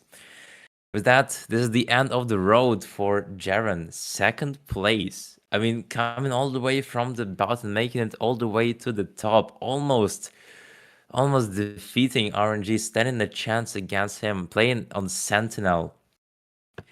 Still not being quite enough for him, but he can be very proud of what he has done. Both of them, I sure hope that they both are happy with the outcome that they've gotten. But with that, Bernie, it's gonna be the end of the story. Yeah, it is going to be the end for this battle royale number 7. I think we're going to have a next one in 5 or so minutes, so stay tuned for that. And yeah, it is going to be the next battle royale starting in just a few minutes. It's going to be at 11 UTC, so actually 10 UTC, sorry. So stay tuned for that. It's going to be in just under 6 minutes. Yeah. So thank you for watching this one. Yeah, for sure. It is going to be Battle Royale 4, if anyone's wondering. I believe we're going to see some battle between either 6 digits or low 5 digits, as the pool is, 5 stars. So this one's going to be quite entertaining to watch in contrast to this one. But yeah, thank you so much, Bernie, for joining me. My name has been Philoxen, and this has been the Roundtable commentary booth of the B stream, and we will see you very, very soon. Stay tuned. Bye bye. Stay tuned.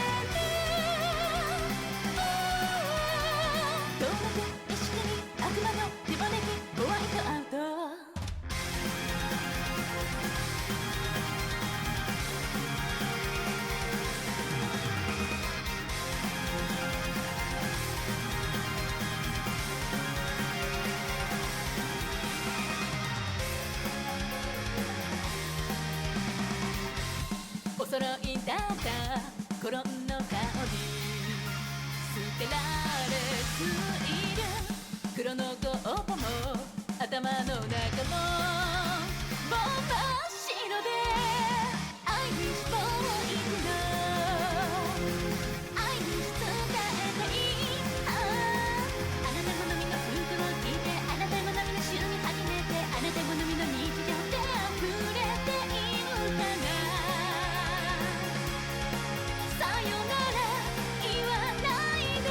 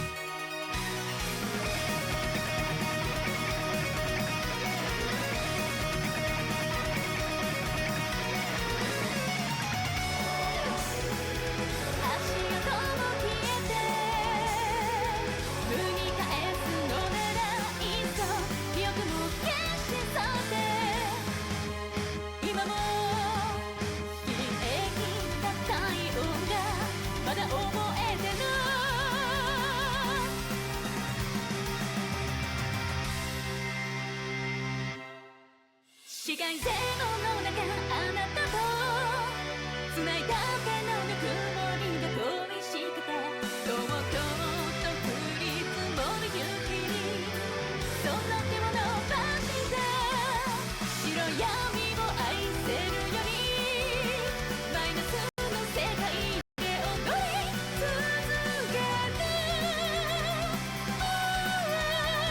一度の望みもかき消すノイズとどうなく意識に悪魔の手招きホワイトアウト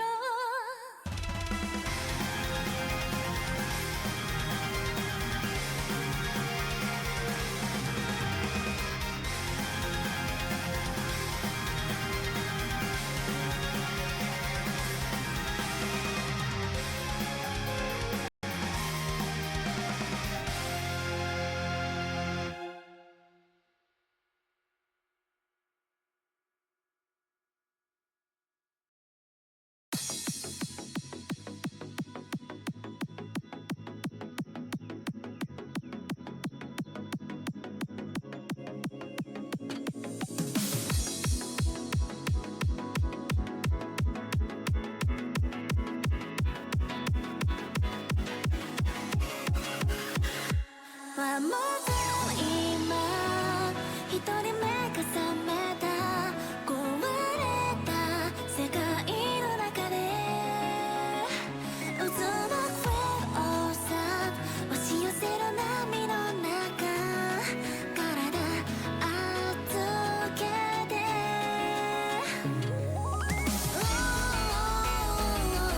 嘘な世界もどこか晴れたように映るな道なき場所でも生きてゆける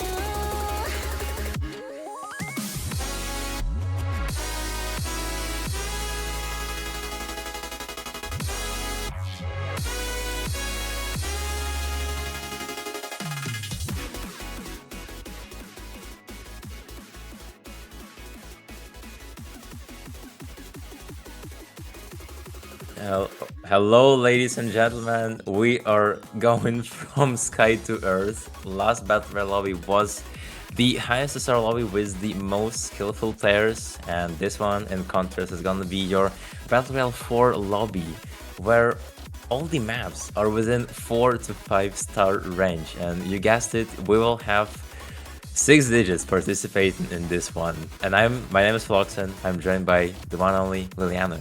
Hello there. Yes, we are here to watch some Battle Royale action here. This should be pretty fun. It looks like we actually already just know what the maps are here, so it will be interesting. But yeah, just some players come in, and each map, as the lowest scoring player shows up, they will be eliminated from that map, and from the match, excuse me. So until there's one person standing, that's how the Battle Royale goes. But yeah, this will be exciting. Yeah, totally. I mean, hell, Liliana, as a former fellow 6-digit tournament player of the past, I am very excited to cast this one, right? If I swear that if I see some familiar faces from the 6-digit tournament scene, I will actually crash out because this person just insta wins. Because compared to, like, you know, non-tournament experience 6 digits, all the tournament players in 6 digits are just like heaven and earth, right? So that's I hope that will not happen, right? We're also getting a very interesting insight that apparently no one is in the lobby. Am I reading this correctly? Hold on. Oh. Wait well, that's a little bit interesting. Hopefully we can get the players in shortly. I mean, there are other Battle Royale lobbies to happen still for this tournament. So actually, I think just 3 more, it looks like, remaining here. So this is going to be a start to the end on this one, but we will see how this one goes once we can actually get the people into the lobby, hopefully soon. Yeah, seems like it. And in case we don't actually have people, you know what? I am down to join the lobby. I'm 98k. I am all in for that. That pool is lovely. Yeah, it doesn't seem like we. It doesn't seem like we actually have players. Hold on. This should be lobby 4, right? So it's gonna be Flamivore, Freddy, Locus Pocus, Han, Arcazith, Yu, Watanabe, Lunzi, and Louch. Oh, all right. Oh, okay. Apparently wasn't really correct in the statement. It seems like BR4. Seems like BR4 is the lobby for 4/5/6 digit players. And I mean, wait, that gives me even more questions because, you know, you look at the pool itself. I mean, 5-star pool, right? But it's not even that, like, it's not even high 5-star maps, right? I mean, you're gonna be starting the pool with a 4.6 star map. So imagine if a 4-digit joins and he's just forced to play a 4.6 star map. That's gonna be a crazy spectacle to watch, Liliana. Yeah, it should be interesting. I mean, we've got some question marks here. We're trying to figure stuff out, of course, but yeah, this is gonna be fun. This should be relatively fun. I see some familiar maps on my screen here. We got Tower of Heaven, Guinea Pig Bridge, you know, Caramel Dancing, Ai no Tsukima. You know, these are some classics, some real comfort songs, I feel like, for a lot of people who have ever played Osu. You're probably familiar with at least one of the maps here on your screen. Yeah, I cannot believe we're doing this. Not even that, there's also Caramel Dancing. Like, you have so many bangers here that I'm pretty sure all those fellow low rank players know, and some 4 digits as well, in case they are in the lobby. That's gonna be a blast to commentate, right? I mean, a battle of SS players is gonna go crazy on those 4 maps, so 4-star maps. So yeah. Now we're just waiting for more of those players to step in, as we're still not full with the lobby. We should have 8 players, and as you can tell, we have 7 maps, so each map will take out one of the players to the point where the last map will be played will only feature 2 players, and then the winner of that map will be the overall king of the hill. Yep. So, just confirmation here. It is just going to be the 8 players, as you mentioned. But the reason why the players weren't quite in the lobby was because the bulk invite wasn't working. So for some reason, it was trying to invite them to a different lobby. So now we are getting the players into the lobby. They should all be joining very shortly. So yeah, we won't be having too much more delays here. Yeah. All right, that's some good hope that we were given. So yeah, just a slight delay here, but we should be back on track really soon. The order of the map pool, if you are wondering, is gonna go from no mod 1 to DT2. Wait, hold on. It says kind of a different style routing. Yeah, it's gonna start with no mod 1. Then we are gonna see DT1. Then it's going to be HR1. Then HD1.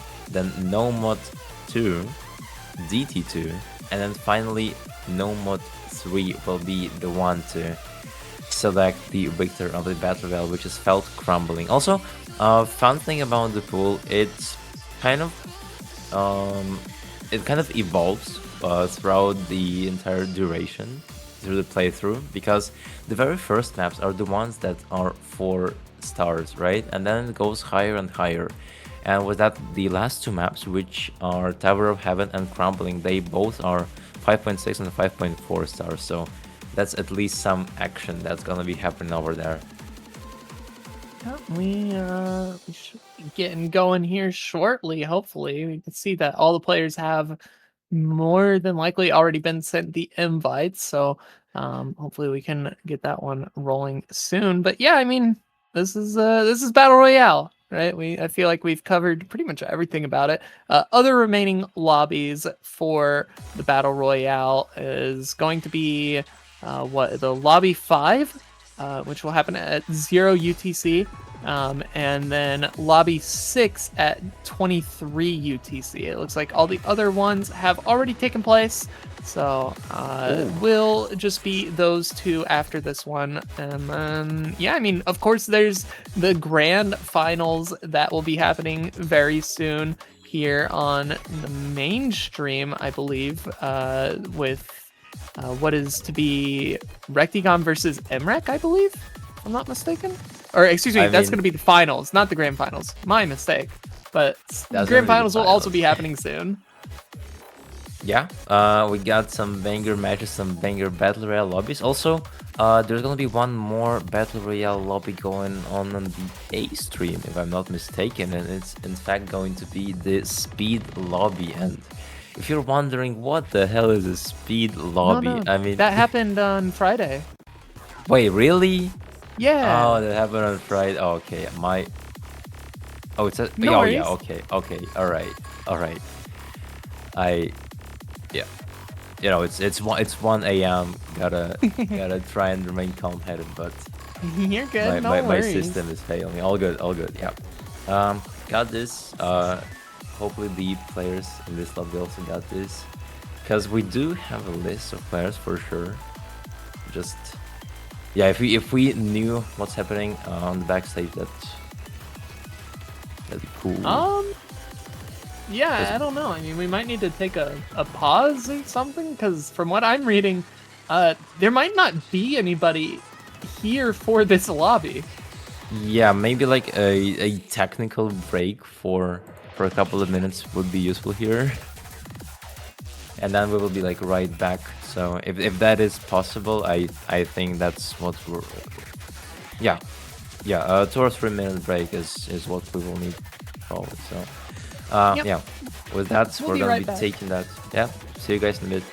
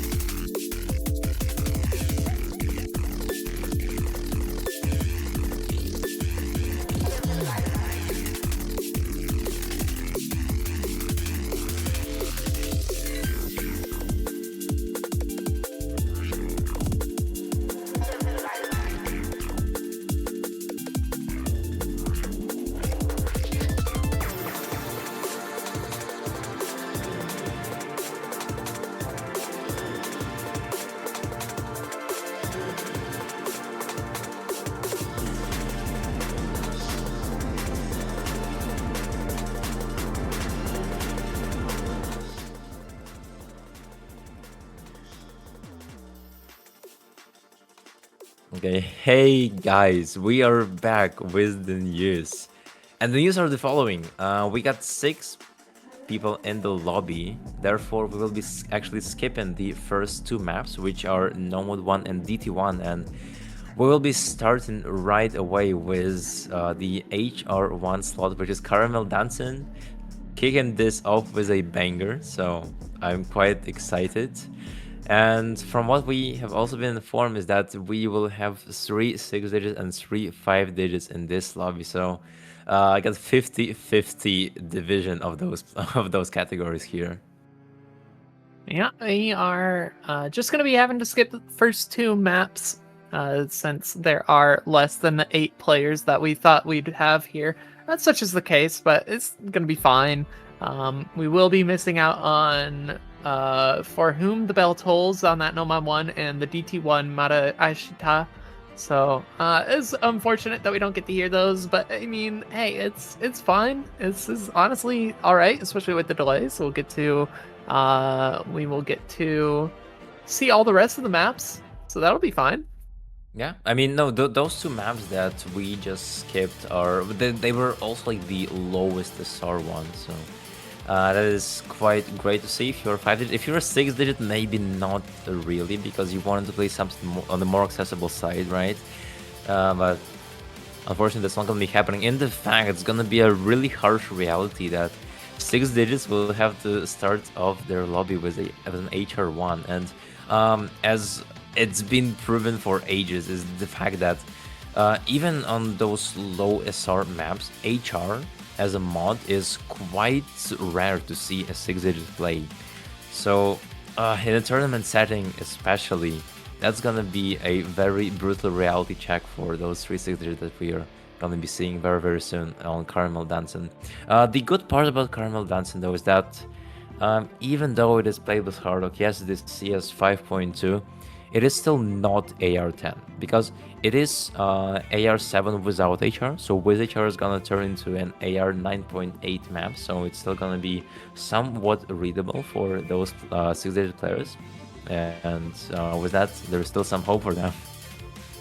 Yeah, some hope indeed. There are some higher rated players here in this lobby, but rank doesn't really mean everything, especially down when you get closer towards that 6-digit rank. Like back in my day, when I was 6-digit, back in like 2017, you know, the gap between 6-digit and like 4-digit was a lot wider than the gap between 6-digit and 4-digit now. I think it's very, very closer in skill rating, especially down in like if from like 50k to like 150k skill level wise. I feel like it's very similar between those players. Oh yeah, no, don't even get me started on that. Those 6WC tournament players are actually disgusting. I'm one of them, so I have right to say that. So in any case, no one gets offended by that.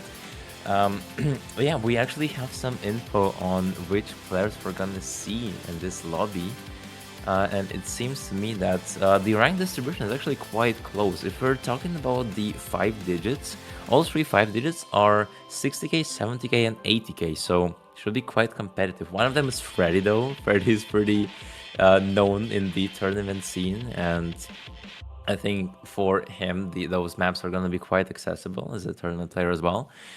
So gonna get that little head start. And if we're looking at the 6 digits, the first one is 105,000. The other 2 are actually quite low. It's 290k and 320k. So the main point of contention is gonna go between those 2, I think, right off the bat. But like even despite that fact, like it's just great to see that even some of the lower ranked players are trying themselves in tournaments, and that definitely gives you good hope. Absolutely. I remember there was a time where it was like if you were 6-digit, like there just weren't tournaments for you.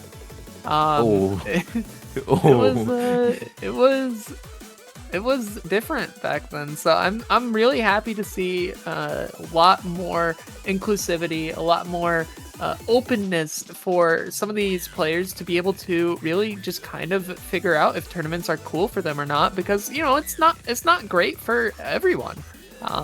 Definitely a completely different thing than maybe just hopping on Osu and playing, and maybe you're grinding PP, maybe you're just playing your favorite songs, whatever. Tournaments, you gotta like sit down, you gotta practice the maps, you gotta think like pick strategy, ban strategy. It's a whole other game here. So yeah, really really fun to see other people playing, and especially up and comers. Like some of these players, they definitely have been playing the game for a while, for sure. Yeah. But like I saw some people who they came to this Level Up Expo, and maybe they're not the highest rated players, and they're still just playing for themselves and seeing like what it's all about, seeing how it can maybe look for them in the future. And so I think it's really cool to see people step up and kind of just fill in as some of these new faces into the game.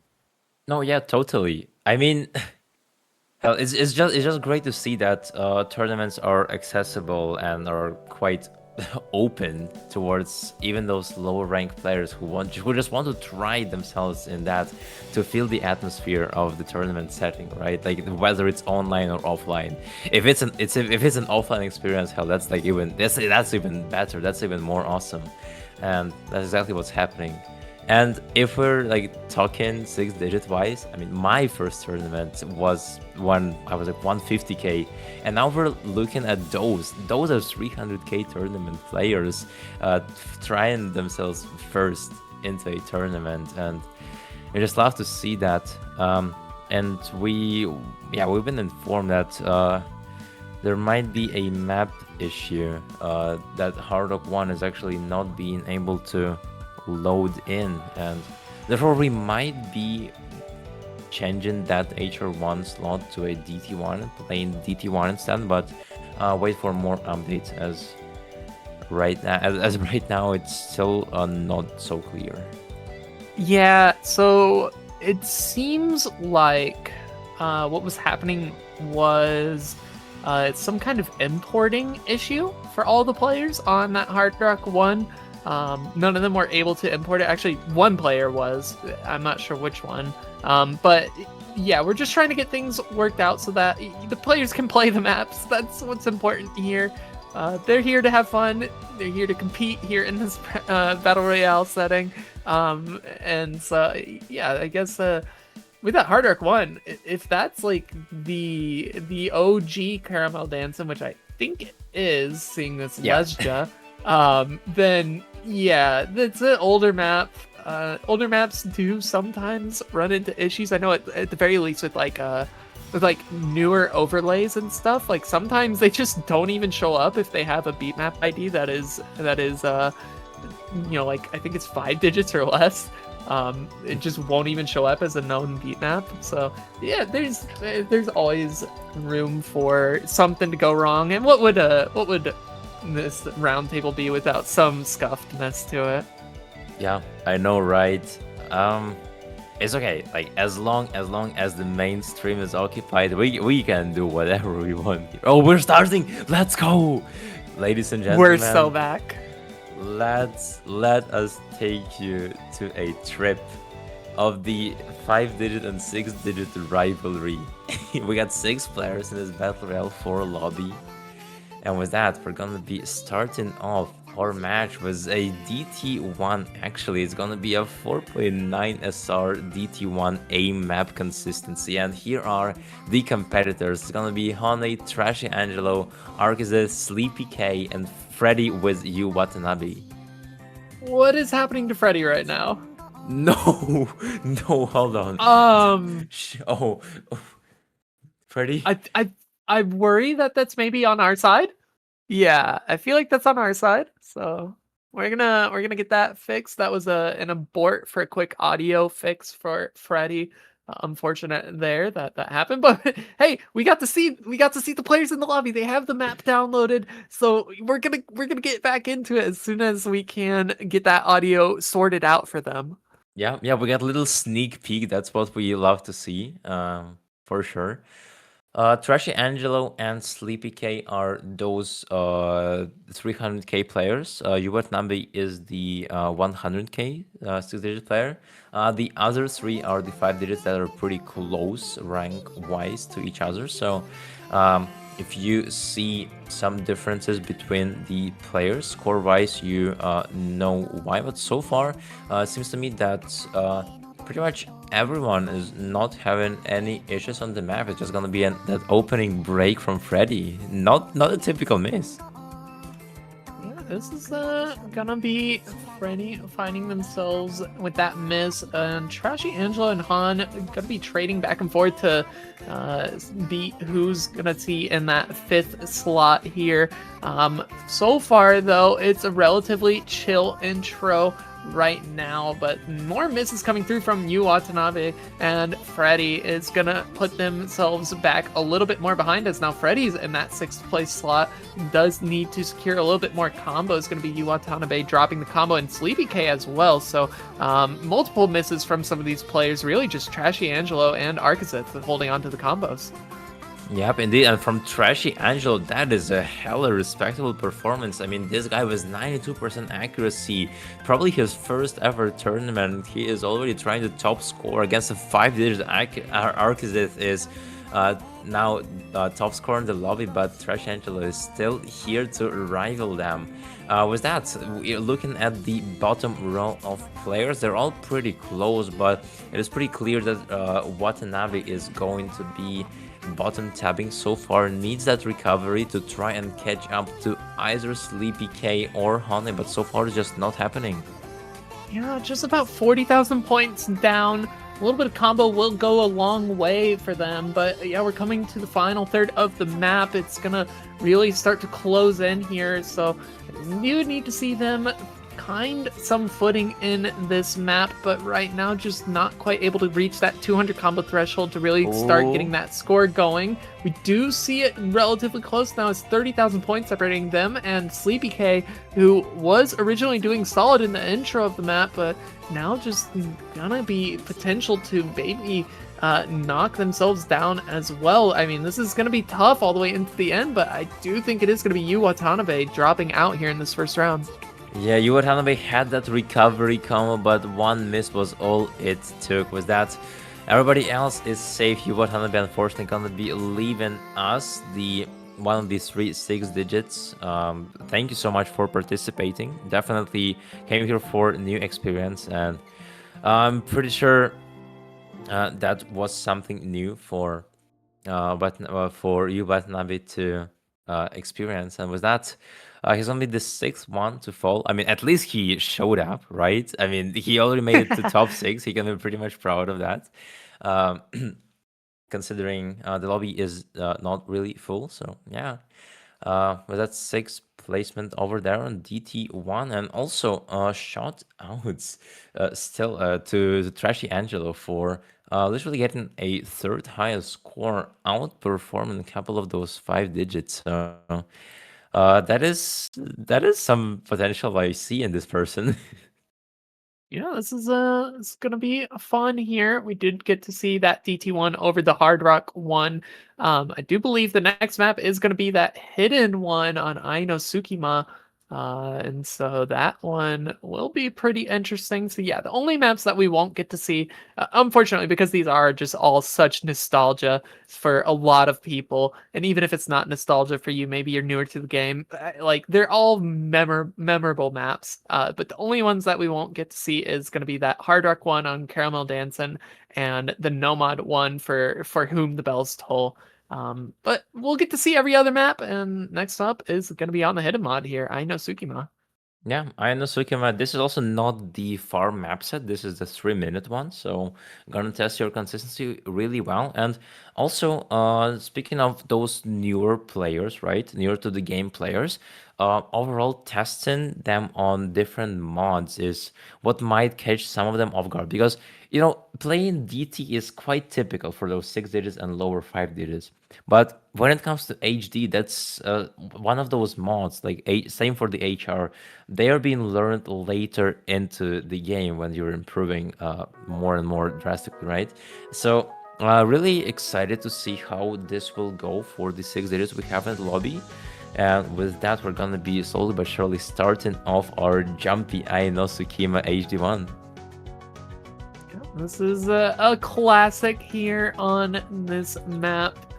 I think a lot of people are familiar with the song at the very least, maybe not the map set, because there's about a billion of them, I think, at this point. But yeah, it's going to be a couple early misses here from some of the players. Trashy Angelo, Arcazith, and Sleepy K all finding breaks very early on. Freddy found a miss like at the very intro of the map. Han, the only one holding on to the FC still. Yeah, Han and Freddy, so far, they are having the superior accuracies in the lobby as we're entering the KI. Here are the jumps, they're getting wider and wider so far. Seeing more breaks from Sleepy Cat, Fresh Angelo. Those are unfortunately those 6 digits who are not being able to catch up. That HD modification is definitely the thing that is making the difference for them. I'm pretty sure if not that HD mod, they would have been able to combo game the hell out of this map, but so far that is the only difference maker. And for that, Freddy, Arcazith, and Hon are pretty much guaranteed to advance to the next map, while Trashy Angelo will need to do his best to catch up to Sleepy K.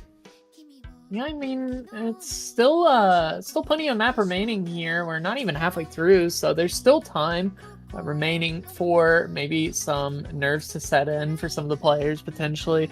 Not sure all the experience for all of these players, and when it comes to tournament settings, let alone, you know, a LAN event, where you're away from your home, you're away from your setup. But yeah, right now is going to be Trashy Angelo trying their best to bring back their score. They have a little bit of combo to their name right now, and they are creeping up on that score from Sleepy K. They're less than 50,000 points away, but yeah, they're still going to have to continue to hold on to the combo. That 200 combo threshold's really where the score multiplier starts kicking in, though, so as long as they're able to maintain above 200 for just a little bit, they will start bringing that score quickly.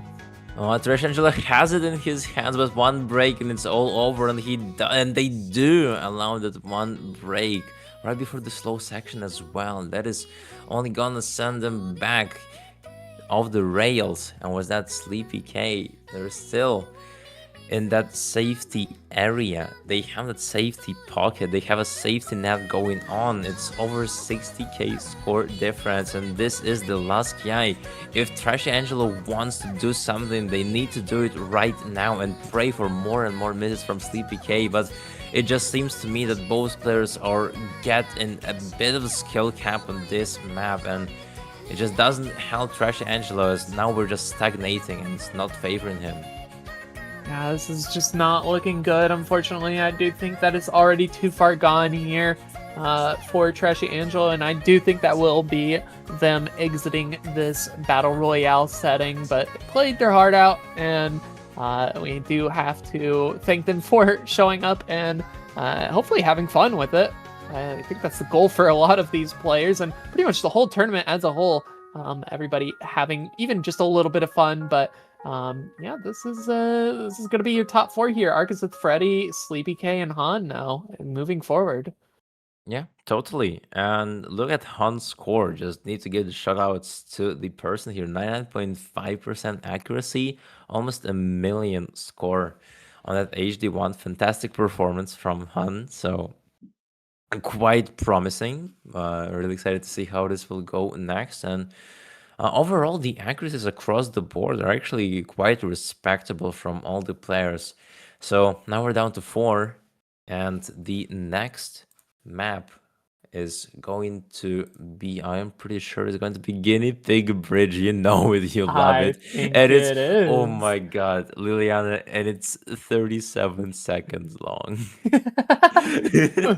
Is gonna No. be a little bit of an aura fest here on the 30-second map. Guinea pig, guinea pig, guinea pig bridge. Something along those lines, you know.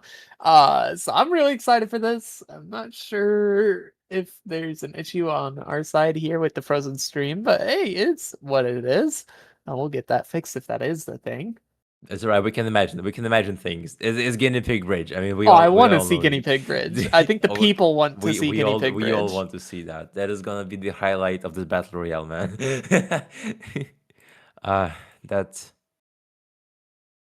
that would be crazy. Also, this is the second highest SR map that we have in the pool, 5.58. Some might consider this a skill cap map in this lobby, so those 37 minutes might turn into a disaster for some of the players that are left. Yeah, Oh, sorry, I'm just confirming something here. Oh, No, all good, but I mean, we all know how Guinea Pig Bridge goes, right? You have those jumps, and then you have those jumps, and then you have more of those jumps, and then the map ends. It's just gonna be about your raw aim. There's like no tapping, no nothing. And yeah. Let the strongest farmer win this one, as we're finally being loaded into the screen, and the storyboard is on, the video is also here. Look at them go. It's a guinea pig bridge. Look at him. Hey, it's 37 seconds long. Misses really matter here. Freddy, the only one to find a break early on, but that's going to be Sleepy K finding a miss as well. We're already halfway through the map here, Floxum. So it's scary right now, but Sleepy K is very far behind here. The accuracy not there for them, and I think that's going to be a very quick way to exit this battle royale. Yeah, the about to jinx it that early, but I think that is gonna be the outcome, and Honey's getting jolly with it. Almost 900k score. Look at them go. Sleepy K though, yeah, was pretty far behind, and that is unfortunately the last 6-digit left in the lobby. This is what I was afraid of, that all these 6-digits would get sorted out in the first 3 maps, and unfortunately this is what happened. But still, being taken out on Guinea Pig Bridge is a pretty badass way to leave the battle royale lobby. So hopefully all the players that already got eliminated learned something from the battle royale lobby, and maybe they will get more interested in those tournaments. Who knows? So that question is still up in the air, open for them. But with that, we're gonna be squeezing into the last 3 slots, and those are going to be Freddy, Askerith, and also Honey. And oh, we do not take time to wait as we're approaching another banger. Power of Heaven here. This is another classic. If you have been playing the Osu ever, I feel like. Pretty sure this map is in like almost every single person's folder, so is going to be fun and exciting, but it's with the double time mod, so actually a little bit of tapping, I think, for some of these players. I'm not sure how long the bursts get, maybe like 5 notes max?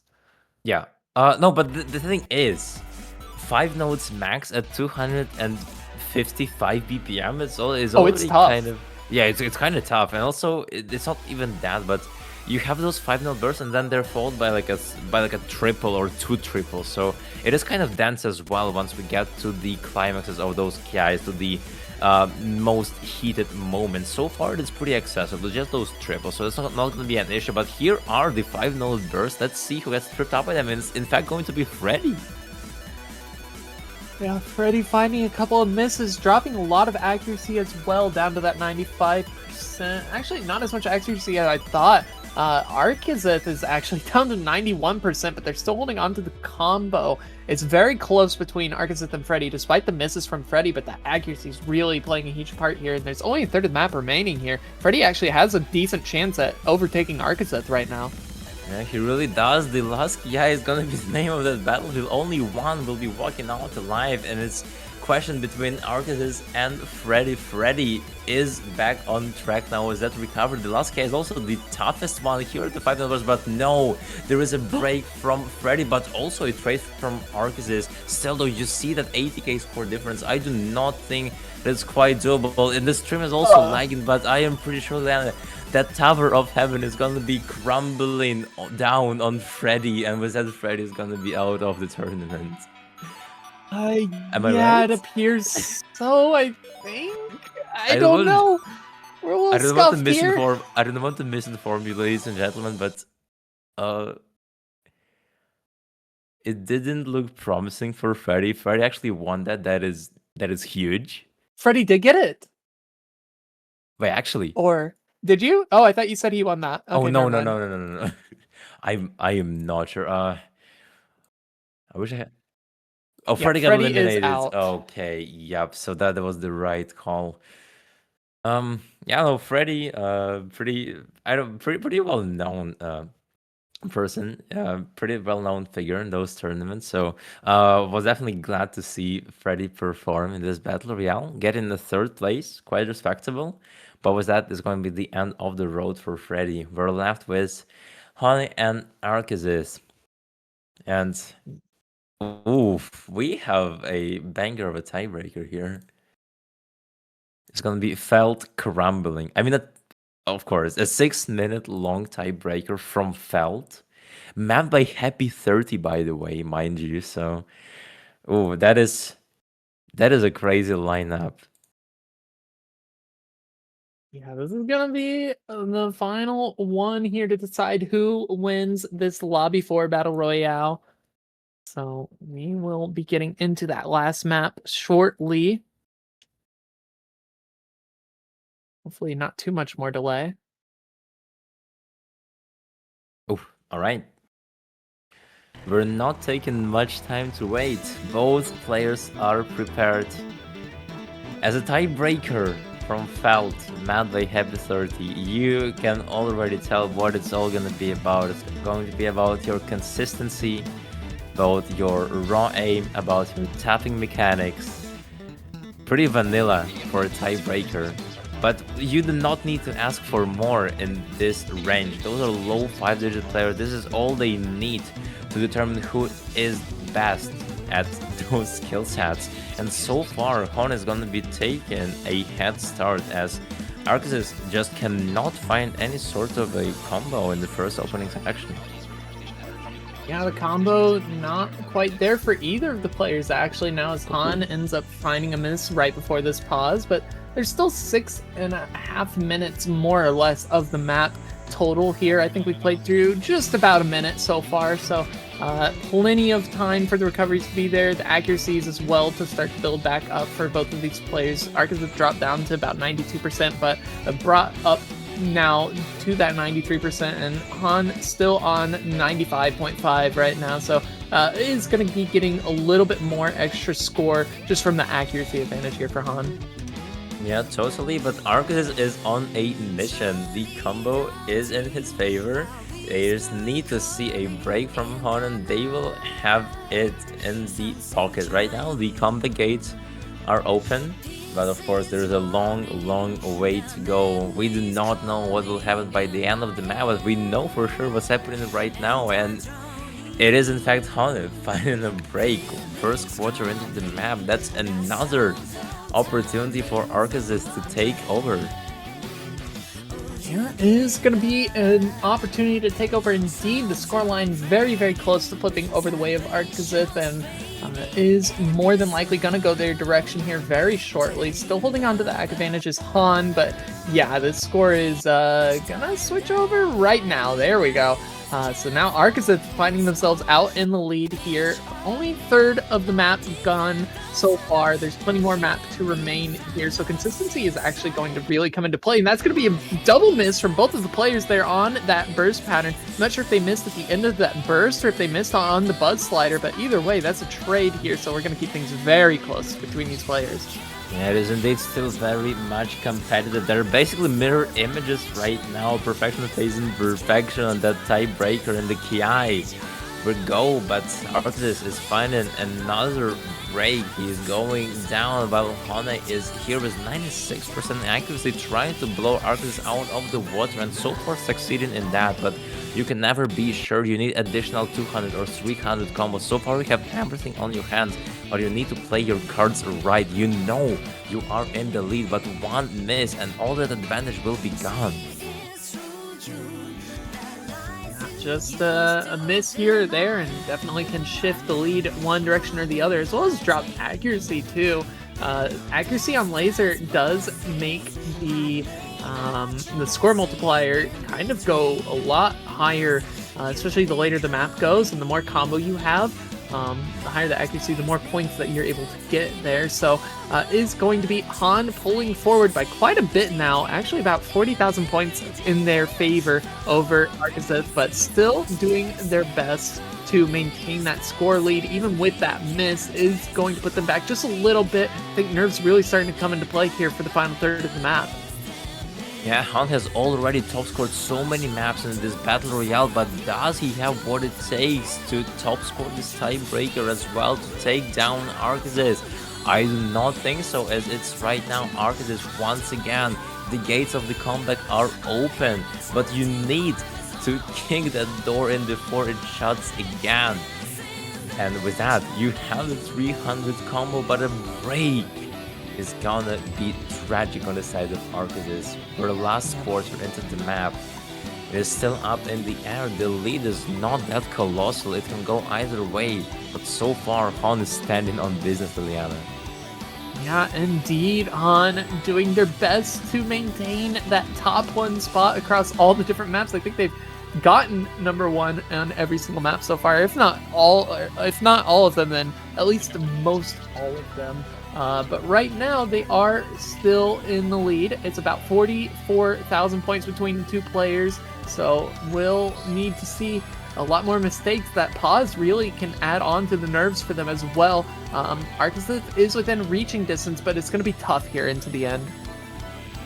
Yeah, we're getting to the end. The only question is who will band now. Bit of a slow section to brace for the impact. The calm before the storm, the final stand for both these players. They already made it all the way to this tiebreaker. They do not want to slow down. They've come too far to break.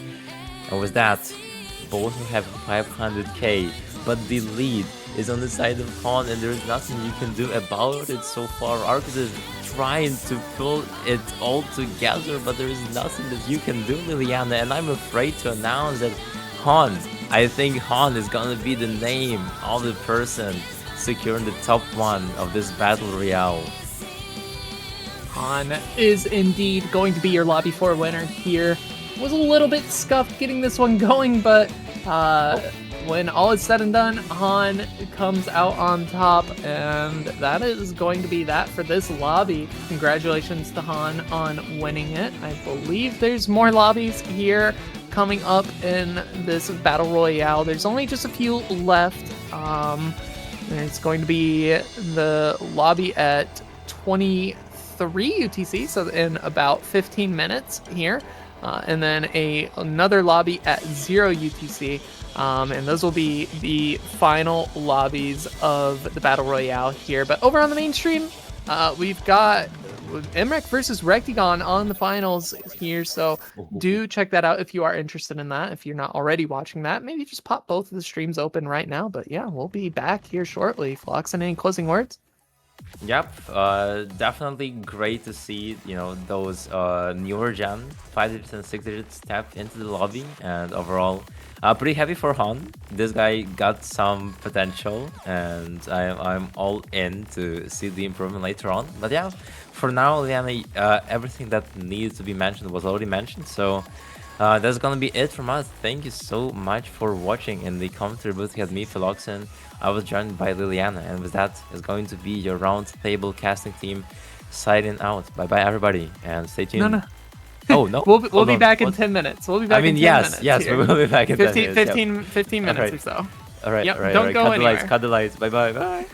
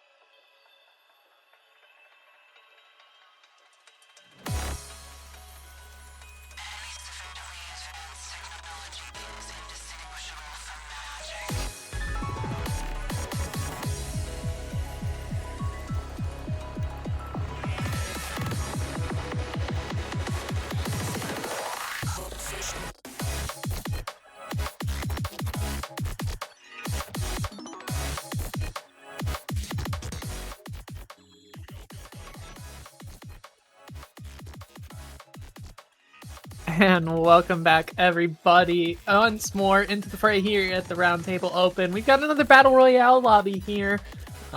This is going to be on the 7 to 7.5 star pool, so a little bit higher of skill rating here for some of these players. I think a lot of people will recognize a lot of these different names across both the 4 and the 5-digit scene.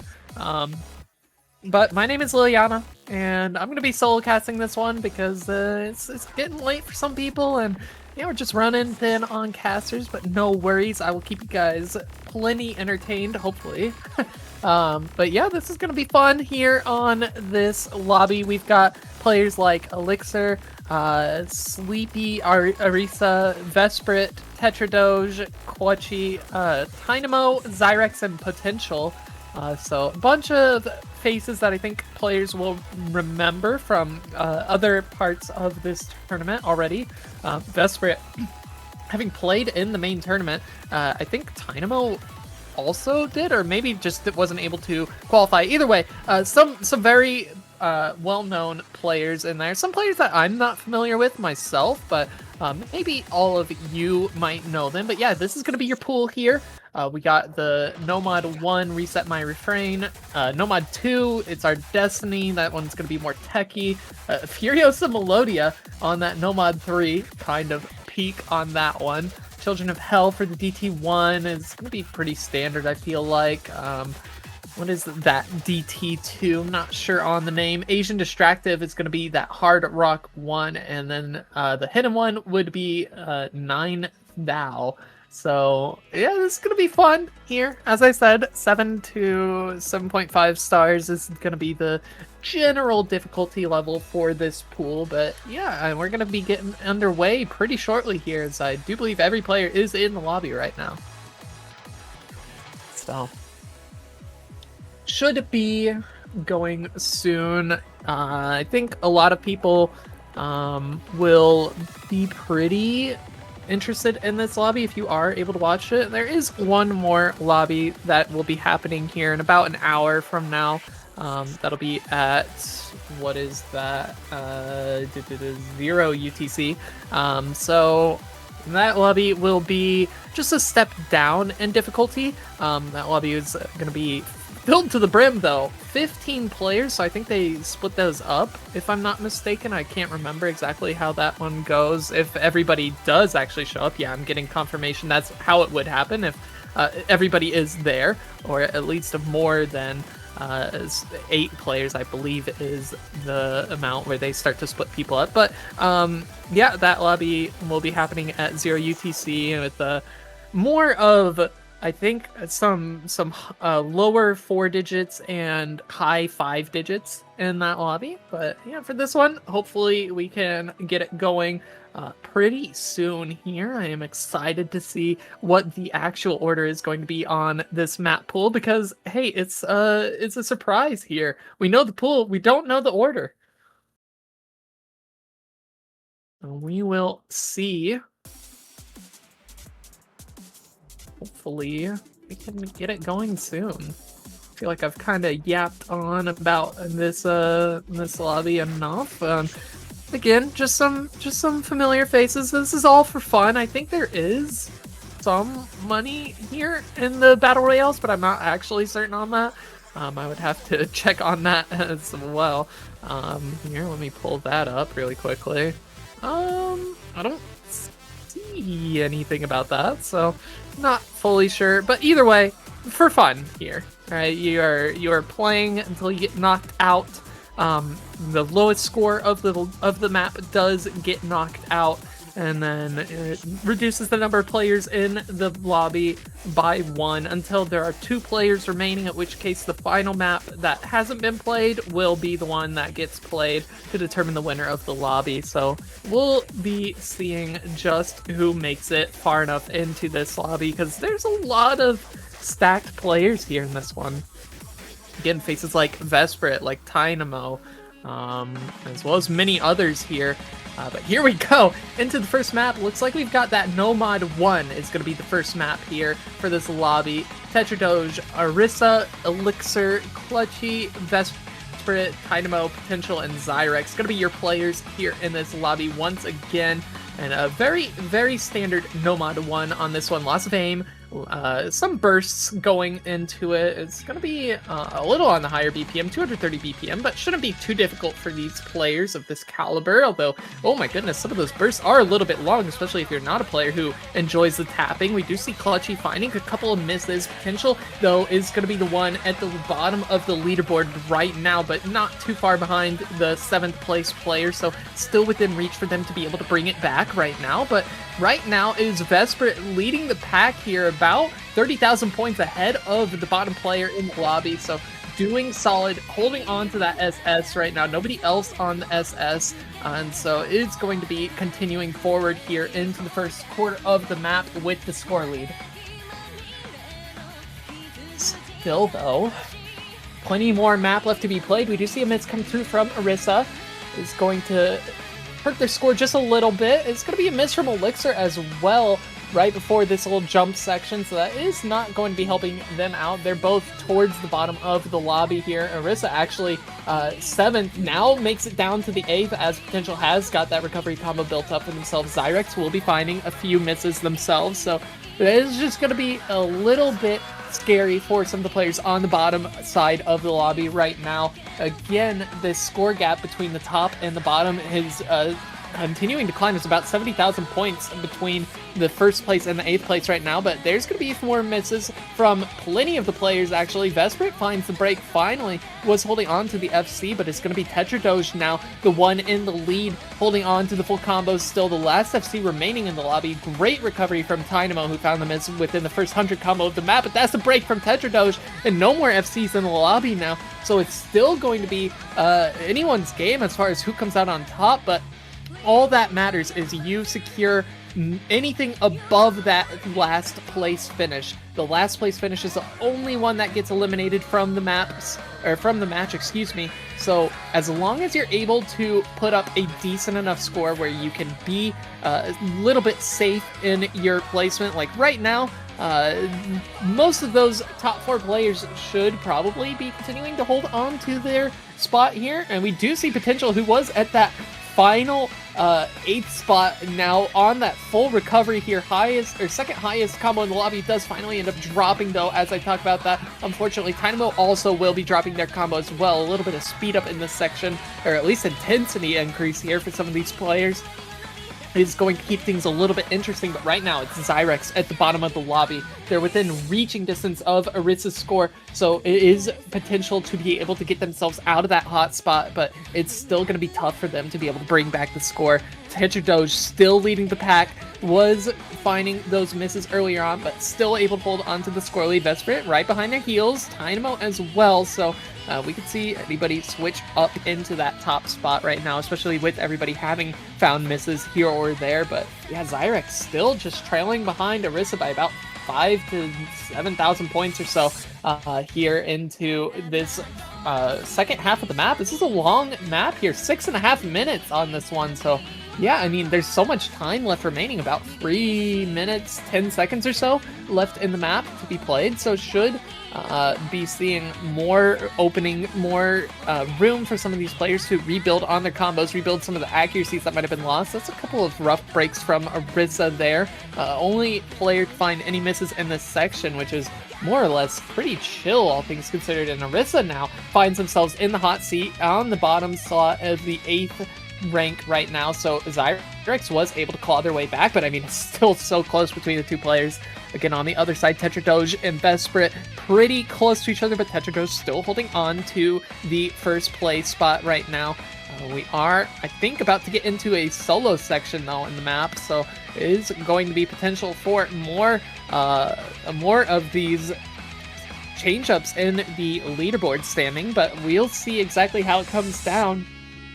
6,000 points, 8,000 points separating Zyrex and Orisa at the bottom of the lobby right now. So, you know, everybody's within reaching distance here. Nobody is safe right now in those bottom 3 slots, but especially the bottom 2 right now.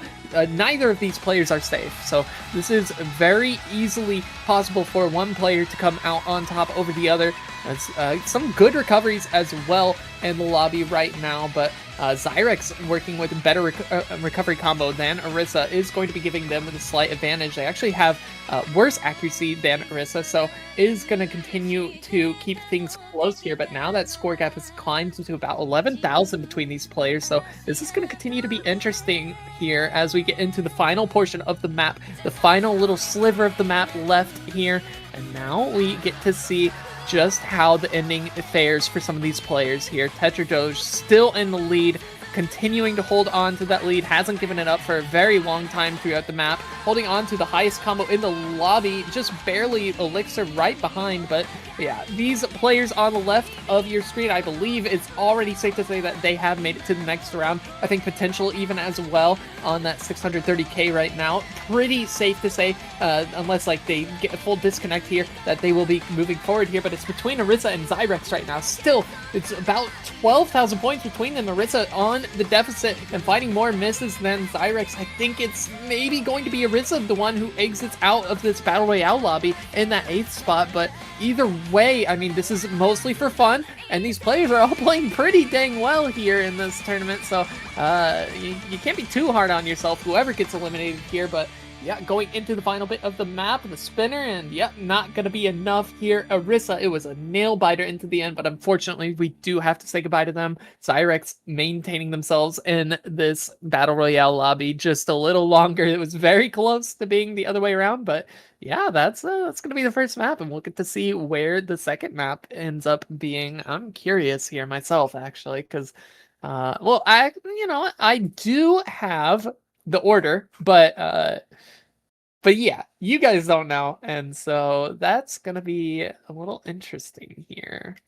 Curious where you guys think the next pick is going to be here if you are watching this one.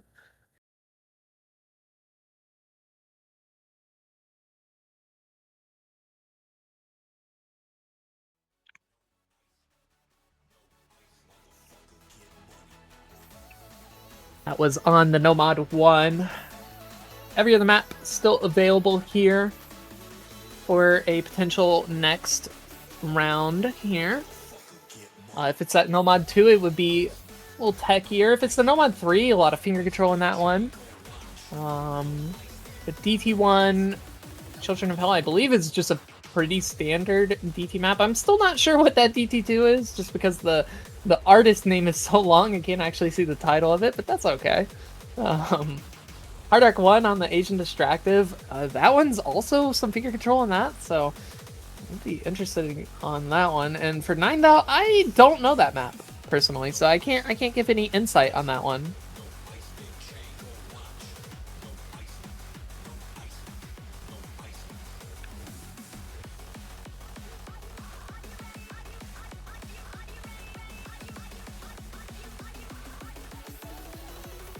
Yeah, we should be getting into the next map pretty soon. Of course, with this being the setting that it is, so that nobody really knows what the next map is going to be, the players, I believe, do have to have the maps downloaded right before they play it. Unless that's not the case, in which case, I mean, I'd be informed and I could fix on that, but I do believe that to be so, there's always just room for error here, waiting for the players to be able to get into the match, but should be starting soon. I'm curious where we'll go. Personally, I kind of want to see that Nomad 2, because I think that song is a banger. The map, some people have opinions about it. I quite like it, personally, but...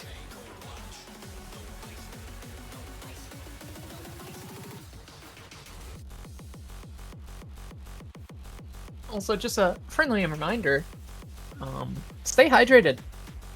If you're at the event or if you're at home, you gotta take care of yourself. You gotta use the restroom, get up, walk around, do whatever, but hydration is key. Here we go. Into the next round. One player eliminated so far. It was gonna be Orisa, the one out here. Now leaves 7 players remaining forward here, and then we're on that DT1 on the Children of Hell. Gonna be that very typical DT1 style map. already off to an interesting start here. A couple of players, notably not necessarily the most comfortable when it comes to double time here in this lobby. We're already seeing most players finding misses. Actually, the only two players who are holding on to the combos so far is going to be Vesper and Elixir.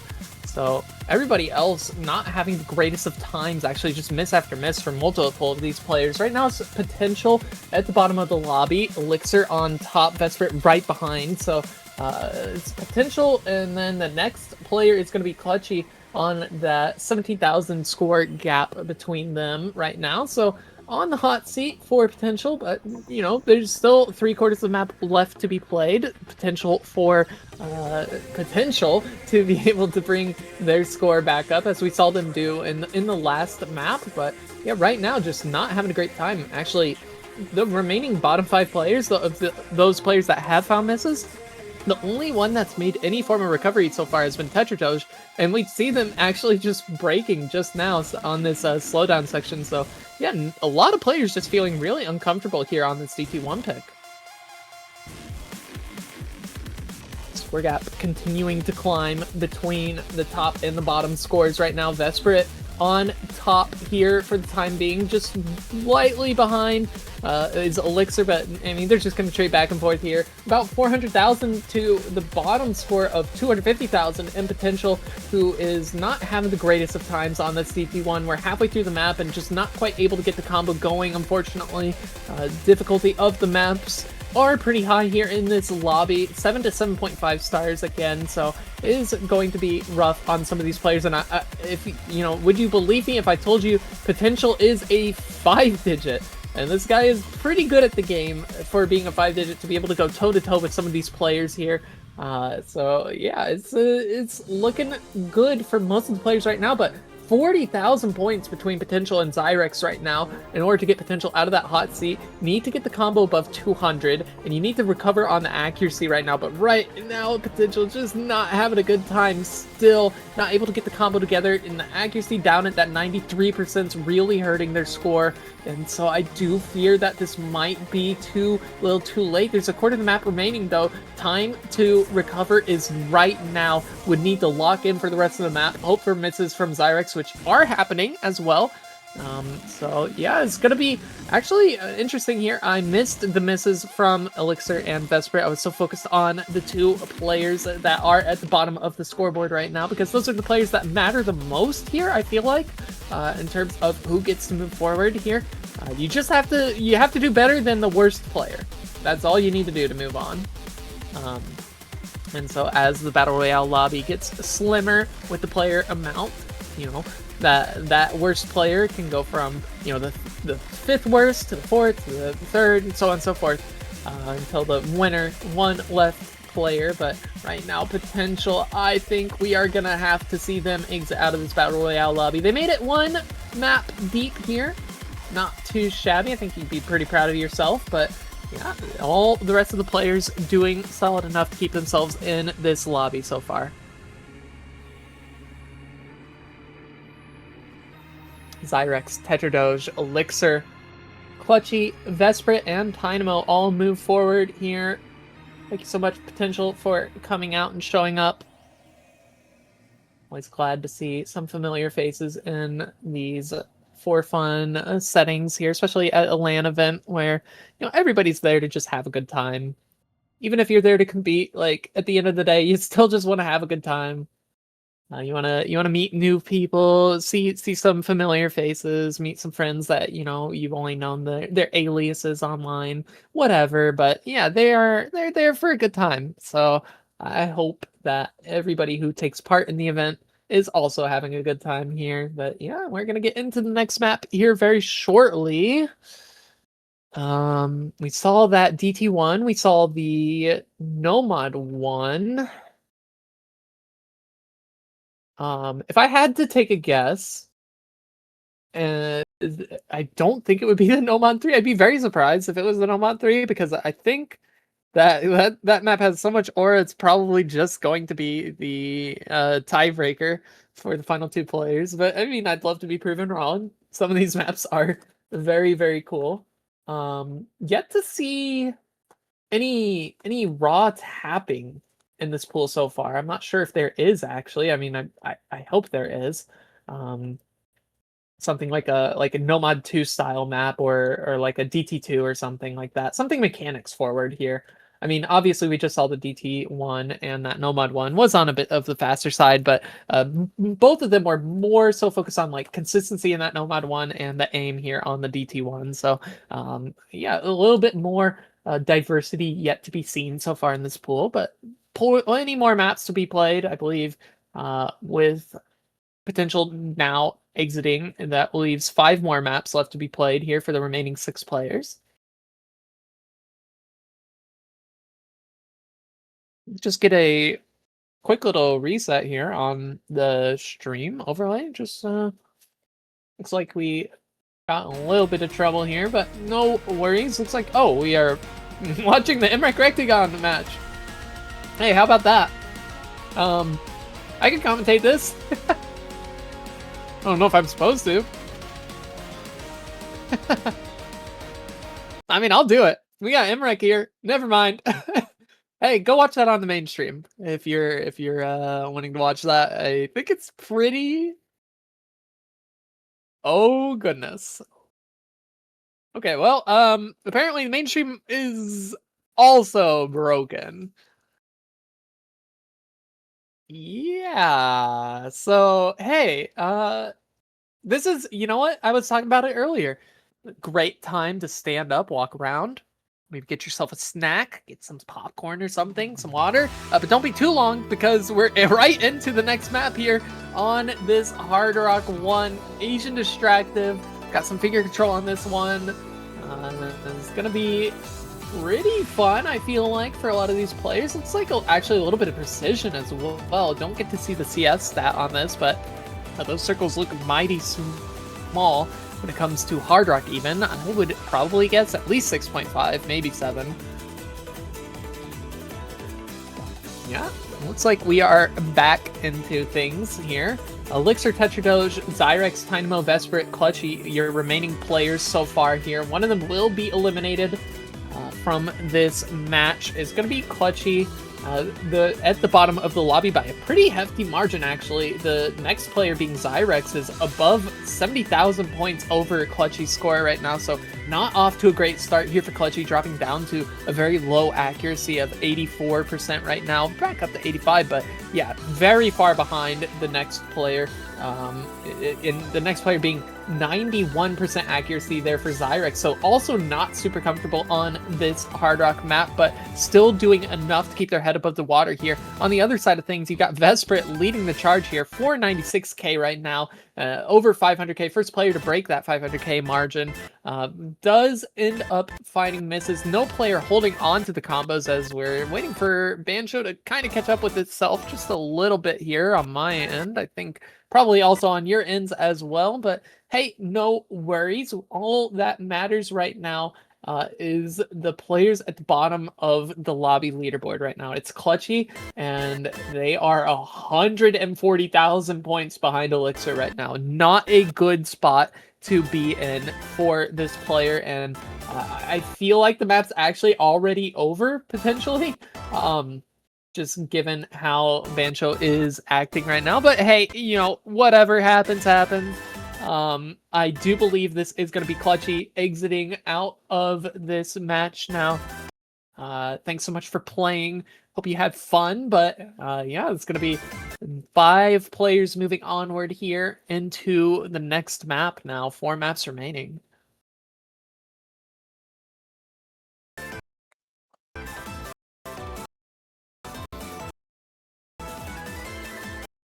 Bancho, please.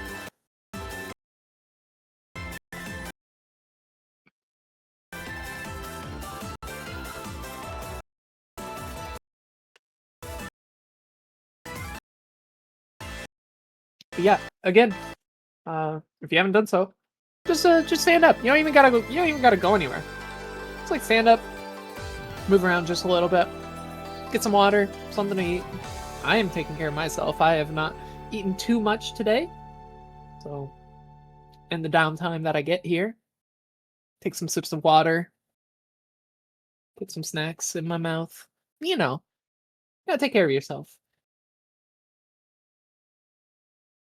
That's the first time we get to see a results screen here in this lobby. It's only on Dynamo, so or not Dynamo. I'm sorry. Wait, who was in that slot? Vesprit. Vesprit? No. Tetradoge? Clutchy. Oh. Yeah, so that was the player that was eliminated. But all is well. 4 maps remain here in this pool. And we'll get to see where we go next. Kind of want that Nomad 2 still. I mean, it's going to be played at some point, as is the nature of these Battle Royale lobbies. That one map will, or excuse me, every map will get played so long as there are enough players to fill out the lobby. Like we saw in the previous one, there were only 6 players to start, so we had to get rid of 2 of the maps, reduce it down to 5 total. But oh, here we go. On the hidden 1 mod here for 9 Thou. Or 9 Thou? Actually, it's probably 9 Thou. Actually, now I'm thinking about it. This is, yeah, this is for sure 9 Thou. I think some of these players should be pretty comfortable, but some of these patterns just seem a little difficult for some of them. Actually, I'm really surprised to see Dynamo, of all people, struggling on this map. Actually, never mind. Every player is struggling on this map. Dynamo being in that second place spot. Vesprit, the only one who seems even remotely comfortable, even remotely solid on this one. But yeah, just many struggling players in the lobby right now. It's Elixir at the bottom, Tetradoge up by about 15,000 points or so. So still within reaching distance here for Elixir. Plenty of time to make a recovery here. But yeah, just some players here I don't think are very comfortable with the difficulty here on this hidden pick. Definitely on the lower AR on AR8, but also it's got a lot of overlaps here. You really do kind of just have to have practiced this, and I'm not sure if the players actually are able to practice any of these maps, so just given the nature of the tournament. But Elixir is finally being able to bring back that score line just a little bit here. Now Zyrex finds themselves in the hot seat. Not doing too hot on that top right of your screen themselves. They're still only down by about 13,000 from Elixir, who has actually somehow managed to recover a lot of score here, and I'm curious where that's all coming from. Must mostly be from accuracy, actually, being the 3rd highest in the lobby right now. So yeah, that is going to be doing a lot of heavy lifting here for their score. Still though, Vesprit finally finds the miss. Sitting on a very comfy accuracy of, what is that, 96%. So the next highest just now cresting over that 90% here for Dynamo. So yeah, a little bit of disparity in terms of comfortability here on this pick. But I mean, yeah, like Dynamo, I would have thought Dynamo would shred on this map, but unfortunately just not having a great time, especially with it being sight reading for them all. So well, we could chalk it up to just some nerves, maybe land environment, as well as just a difficult map to sight read, I feel like. But yeah, on the bottom of your leaderboard, still Zyrex in that hot seat, and there's only a third of the map remaining. Elixir is not too far away from Zyrex. It's about 23,000 points between them, so still doable for Zyrex to be able to bring this one back, especially with the misses from Elixir there on this slow section. But Zyrex really doesn't have that much combo going towards their name either, and the accuracy being about 1.5% higher for Elixir over Zyrex as well is going to start to put in a lot of work here into the ending of the map. But a lot of 50s dropped here for both of these players. Zyrex as well dropping some 100s there. So not doing too hot still, but that score gap has closed to about 10,000 points now between them. So still within reaching distance for Zyrex. Elixir not safe just yet. Needs to continue to try to hold on to the combo here on this map. But yeah, this hidden mod making it really difficult for some of these players. It's within 12,000 points now, 15,000, and I think it might be safe to say Zyrex is not going to be making it out of this pick, unfortunately. Just not their strong suit here on this difficult here hidden pick.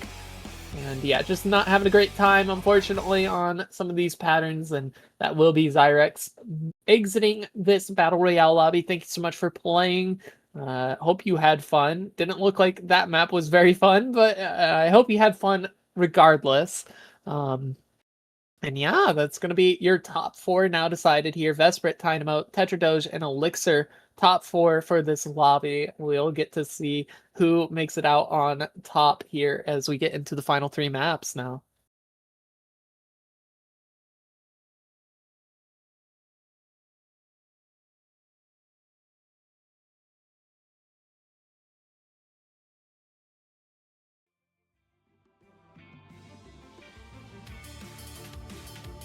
We've seen that Nomad one, we've seen the DT one, we've seen the Hard Rock one, we've seen the Hidden one. So the only possible options are the Nomad 2, Nomad 3, and the DT2. If I had to guess, I'm gonna go with them. I still think that Nomad 2 looks a little enticing to me.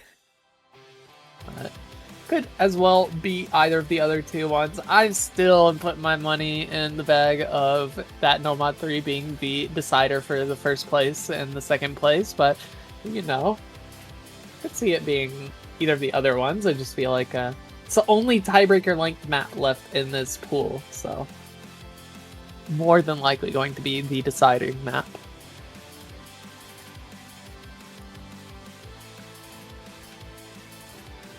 Yeah, Dynamo, Vesprit, Tetradoge, and Elixir going to be your final 4 players here. Where you go into the last map is that Nomad 2.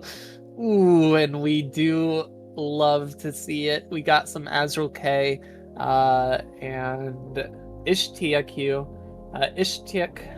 I don't know how you pronounce it. I actually, I should know how to pronounce it because they were a mapping mentee as well as me at the same time back in like 2018, 2019. Glad to see them performing and making such cool maps here, but this is going to be basically a Nomad 4 style of map. It's very tech heavy, lots of slider tech in this one, some finger control as well, but for the most part, like accuracy is going to be really important here, maintaining good accuracy on these sliders. Here we go into the first KI section. Everybody holding on to the combo so far. It's pretty chill to hold on to the combo, but again, the accuracy is going to play a huge part here. Right now, it's Dynamo at the bottom of the leaderboard, but just by about 1,000. We're going to see players switching out with each other now as Elixir takes the hot seat. It's going to be a misses on Vesprit, though. Vesprit, Dynamo, and Elixir all finding a couple of breaks in this intro section. Tetradoge is the only one still holding on to the combo, still holding on to the FC. The recoveries are there for Elixir and Dynamo, so that is going to be helping them out just a little bit, but they're so close to each other right now in terms of score. It's within 15,000 points between them.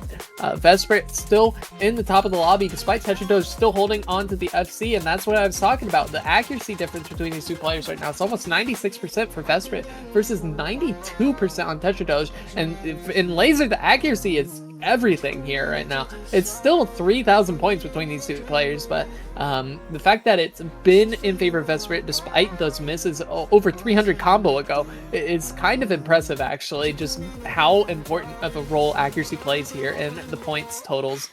Still, though, Elixir at the bottom of the leaderboard here, 280,000 points to their name versus 330,000 for Dynamo right now, so about 50,000 score gap between these 2 players, and it's continuing to climb, though. Misses come through from Dynamo on this section. Elixir, though, down accuracy by over 3% from Dynamo, so really just not having a great time despite holding on to the combo. So this is where the accuracy again is going to play a major role in who moves forward in this map, and the map is coming to a close. Elixir finds the miss, and I think it's safe to say Dynamo is safe here. Tetradoge, Vesprit, of course, also moving forward, but yeah, Elixir will be eliminated in that 4th place slot. Thank you so much for playing here. I hope you had some fun along the way. But your top 3 is going to be Tetradoge, Dynamo, and Vesprit here.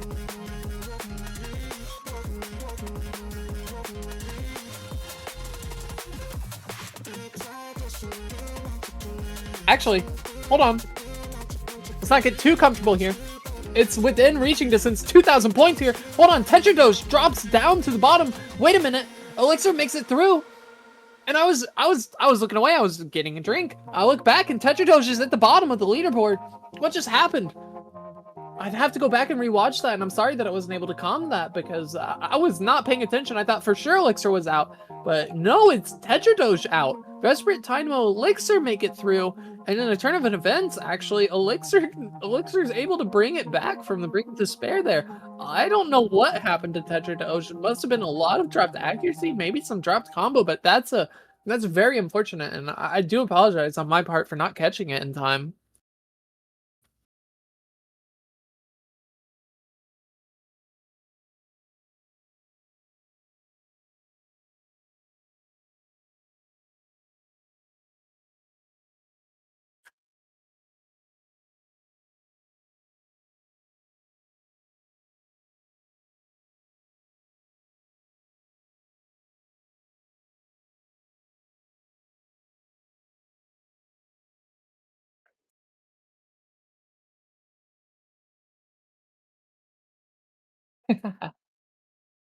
No worries. Hey, I'll fill in the gaps here.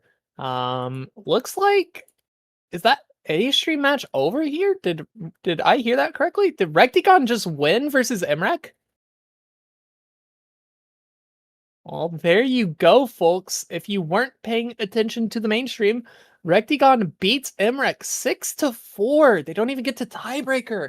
That's going to be your seed 2 coming into this tournament here in Rectigon. Moving forward into the winner's grand slot, Imrek will be dropping down to play against Zoodinator in that loser's grand spot. And the last time we saw them match up, Imrek swept Zoody 4-0. Of course, that was best of 7. Now it will be best of 11 when they face off against each other just in a little while later, but that's gonna be pretty huge. I think a lot of people were expecting Imrek to continue his undefeated streak. Actually hadn't dropped a single map so far in the tournament until just now. Recticon getting the best of him. And yeah, this is Recticon, guys. But right now here on the B stream, we've got the Battle Royale. If you're interested in that A stream stuff happening, go check that one out for sure. But I'm interested in what I'm seeing right now here.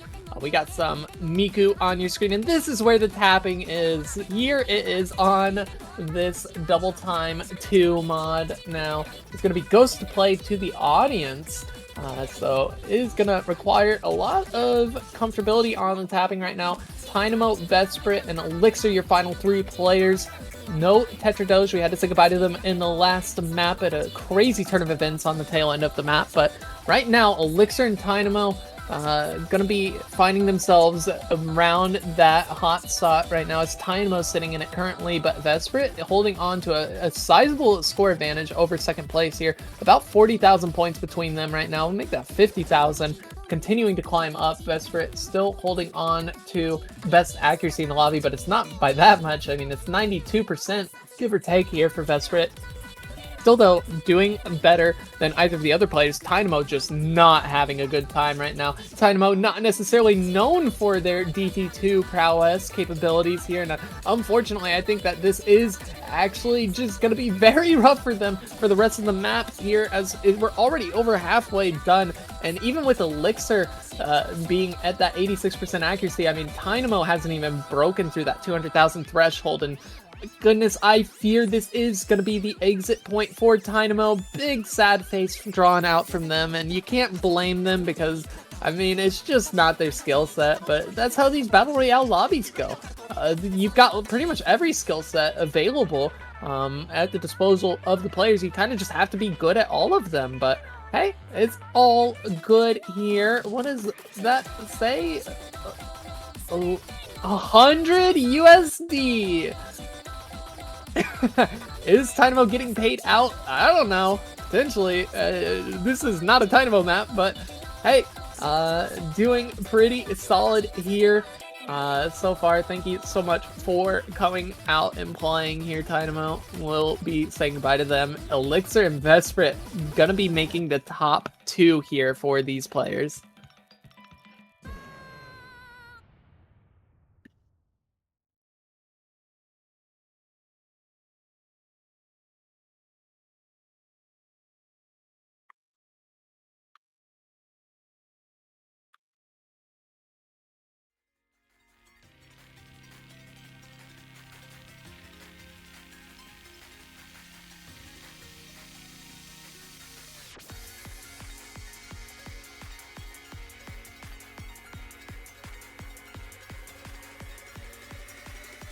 Here we go, though. Final two players of one map remaining. If you've been keeping track here, I think you will know what it is. I know what it is. It's gonna be Furiosa Melodia on that no mod 3 slot, and what a crazy map to finish it off on. I believe this was OWC 2017 Grands, 2017 or 2018 Grands tiebreaker, and I believe it came back as a finals tiebreaker in one of the more recent years, if I'm not mistaken. So, very well-known map, especially among the tournament scene. But should be no strangers to this map for either of these two players. Fact is, though, Elixir had been on the chopping block for the majority of this match so far. I think it's pretty impressive that they've made it to the top 2 right now. Because I do believe I remember them always being either at the bottom 2 or the bottom 1 player in the lobby for the majority of this match. So this is going to be tough for them. Vesprit, on the other hand, I think it's maintained either like top 1 to top 2 on every single map so far. So this is going to be interesting here for how this one will go down. I think Vesprit will probably have the advantage, but anything can happen, especially on a tiebreaker scenario on one of the more well-known tiebreakers in OSU tournament history. I feel like this is like peak of OSU tournament tiebreakers when it comes to just, you know, like overall knowledge on this pick. But hey, we'll see how this goes. Intro's pretty chill.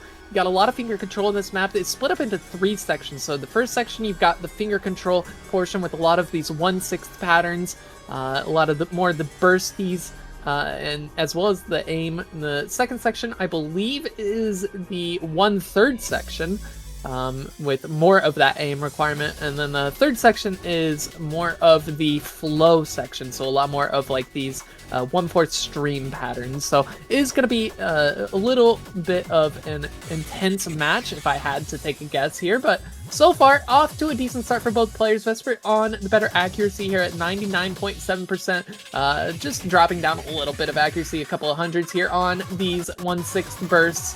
A lot of finger control required here. You're going from 1/6 into the 1/4 into the 1/3, and it is a lot to handle, especially when you're having to maintain that aim control as well. We do see Elixir dropping some of the combo here now, and again, going to be finding more misses, dropping down to about 96% accuracy, but still doing their best to maintain this combo that they're able to put together here. Vesprit will end up dropping the combo, so that's not going to make things get too far out of control, but the more that these chain misses come through, the more that the chain 100s come through from Elixir, the further away the score gap is actually getting. It's already about 40,000 points separating these two players.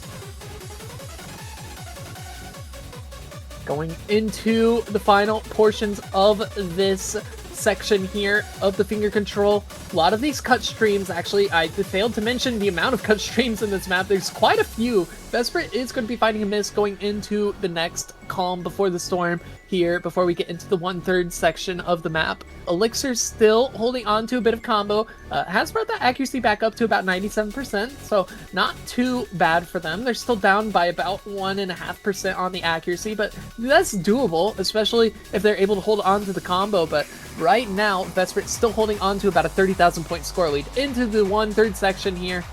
Big aim section. Lots of these huge triangle jumps, as well as some 1/6 patterns as well. Very easy to break on, especially if your aim isn't quite right. Vesprit going to be finding a miss before we get into these jump patterns, but it's the hardest part of this section here. Big triangles, slowly increasing in the size. Giant jump section here.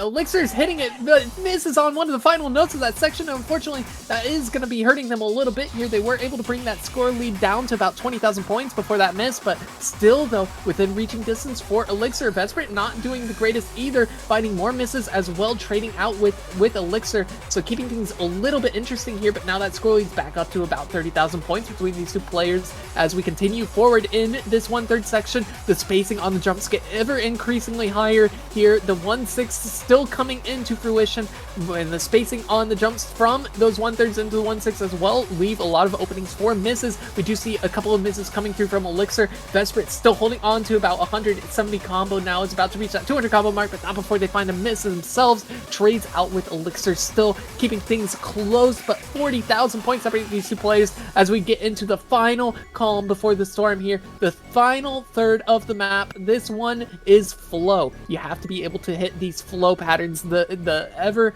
difficult flow patterns here. It's not going to be too difficult, but I mean, the final portion of the map features all three of the major sections that we've seen so far. The finger control, it features the 1/3 aim, it features the flow as well. So this is do or die for Elixir right now.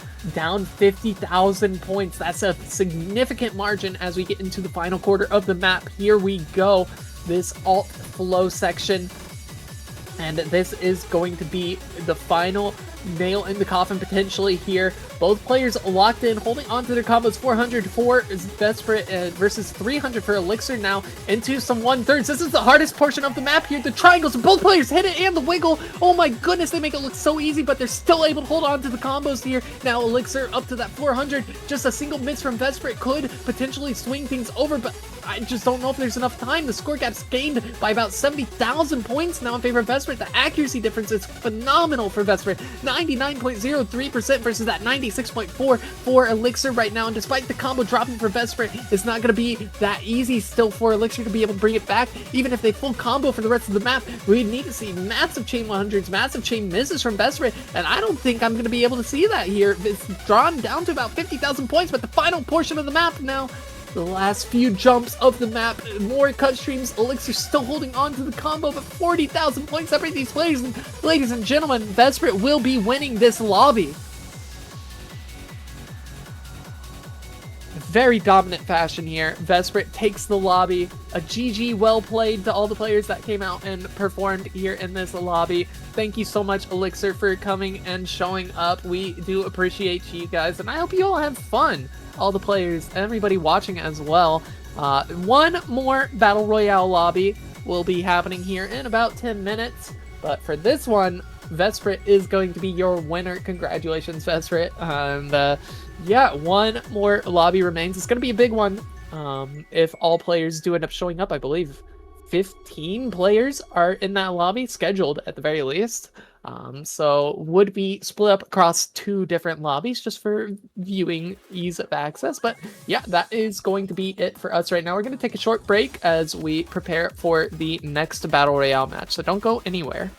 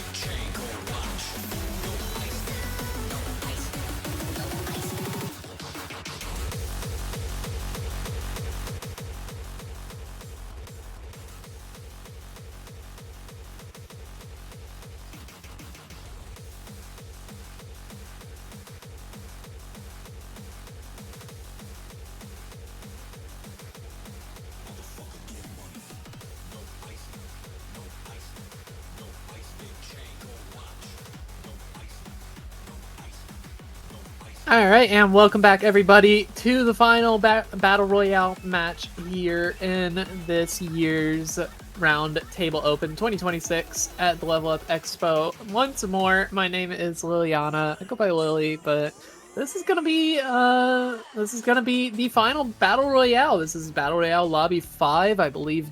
Difficulty of these maps is 6 to 6.5, if I'm not mistaken here.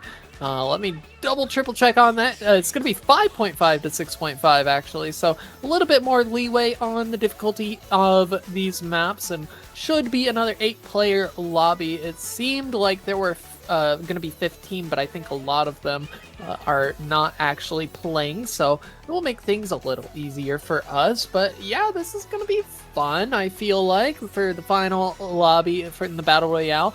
Of course, on the mainstream is going to be the Losers Grand Finals, a brand new pool here for the Grand Finals. We've seen similar pools for the semis and the finals, and then the round of 16 and quarterfinals had the same pool. Now into the newest final pool with a lot of cool maps to them as well.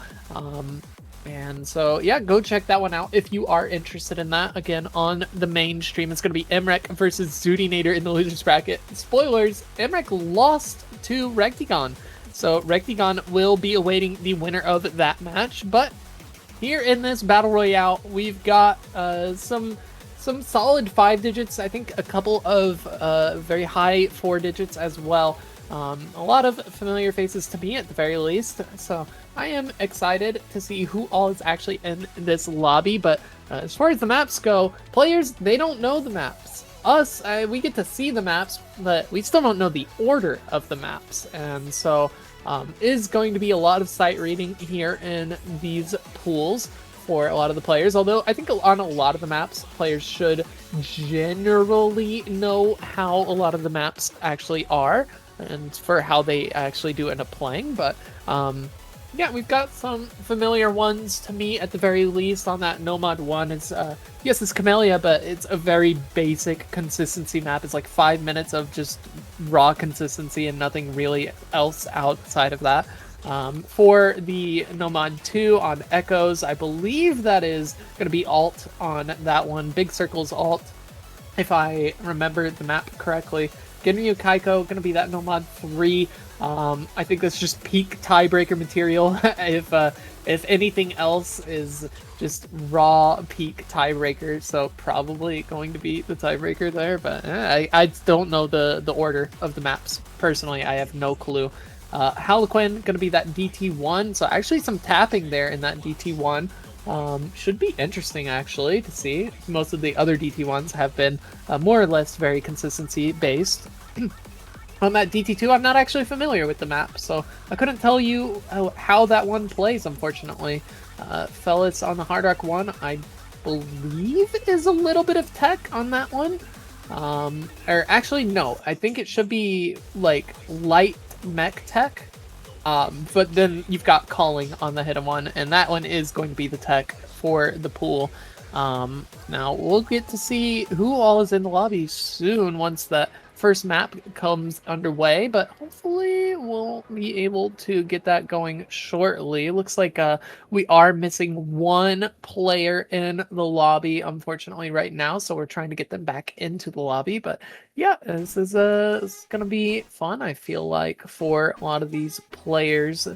Actually, I have the list of players right now. I can go look at them and tell you all about them. So we've got Yamio in the lobby. You've got Lily with 2 L's and an I, 5-digit player there. Anomaly going to be another player. Fart. I'm just going to call them Fart because I am not going to be saying fart every single time I see them on the screen.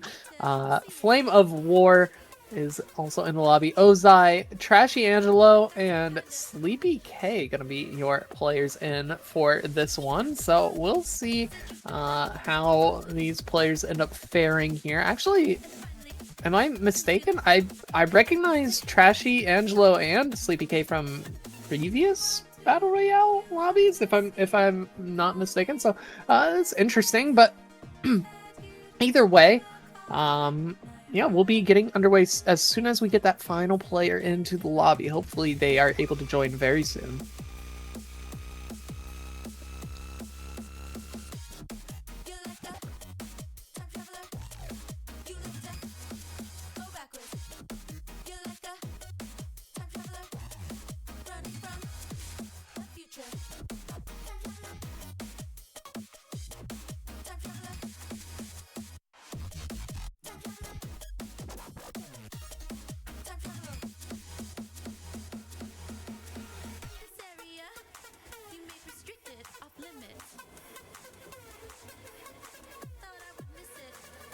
All right, it looks like we are going to be getting underway very shortly now.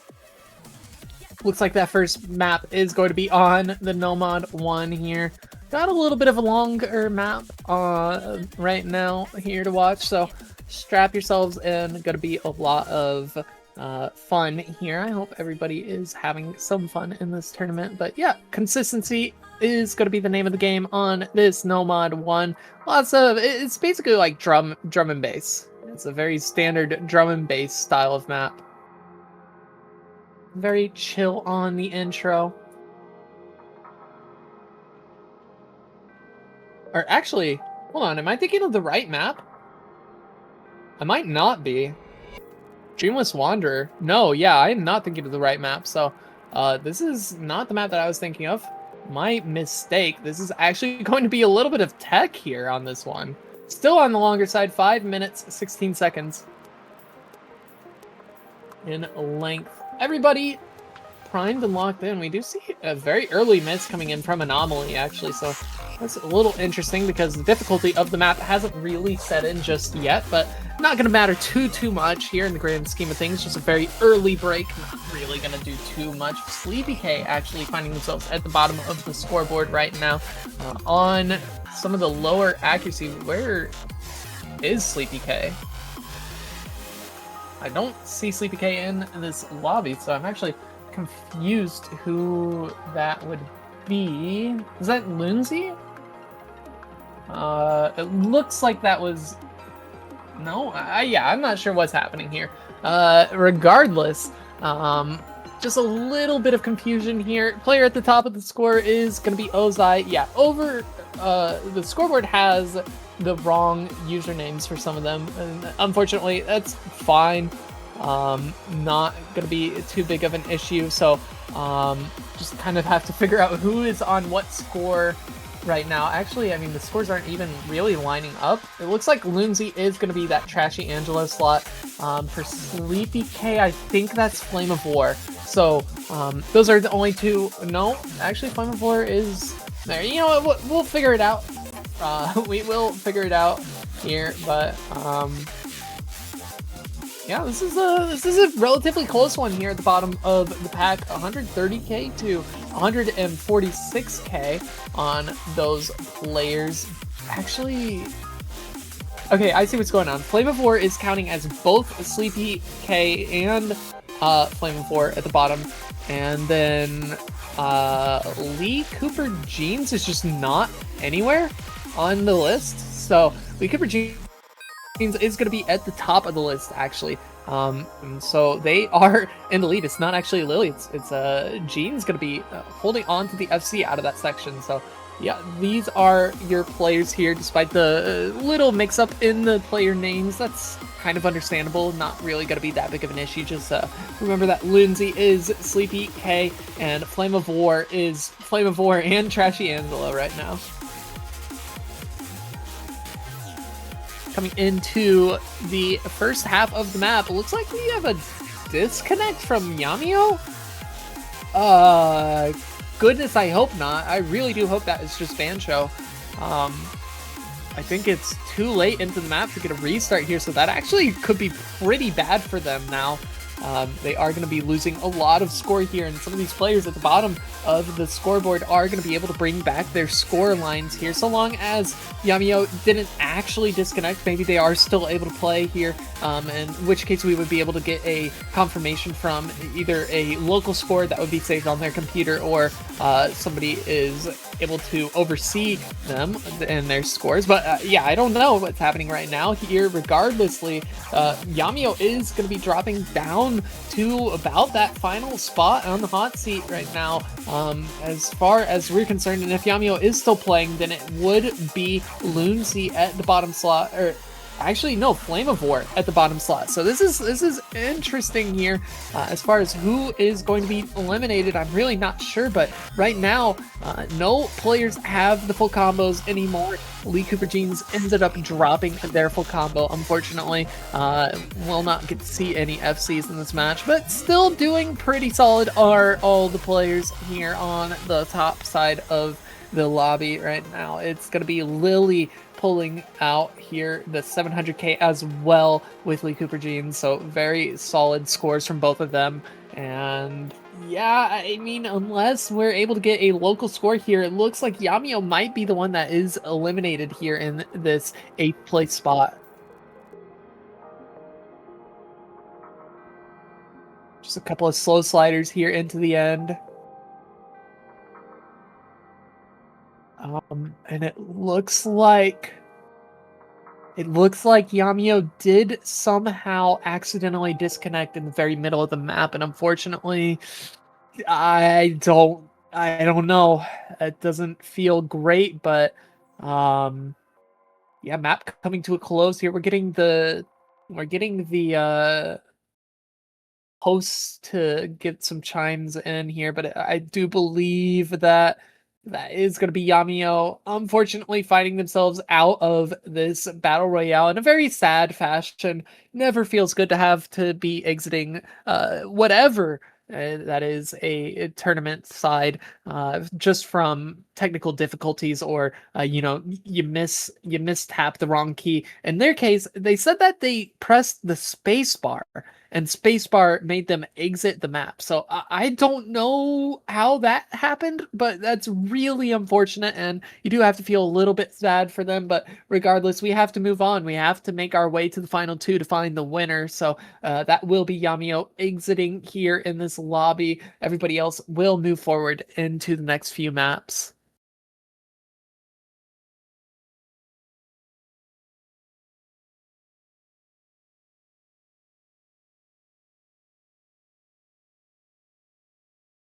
Yeah, very, very sad way to exit out of the map, unfortunately.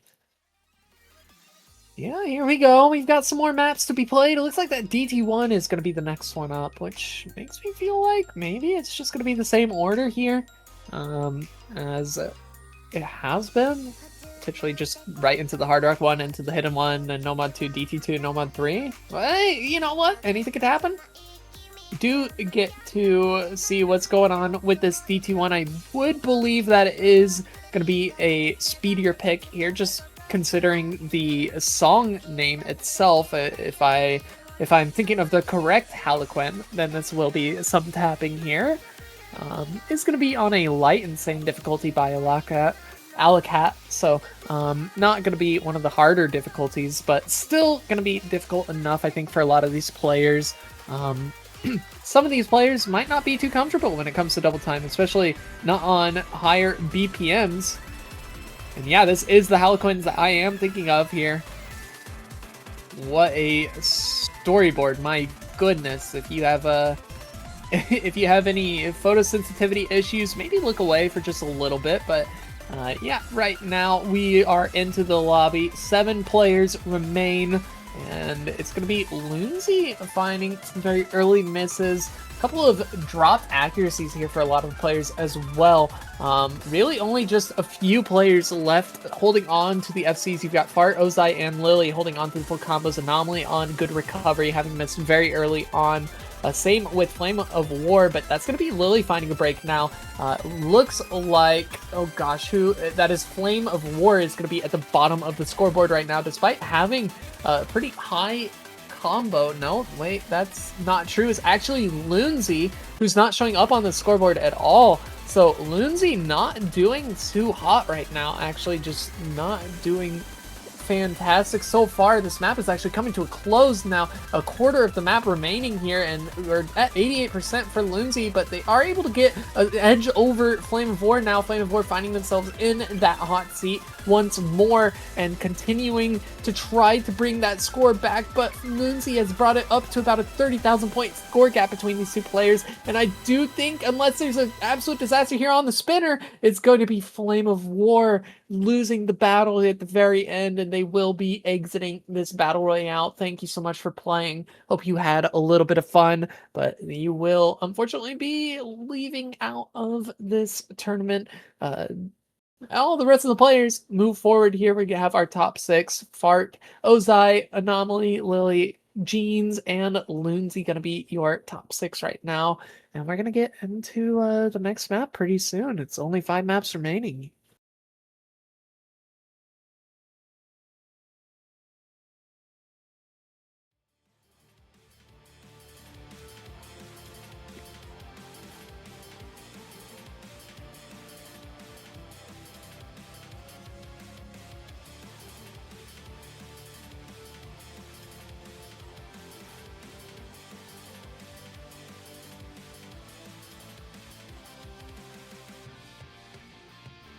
There we go, though. It looks like that Hard Rock 1 is going to be the next map here, so it's going to be on Fellas, which I believe is some light mech tech, if I am thinking of the right song.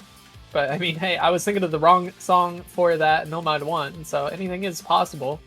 Of course, I am seeing this pool for the first time myself, as well as the viewers and the players, so you just kind of have to go with the flow of things as they come our way.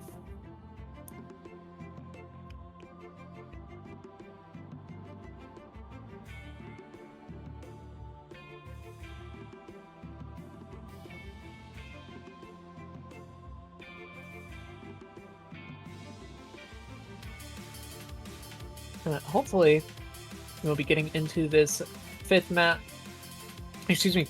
of the lobby. 5 maps remaining here. We'll be getting into this third map pretty shortly. Again, just a reminder, over on the A stream, you've got the first match in the grand finals of the Losers Scrams between Zudinator and Emrek. That is happening on the main stream. Definitely pop open a second tab if you aren't already doing so. I imagine that match is gonna be pretty cool to watch, especially considering it's a rematch, as Zudi losing 4-0 to Emrek very early on in the tournament, so a little bit of a grudge match actually for these players.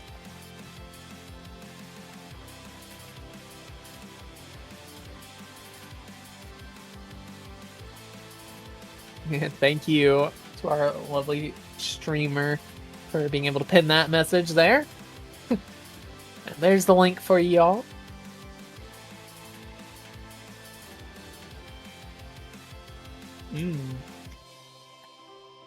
Okay, well, I am being told that the players are having an issue importing this map. Seems like the Hard Rock 1 slot's just not doing the hottest here for some of these lobbies, which is really unfortunate. Not sure why it would be happening such, but we might have just a little bit of these players having to wait just a little. And I'm not sure what we do if the map actually is not able to be played, because I think that could definitely cause some issues, especially considering that there's only 5 maps left and 6 players remain. So, I mean, it's not like we can just skip one of the maps. You'd have to find a replacement, I feel like.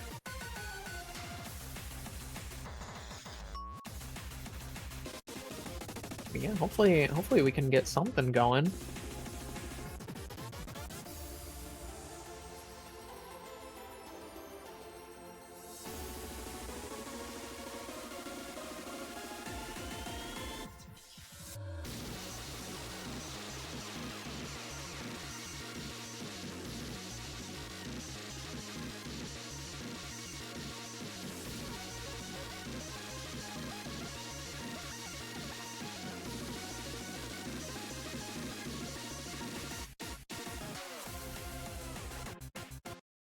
Yeah, over on that main stream, Emrek versus Zudinator. It's 2 points in favor of Emrek right now. No points yet so far for Zudi. They're on that Nomad 1 in Space Invaders, but plenty of match left to be had for them. It is best of 11 for them. So, yeah, hopefully we can get this all sorted out here on our end, though. Awesome. Sounds to me like we do actually have the map functioning as intended now, so just waiting on the players to rejoin into the lobby. Just some slight technical delays, but you know, we'll be getting started pretty shortly, I imagine.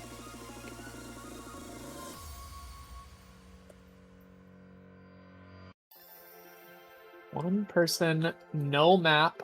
So maybe gonna be waiting just a little bit longer. Ah, goodness. I mean, what would a LAN tournament be without some hiccups here? But not to worry. It should be fine soon enough. Hopefully we can get this all sorted out shortly.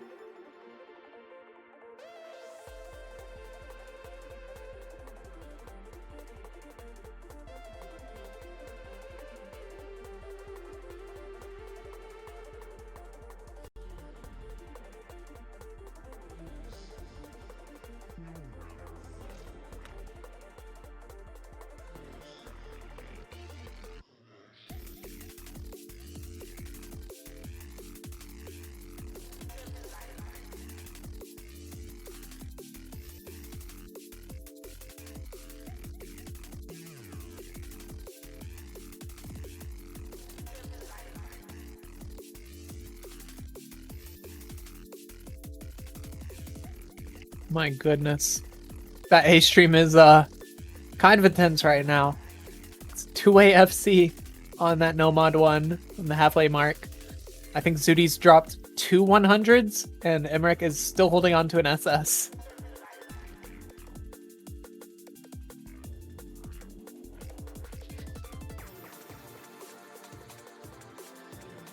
Finally drops that SS, but still me having that score line. Yeah, this is a great time here at the Roundtable Open. I hope everybody is enjoying themselves. Again, just a reminder, take this time to stand up, stretch your arms a little, stretch your legs, move around just a little bit, get something to drink, maybe grab a snack if you're at your home. You know, hang out with some friends. Maybe pop this up on the TV. Have a little watch party with some of your friends, but we'll see. Just awaiting this map to start soon as we can get all of the players sorted out here.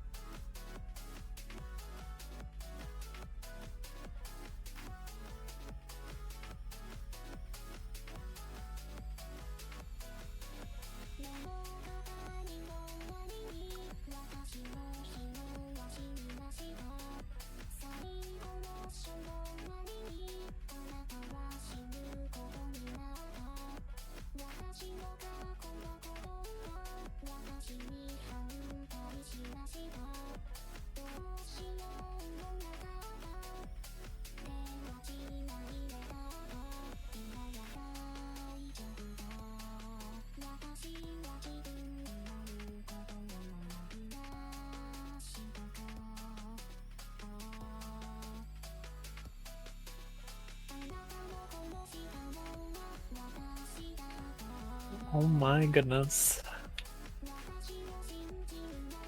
Actual peak cinema on the mainstream there, the double FC on that no mod one.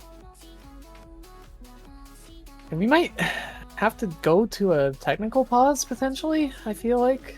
I'm not really sure what all is happening here behind the scenes. I mean, last I heard it was just one player who was having issues connecting.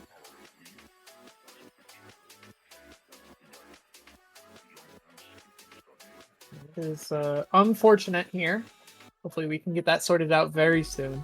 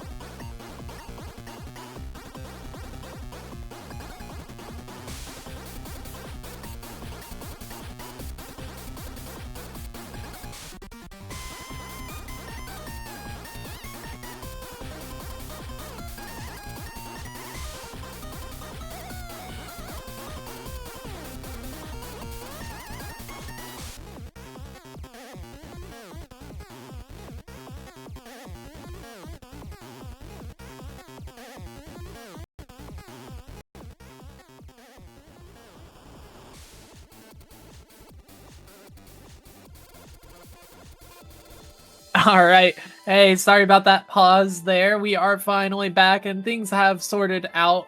Not sure just all what happened, but we were able to get things fixed, and that's what matters here at the end of the day. We've got 5 maps left to be played. Excuse me. Oh my goodness. 5 maps left to be played here. And does it actually seem like we have all of the names correct? No. Still missing Lee Cooper Jeans, and Flame of War is not actually in the lobby. Now it is Anomaly who is taking Flame of War's score. So still going to have to do a little bit of eyeballing on some of the players themselves here. I keep my eye on the bottom tracker, but yeah, not going to do us too well here with a missing player, and such as life, it's not going to matter too much here. On this pick, though, with the Hard Rock, you got some precision here. And so a lot of difficulty for the map. We do get to this break. It does appear that Lunzi is going to be at the bottom of the scoreboard by a significant margin. Barely above 100,000 right now. The next highest is 220,000. There's only a third of the map remaining, so this is going to probably be Lunzi exiting this Battle Royale setting, and it's a very unfortunate way to exit in this match. Just having to wait so long just to have to play a map that you're really not comfortable on, maybe a mod that you're just not too comfortable on, and yeah, is unfortunately the way that these Battle Royale settings go. But you know, somebody was going to get eliminated, and unfortunately it's going to be Lunzi right now. Also worth mentioning, Fart is going to be closing out a full combo here on this. Okay, well, never mind, because we are just going to misaim that last note. And hey, you know what? The map really did seem over, but actually, there was one more note. So hey, we're just gonna not worry about that note. I would say that was gonna be a full combo there for Fart on the top middle of your screen. But yeah, unfortunately, do have to say goodbye to one of these players. Lunzi is going to be this unfortunate victim of this map. Thank you so much for playing. Hopefully they had fun in this match so far, and this event as well. It's been a fantastic weekend here at the Roundtable Open. Thank you to everybody tuning in from across the world. But yeah, this is these are going to be your top 5 players here. Fart. I gotta squint on some of these names. Lily.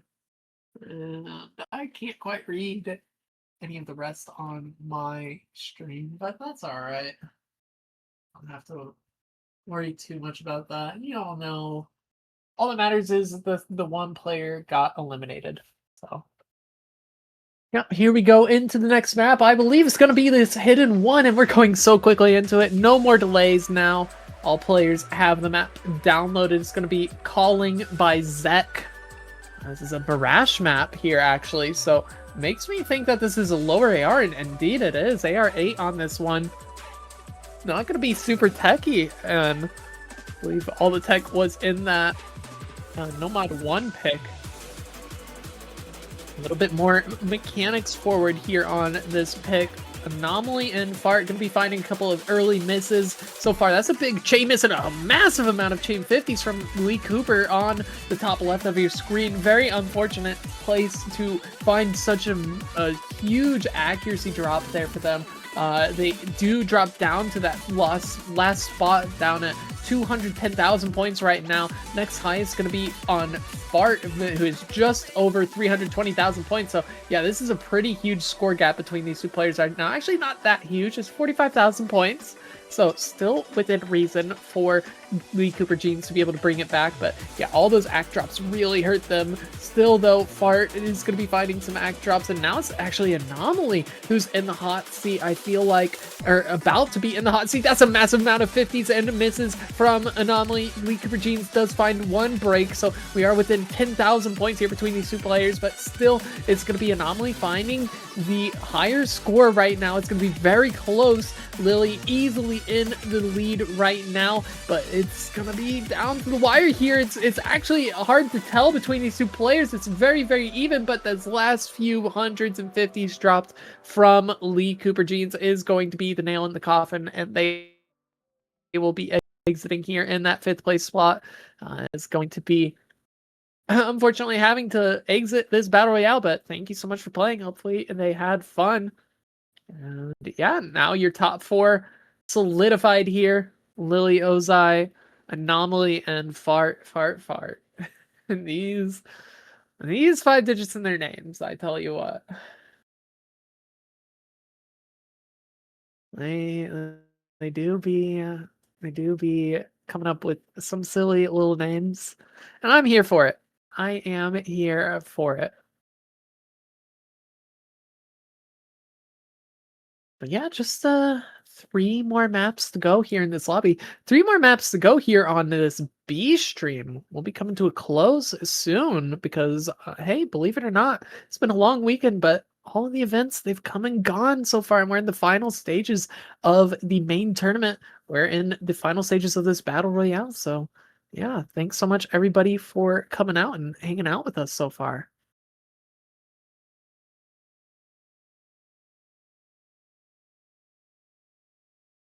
Here we go. On to the next map here. Nomad 2 is going to be Echoes, Nekomata Master. Got some alt here for these players. A lot of finger control on this one.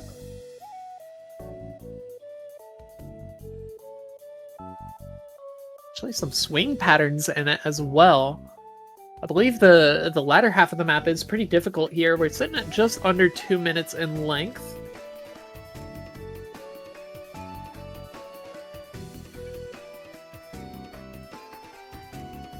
Okay, so now on the scoreboard, we can actually see the proper players. There are no more missing players in the lobby. So is going to be more or less correct. You just have to know that Yamio is Lily's score, just mirrored. So it's the only confusing thing, but don't worry too much about it. Right now is going to be Anomaly at the bottom of the leaderboard here. 280,000 points to their name, but they're down about 50,000 points to Ozai right now. So it's going to keep things a little bit interesting here. Going to need to bring back some score here. Hope for some more misses from some of the other players. We are above that 200 combo threshold for these players, but here's a big finger control section. All players hit it, but not without some accuracy drops on Anomaly there, so that is going to continue to give them the lesser score of these players, which is not great, and especially now with multiple misses here on this more alt-heavy section, on the snap alt section, and is going to be misses on Ozai, but too far gone, I think, for Anomaly. Unfortunately, they're down 100,000 points to Ozai's score, and this is going to be the nail in the coffin here for Anomaly. They will be exiting here in this 4th place slot, but they gave it their all, and GG, well played. Thank you for playing. Lily, Ozai, and Fart going to be your final 3 players here in this lobby 5 to close out the Battle Royale tournament here.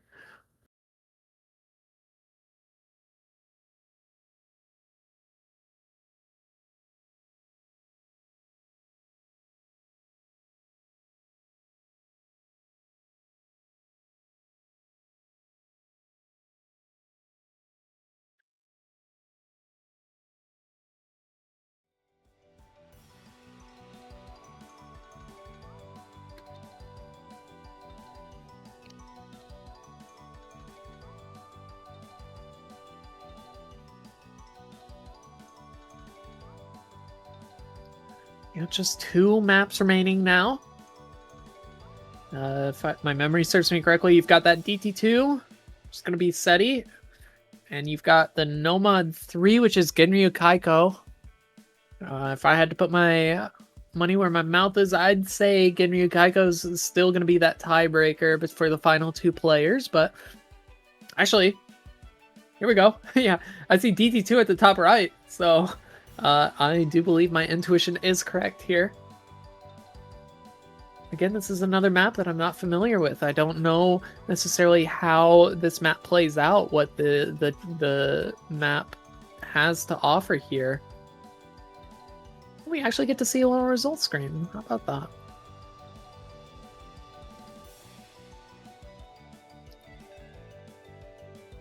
that? Here we go.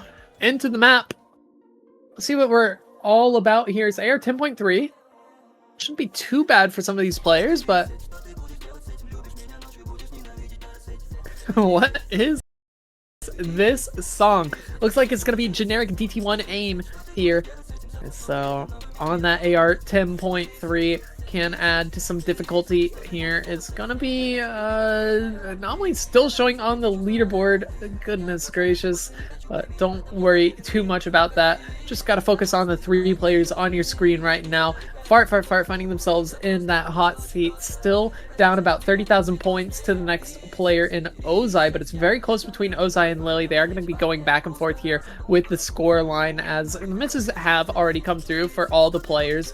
Accuracy-wise, though, still going to be a major deficit for Fart, and Ozai going to be finding some chain misses here on these jump patterns. Lily as well dropping a lot of combo, but so does Fart, so we're going to keep things relatively even, but Fart is going to be at the towards the bottom of the lobby. Now is actually Ozai in the hot seat, sitting at 7,000 points behind Fart's score. So this is actually very, very close for between these 3 players. Right now, Lily in a significant lead, sitting almost 600,000 points before either of these players reach 550,000. So it's going to keep things relatively safe for her. But yeah, we're getting into the final jumps of the map, and Ozai finding a bunch of misses. Hold on, it's going to come down to the wire. It's less than 4,000 points, and Ozai is not going to make it. Your final 2 here in this lobby is going to be Fart, and Lily here on Genryu Kaiko of all maps. Absolute cinema. The final map of the bracket or battle royale matches. The final battle royale match to be decided here for this one. I believe it's a Wooting Uwu for the winner of this match. So yeah, I mean, for some of these players, you know, getting a nice new little keypad would be pretty solid for them. Not sure how either of these players use, or what either of these players use, but hey, could be an upgrade, could be just a replacement, whatever, you know? It's nice, but you gotta win in order to get it. So, Lily versus Fart. We're gonna have to see who of them comes out on top here on this No Mod 3, the Genryu Kaiko. Absolute banger of a map and song as well. It's, I believe, like 6.5 minutes, if I'm not mistaken, or at least I know it's over 5. So we're gonna have to strap in here for this one. Let's get all the players' maps downloaded. It's just 2 players, so hopefully it won't be too long before we get into this one, but hey, we will see. Yeah, just an update over for the A stream if you weren't watching that one. Imrek will be the winner of the Losers Grands matchup, knocking Zudinator out. I believe that match ended 6-1. So, very solid performance. Congratulations to both Imrek and Zudi for making it to the top 3. Or at least for Zudi, making it in that 3rd place spot. Now Imrek has a chance again versus Rectigon in that winner's side. Still going to be on the loser's side of the bracket, but will be getting that rematch. Here we go. In this match, though, we are looking at Lily versus Fart on Genryu Kaiko. Lily dropping down to 95% accuracy. I mean, I know the accuracy's never been the comfort point for her, but 95 this early on, not a great start so far. Actually trailing behind by about, what is that, 10,000 points? So it's actually not too far just yet. But still, though, has some work cut out for her. Found a few misses early on, actually. I missed those misses. I did not realize that that's what happened, but Fart holding on to the 99% accuracy, and we've got a long map here. It's 5 minutes and 2 seconds in length. This isn't the Genryu Kaiko that I think everybody is most familiar with, but it is going to be one that is more than difficult enough, more than worthy enough of being the final map here in this Battle Royale for these players. Here we go into the Ki section. Big jumps on these ones, lots of linear patterns, and we do see Lily dropping combo once more. This is not a great start for her as Fart continues forward with the full combo. They are still holding on to it, and the better accuracy as well to boot, about a percentage and a half over Lily. So yeah, this is starting to get a little bit out of control now as the score separation between these 2 players is about 50,000 points right now.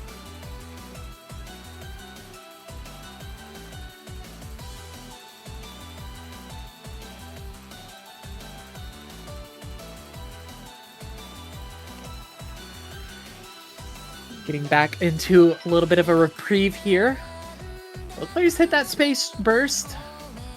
I was not prepared for that one personally, so good to see that both players were locked in. All it takes is a few misses from Fart for Lily to be able to get her way back into the swing of things, but now it's 70,000 points in favor of Fart, so this is actually still going to continue to be a tough one for Lily to be able to claw back the score right now, and so it is going to be hard work here as we do see the shakes starting to come through from Lily, and unfortunately that does lead to another miss here.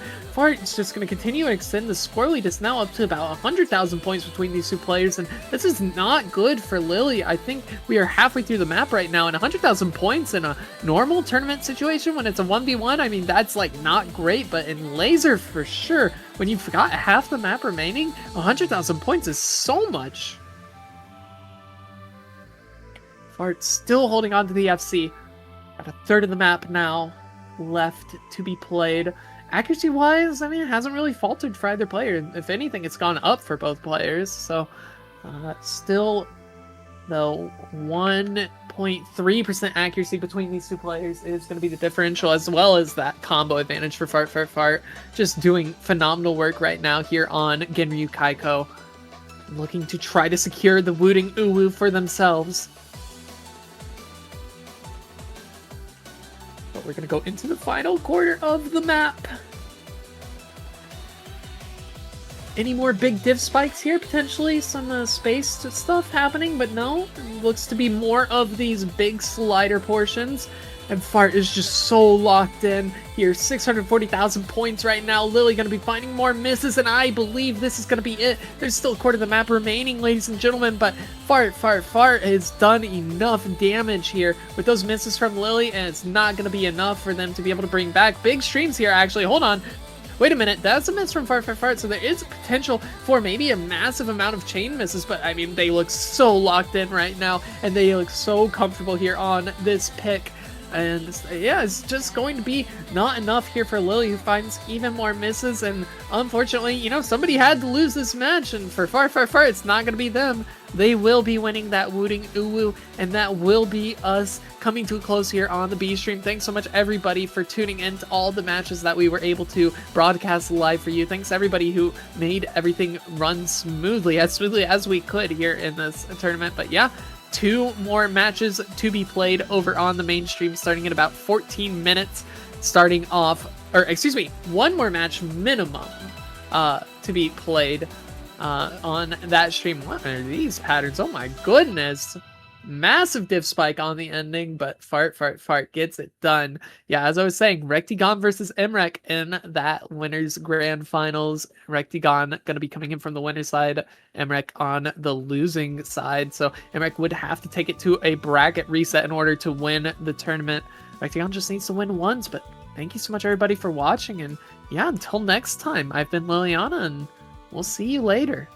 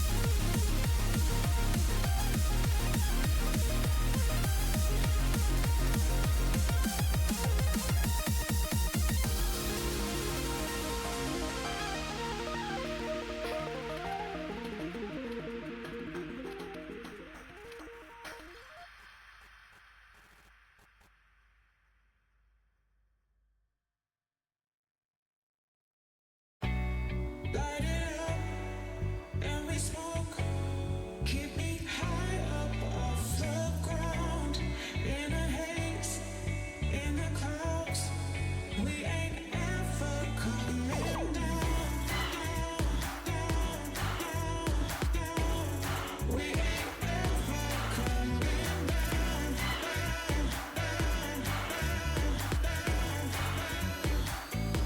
Like islands in the sky.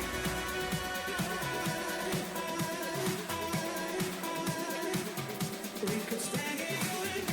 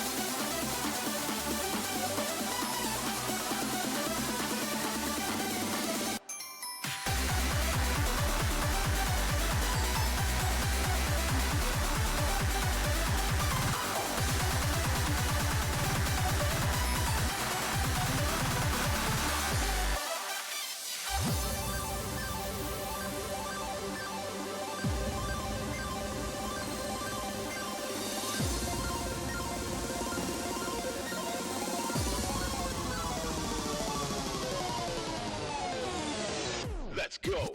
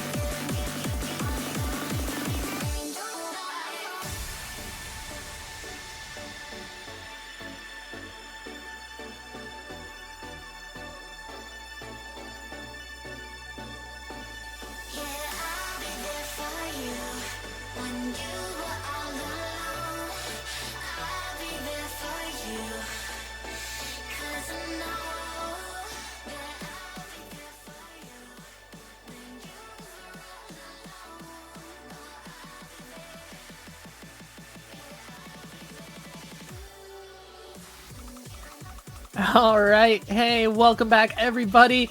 Did we fool you saying that that B stream was gonna go by the wayside? Well, turns out we are doing a co-stream here with the main stream. My name's Liliana, and hey guys, I know you might have missed them, but we got a special guest here for the grand finals. Go ahead and reveal yourself. Who do we got in the commentary booth with me? Uh-oh. Stay silent for 5 more seconds. But yeah, hello everyone, I'm Blanca, and I'll be joining here at a beautiful morning in Indonesia.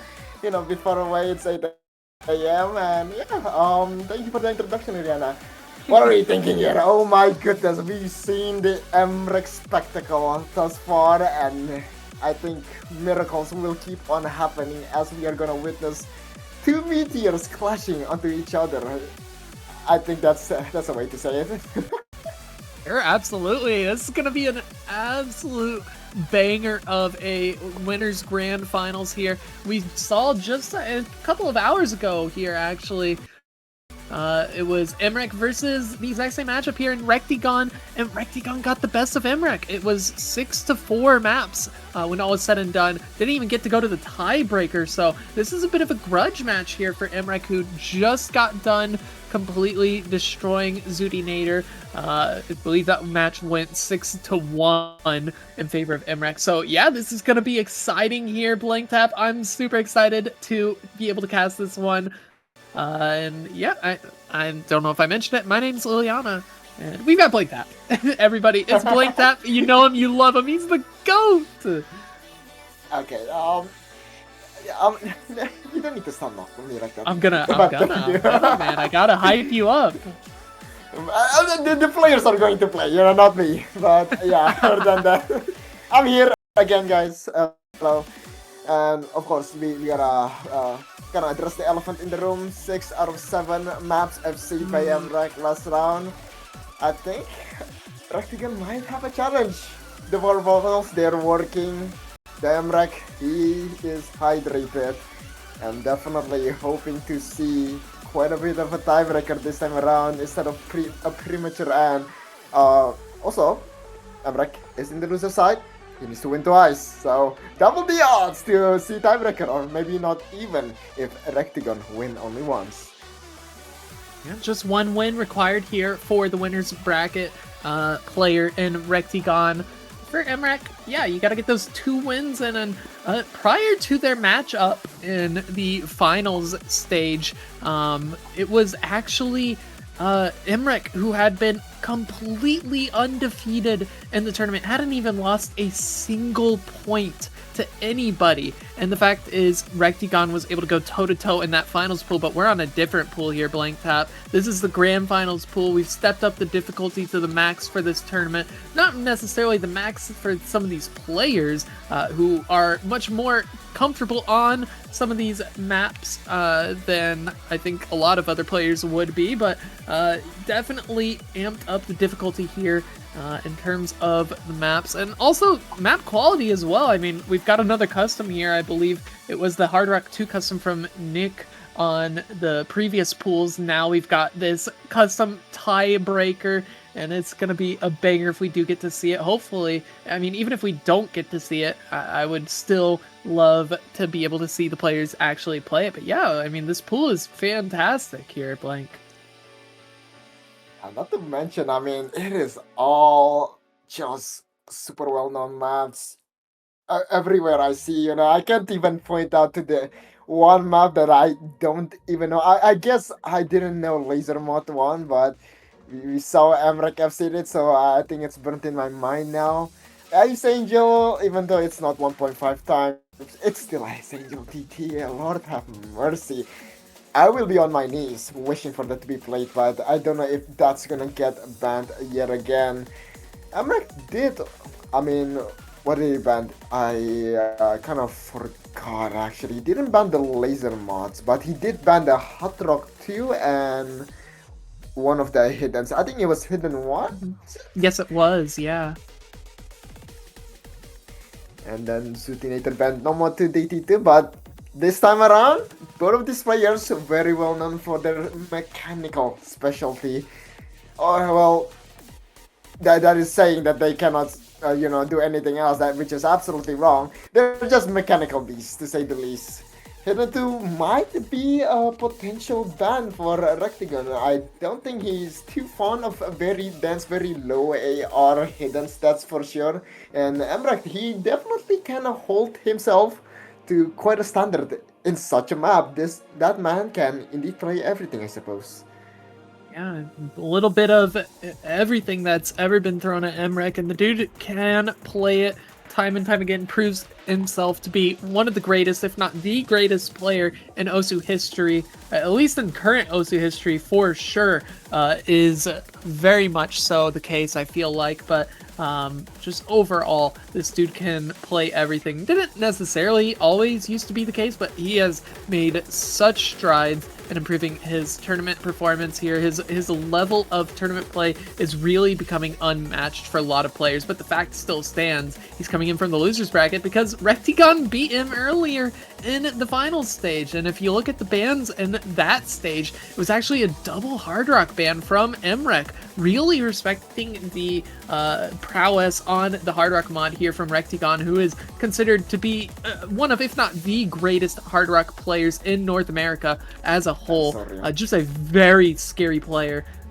Overall, it was the Hard Rock 1 and the Hard Rock 3 bans against Rectigon, and then for Rectigon, actually banned out on the Hidden 1 and the DT2 into Emrek, so I'm not sure. I mean, you mentioned that Hidden 2 as a potential ban, but the fact is that Rectigon was less worried about that in the previous round. Now, this is a different map pool, so it could be different here in this one, but yeah, most likely probably not going to let Emrek have something like that DT2. We saw that Nomad 2 banned against him by Zudinator in the previous match, but I think Rectigon of all people should be able to play that Nomad 2 just fine. Boy, choices, lots and lots of speculation, but sadly we cannot really know for sure until we actually get into the bans. But oh my god, am I excited. Nonetheless though, can Lizard Mod be banned? Can you refresh me on that? Yeah, so there are no ban restrictions, there are no pick restrictions. You can pick all of the Nomad pool if you want to. You can ban 2 maps from the same pool, it doesn't matter. Well then, I mean, not gonna lie, if you're very uncomfortable with Laser Mod, I think Laser Mod 1 will be indeed a safe second ban for Rectigon. Any data, any ideas on how he did on Laser Mod last time he went against anyone? Yeah, I'm not too sure actually. I wasn't able to witness some of those matches previously because I was just commentating for some of the other matches that were happening at the same time, but I can't imagine that Rectigon would be uncomfortable on something like that. LM1 potentially, I think, might be fine for them with the wind up and the depth. And then I don't know about that Laser Mod 2 because you're changing the difficulty to be CS 8.5, AR 8.5. I mean, the AR is whatever, but it's that CS that makes it so brutal. The synesthesia actually is really fun. I feel like that just changes the combo colors to be what is exactly what the notes are on the timeline. So you have the white ticks. If the note is placed on a white tick, then the combo color is white. If the note is placed on a red tick, it's red, so on and so forth. But yeah, for all of these different mods in the laser mods, I mean, the difficulties really just come from, well, for Laser Mod 1, it's the depth being added and the windup as well. But for the other laser mods, you're really just getting the difficulty in OD11 on that Laser Mod 3 with it being down, or Ekaro by down. And then for the Laser Mod 2, it's that tiny circle size, but looks like we are going to be getting underway here very shortly. We have been informed that Rectigon is going to be having the first ban. It's ABBA here in the grand finals. 2 bans each, and Emrek wants that first pick, so we will get to see who goes what here. Oh, a bit of a turn of an event, actually. Oh, never mind, my bad.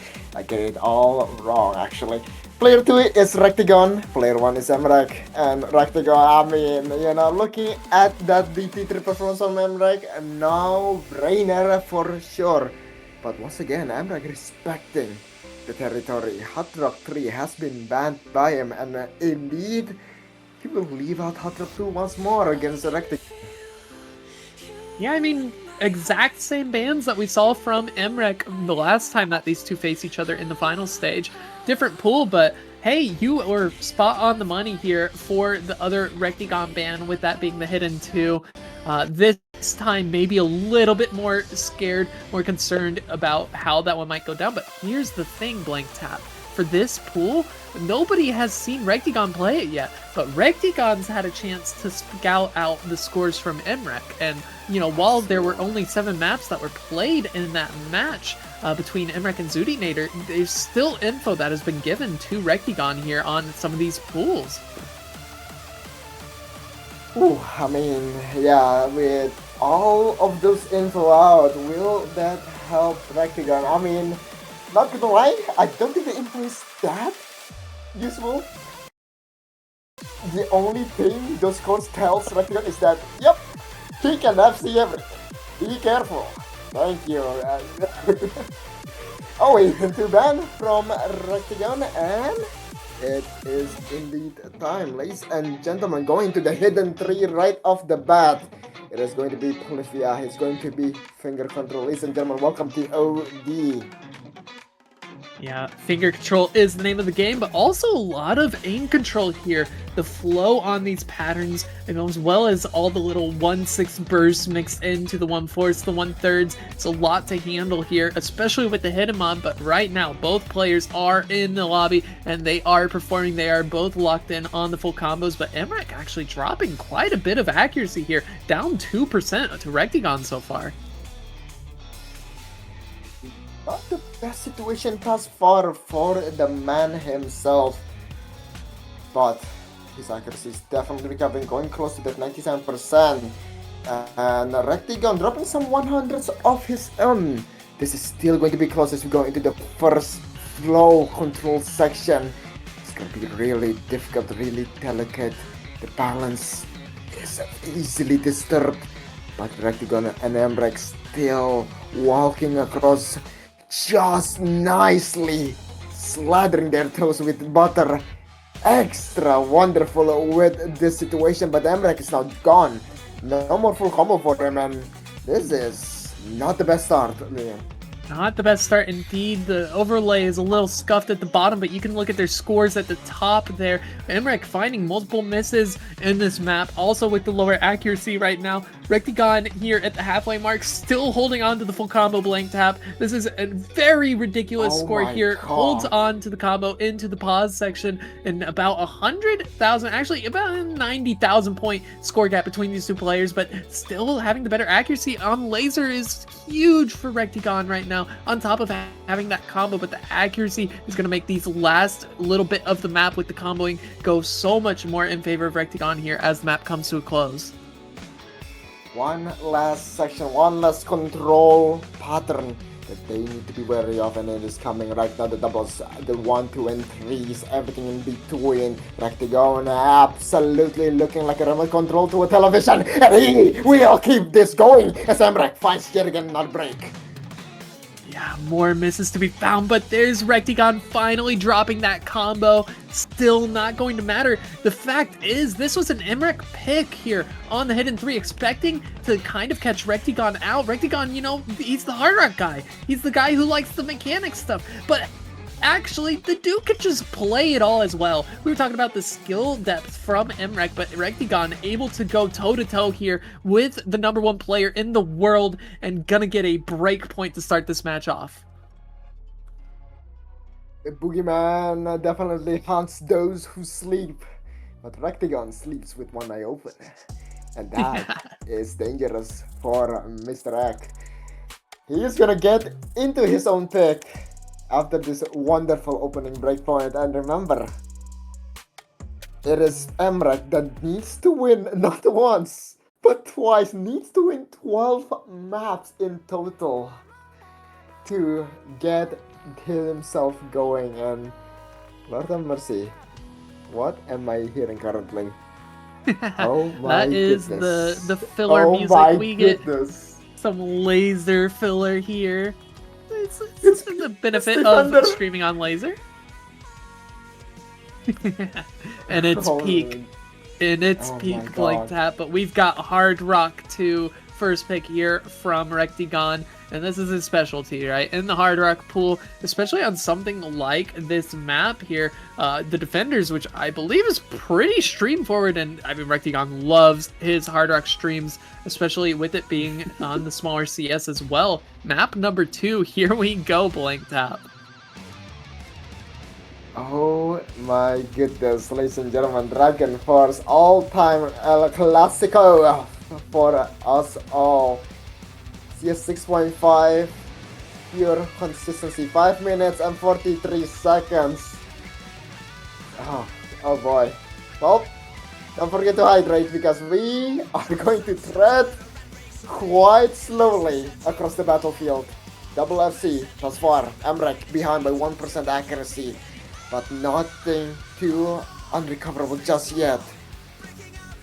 Yeah, we are looking at a 5-minute 43-second map here. It's basically tiebreaker length of quality mapping right now. So much combo density in it as well. The streams do start to pick up towards the halfway mark of the map. We're already starting to see some of the streams, but right now it's a lot of consistency here, and both players doing solid to hold on to the combos. Still, though, about 0.8% accuracy advantage for Rectigon as we get into the first few stream sections of the map. Now, this is going to be the key eyes with what is all about, all the flow aim here, Blank Tap. So right now, both players looking pretty solid.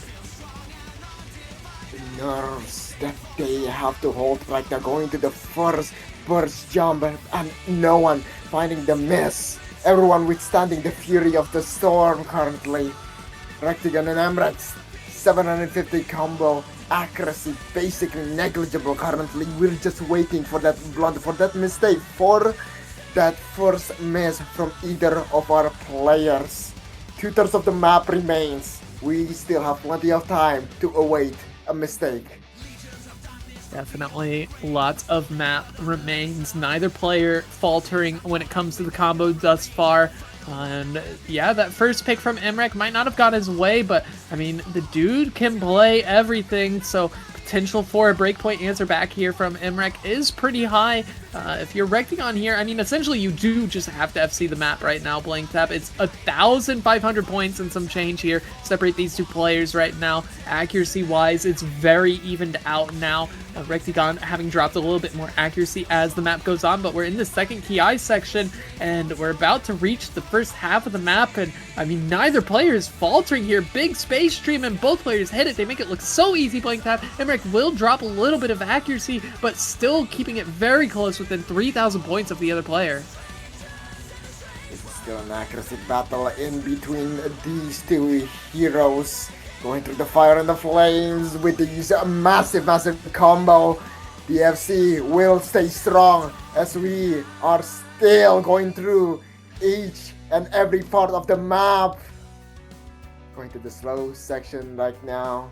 Feeling serene like it's the autumn season. But the danger still lurks on.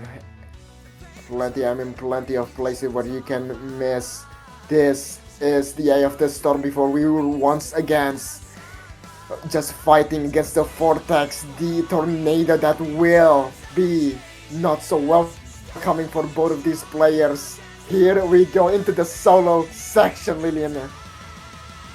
This final little bit of the solo now starting up. More streams to be had here, and is still going to be both players holding on to the full combos for the time being.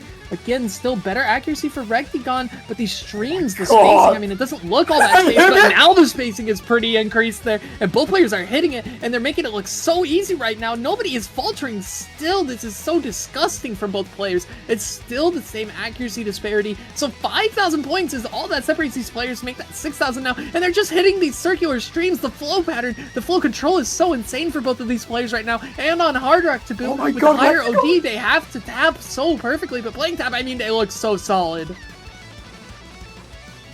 This is it. Going into the final triples, going to the final stream. Rectigon and Emrek still needs to hold on. The storm is not over. They are fast. The most dangerous part of the map but they cannot fumble the ending. They still need to cross the finish line. It's a 7K difference. They need to hold on. They need to stay strong. The song speaking to them, trying to urge them to keep on going. 2,300 combo right now, 1/8 of the map remaining. Nothing short of perfection, nothing short of a clean success can bring either one of these players to Valhalla, to the finish line. It's an 8K difference, this is still anyone's game. It is just absolutely devastating as Rectagon finds the miss and Emrek stays stone cold with his combo, finding those 50s but not the misses. Yeah, holding on to the combo is Emrek going into the final few streams of the map, and the score lead now at 25,000 points. I mean, Blink Tap, that sounds like nothing, but as far as this map goes, that's so much score here for these two players to separate them. Now, Emrek, despite being down almost 0.4% accuracy, is still going to be getting the point because he is able to hit the combo when it matters. He gets the full combo, and that's back-to-back breakpoints, Blink Tap. 1-2-1. I mean, back to back breakpoint. We have a match on our hand. We know that anything can happen and anything will happen as we go into Emrek's next pick.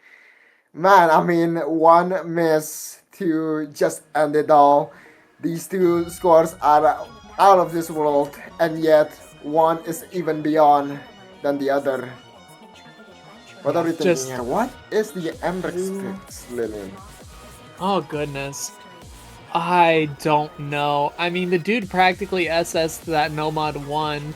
Rectagon can play aim, but I don't know just how well Rectagon fares on the aim here in this pool.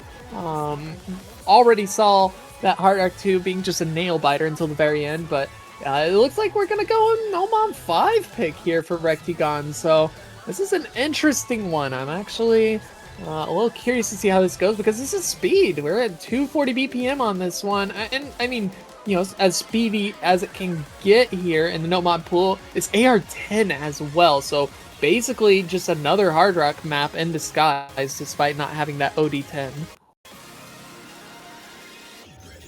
Oh boy. It is jumps, and it is definitely burst. It is time for the Nomad 5.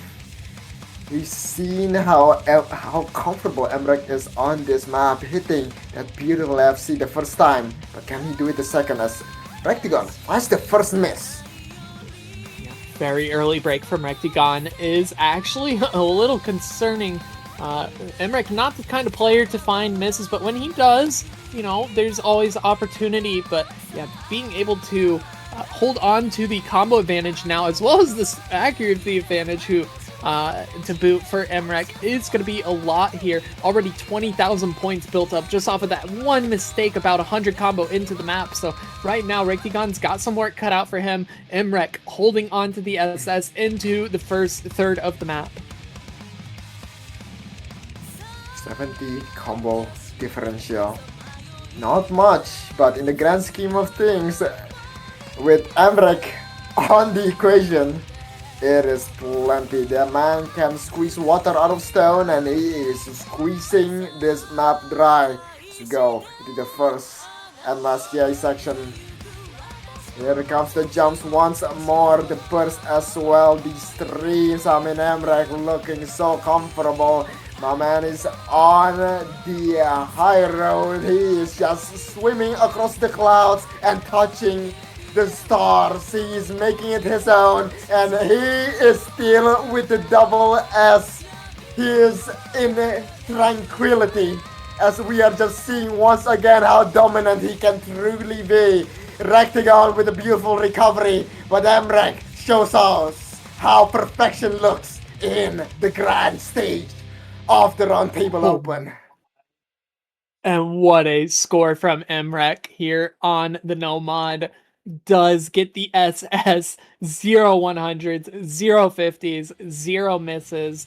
It had a little spinner to boot, so it's going to be over 1 million score. But Emrek again FCing back-to-back maps now. It was that Hard Rock 2 now on the Nomad 5, and yeah, this is Emrek. This is what you expect. Recticon, of course. I mean, very respectable score. You had the one miss there at the very, very beginning of the map, and then hit the reverse choke. But yeah, can't really afford to give misses the way of Emrek. I mean, even hoping for misses from Emrek is too much to ask for a lot of the time. I mean, you know, I am a bit speechless, but Rectigon is a man of few words. He will go straight for yet again another precision pick. Laser mod 2, AR 8.5, and it is CS 8.5. Ladies and gentlemen, get your microscope ready. We're entering the world of microbiology, and Rectigon is ready to cure some disease. It is Kaibutsu TV size. It's not gonna be a long map, so you know it's about to get real hectic in this stage. Oh yeah, these laser mods are all about pure chaos here in this tournament. It's so fun here to be able to see some of these mods really shine through. This one specialty, as we said, it's just smaller circles. It's a little bit slower AR, but yeah, we're looking at CS 8.5 here, and I mean, yeah, I've got my magnifying glass out here, Blank Tap. I'm not sure about you, but hey, so far, accuracy-wise, not a great start for either players. The combo density really isn't that much here, and Rectigon already having a miss very early on into the map is going to make things a little bit tricky for them. Yeah, these jumps definitely demanding of such precision. The circular pattern catching both Emrek and Rectigon off guard. Accuracy not favoring any of our players, but Rectigon having that advantage. Can he push it further? He's doing just that, swinging to the score to his side by about 11k, going to the spinner. Not much spin to win action in the side of lasers. One last closing section, the top left catching him off guard, miss aiming the center. It's a 5k difference currently. Once again going into the easier pattern. Emrek, can he do it? It's a 3% accuracy difference in lasers. That might just be a difference maker, but the score difference, finding a miss once again, is a 3k. It's trying to go to the left. Emrek dropping some 100s, Rectigon dropping a miss. The linear catching him off guard. It's a 3k difference, and it's gonna stay that way, ladies and gentlemen. Rectigon keeps it going. The match is still alive. The flames are burning, and it's 2-4-2. A difference of 5,000 score.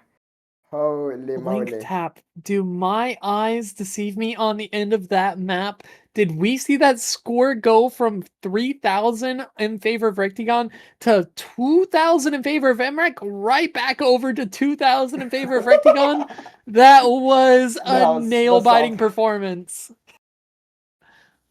Oh my goodness. Oh my. I mean, you know, once maybe it's, you know, maybe you're unlucky, but twice, Emrek daring himself to once again go into the hidden forest. He banned this against Detonator, but Rectigon will not get the same level of respect. Son of Robot has been picked, and it is time to aim with Hidden. Yeah, this is a Dance Gavin Dance song.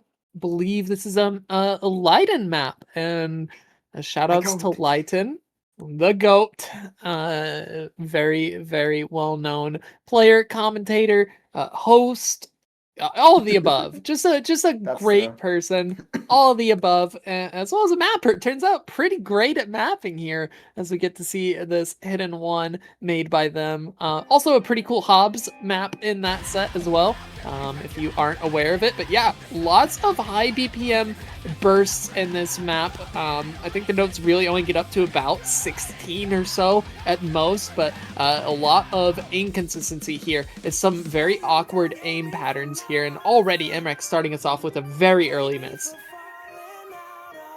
Yeah, this map is definitely extremely awkward, but these two players still holding on quite nicely. However, an opening crucial miss from Emrek. Rectigon once again showing that Hidden is not a territory that he is unfamiliar with. He has visited back in the 1800s, and he is once again visiting it in the 21st century, showing that he is quite the explorer. 340 combo, still holding it nice and tight. 99.7% accuracy currently. Yeah, it's keeping it very close here right now into the first Ki section. This is where the really awkward aim into the bursts start to show now. Some of the longer bursts that I was talking about earlier, we do see a couple of hundreds drop from Rectigon, who now is below Emrek in terms of accuracy, and also found a miss themselves. I completely missed that on my end, so that is going to give a score advantage over the way of Emrek for the first time in this map now, who is continuing to hit this patterns in this Ki section. And yeah, Emrek makes it out unscathed despite the very early miss, now on top with a decent score advantage. Table has been flipped. Emrek once again taking control. 670 combo going into the second half of the map. Still comebackable, but it's gonna be really tough. We need to see a miss on the side of Emrek, and we need Rectigon to keep FCing from here on out. Nothing short of perfection from this point onwards will save him.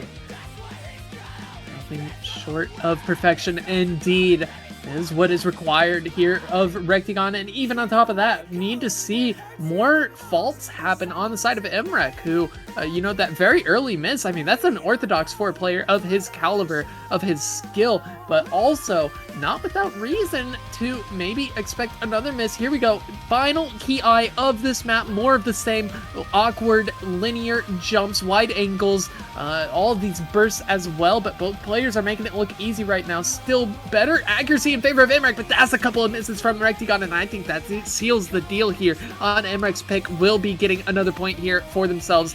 Keep this match on its way towards tiebreaker here, Blank Tap.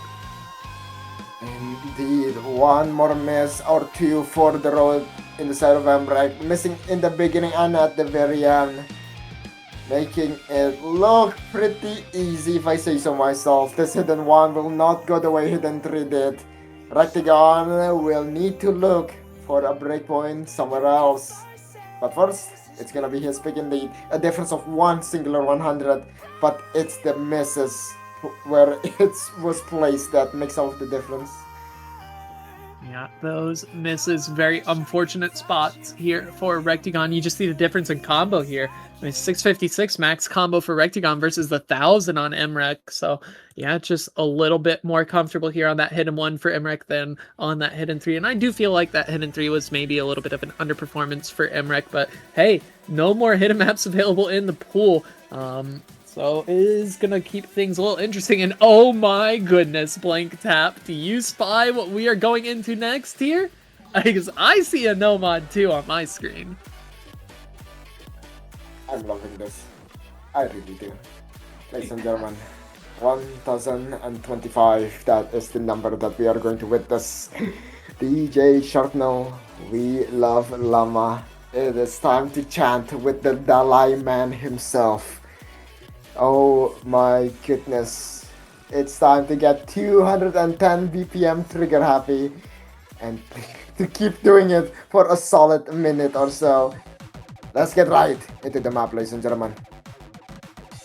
Yeah, this map is all about stamina. You said it already. 1,025 note long stream in the middle of the map. Stamina gonna be tested here. I think for players of this caliber though, the more difficult part of the song is just gonna be aiming it. I feel like more than anything, these guys, they could probably tap a few thousand notes at this BPM, not too problematic for them. But hey, this intro section features a lot of finger control to it, a lot of bursts in it as well. It's that 1,025 combo that this map is so known for, Blank Tap.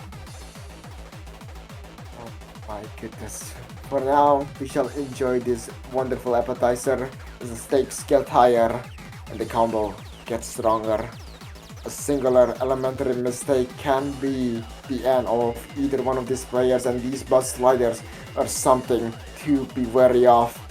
On single play, they are nothing but a nuisance, but in such a high octane situation like this, you do not want it ruining your victory as we go into the first stream and no one find the miss. Yeah, I I mean, hey, and you want to talk consistency here? We saw Emmerich on that SS earlier on that Nomad 5. Now it's Rectigon going into this big long stream that we've been hyping up here with the SS themselves. I think Emmerich sitting on either a 1 or 2 X100 so far. But that, I mean, the scoreline is basically dead even between these two players. Like, 4 100s could be the separating factor here when all is said and done. But yeah, this is going to be the peak moment of the map, ladies and gentlemen. Here we go into the 1,000-note long stream after this little section. Did you hear Just that? let it Glorious voice, and oh my goodness, currently, Dial Lama is chanting to us all. But one time's over. It's time. 1025. Going to the first part now. Try to go with a small hiccup. Better not overthink your tapping. Currently, you want to keep this going. Your left hand needs to keep on moving and moving, tapping and tapping. But your right hand needs to be in control. Your aiming hand needs to be in sync with the tapping. These flow ever changing, ever flowing like the passage of time, like water and river. 1600 combo and still climbing. It is pouring in, it's pouring up, it's pouring out. Rectigan Emmerich still keeping the container nice and steady to keep this glass of water from pouring out. It's just absolutely beautiful as they are just still keeping it going. 1900 combo. One more pattern, one more section in this never-ending stream before both of these players can take a break. But here we go, the pressure is now ever so high. 2100 combo has been reached. One last stream, one last section. This is it, the final spacing. Rectigon and Emmerich going the distance. Here comes the expanding and everyone still goes on strong. Oh my goodness, Blank Tap. We have 2 FCs making it out of that section. Rectigon's sad with himself. How can you be sad with yourself when you're FCing that? Well, it turns out Emmerich is just doing it with better accuracy. I don't think Emmerich dropped more than a single 100 on that section, whereas Rectigon, I think, dropped maybe 5 or 6 at the very start of the stream pattern. So really just unfortunate for him, but now it's more of this finger control burst section here. So a lot of combo left remaining in the map. I mean, I know we just saw 1,000 straight combo and both players hit it, but there's still more difficult patterns here. We get into some of the doubles here. Stamina really starting to test these players, but it's both players still locked in. 0.2% accuracy separate these two players. 5,000 points is all that is the buffer for them right now, Blank Tap. So it is going to come down to the very end of the map here as we do see another 100 come out from Rectigon. That is going to keep things a little bit more in favor of Emmerich, but it's still anybody's game right now. Stop these triples. Better not overthink them now, because we are going to go into our magnum opus, to our final climax. It is time for the final stream as we go into the last few bars of the song. 3200 combo. Still the spacing ever so high, ever so spacious. 3300. Emmerich and Rectigon still hand in hand, so looking at the man and his shadow. 3400. We're going up higher and higher and higher. You can taste the space, you can touch the ozone layer. They are going ever so peak between these two guys, but one last button, one last section starts in between them. And now see the final expanding stream. Here comes the first half, and now the second one. Will we see a miss? 3-day difference. Oh my days. What on earth did we just witness, Blank Tap? It's 13 100s to 19, but Emmerich hit their 100s so much later than Rectigon, and that score was so close. 3 points separate these two players here. 3,800 and some change here between these two players, and what an absolute cinematic end to that map. Now Emmerich finds himself up a breakpoint once more, is going to try to consolidate it on it this time, and we'll see how this one goes. Where is Emmerich going to go next? Because we are out of the hiddens now, and we are out of the hard rocks. My only guess could be into double times, but hey, I mean, Rectigon can play those too, so it's gonna be tough here, but Emmerich will do Emmerich things, I fear. Oh boy, now one breakpoint behind. This is going to be really difficult, but the map pool, it is definitely shrinking. I'm like, will he run out of picks? He will go for DT1, and we've seen how comfortable he is once more on this map. But can he do it again? Can he do it the second time? Will it be funnier? We're gonna find that out soon enough, ladies and gentlemen, as these two players ready up. Let's hope Rectigan is not too shaken just yet, because that man is phenomenal. But he needs to keep things happening, especially against a man like Emrak. Absolutely. You cannot give either of these players an inch. They will take it and go a mile here. We're going to get to see where this next one goes right now. It's a couple of hundreds to start this map off here.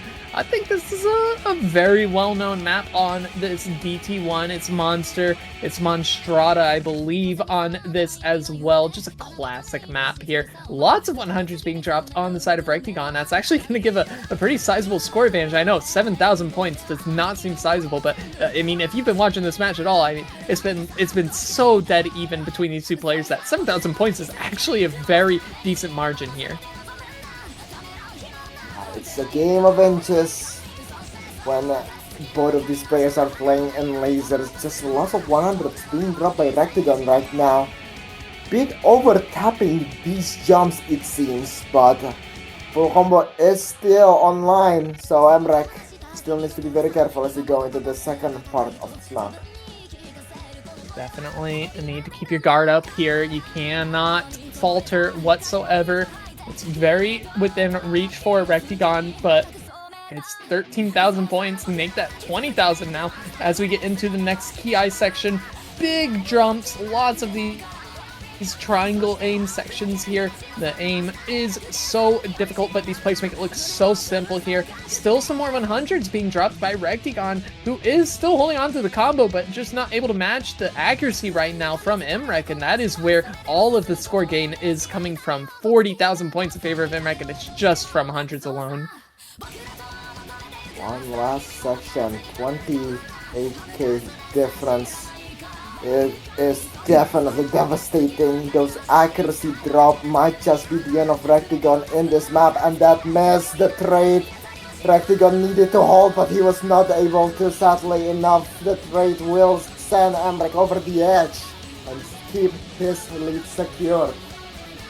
Yeah, that could have been the opening that Rectigon needed, but unfortunate trade for both players there. I mean, fortunate for Emrek is going to be able to get that point.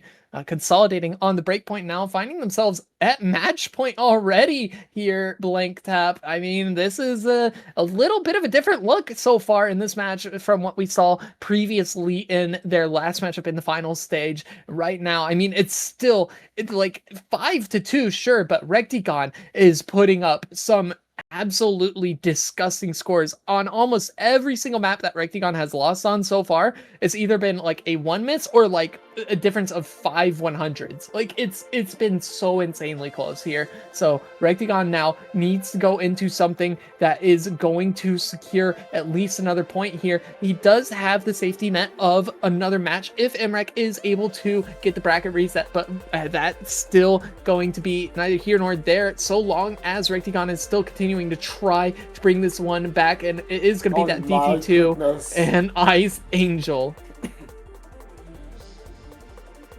Oh my. Also, is this one increased BPM? Yes, it is. Actually, it's not going to be default Ice Angel. We're working with 1.34x on the map. So 225 BPM is going to be the final BPM number here for this one. So actually a little bit less on the difficulty for the map from what it could have been, but still going to be difficult all the same. Indeed. I mean, again, you gotta definitely take into account the CS5 that this map brings. So it's gonna be precise and it's gonna be fast. It is time for 1.34 times of a speed up on Ice Angel, ladies and gentlemen. Definitely in for a treat with this one. It's a lot of streams, and I mean, we saw what happened on We Love Llama, except this time around, it's gonna be Emrek who makes the mistake there. Nobody missed on We Love Llama, but Emrek finding a couple of misses there, dropping a little bit of accuracy. I mean, Rectigon will trade back with a little bit of a hundreds dropped, but right now, still holding on to the combo. That's a very long stream, and both players do hit it, but just the couple early misses from Emrek actually is not that good for him. Do need to see mistakes come through from Rectigon on this pick if Emrek wants a chance to bring it back right now. Oh, the danger lurks. Rectigon is not out of the woods just yet. Emrek lurking in between the branches, in between the bushes.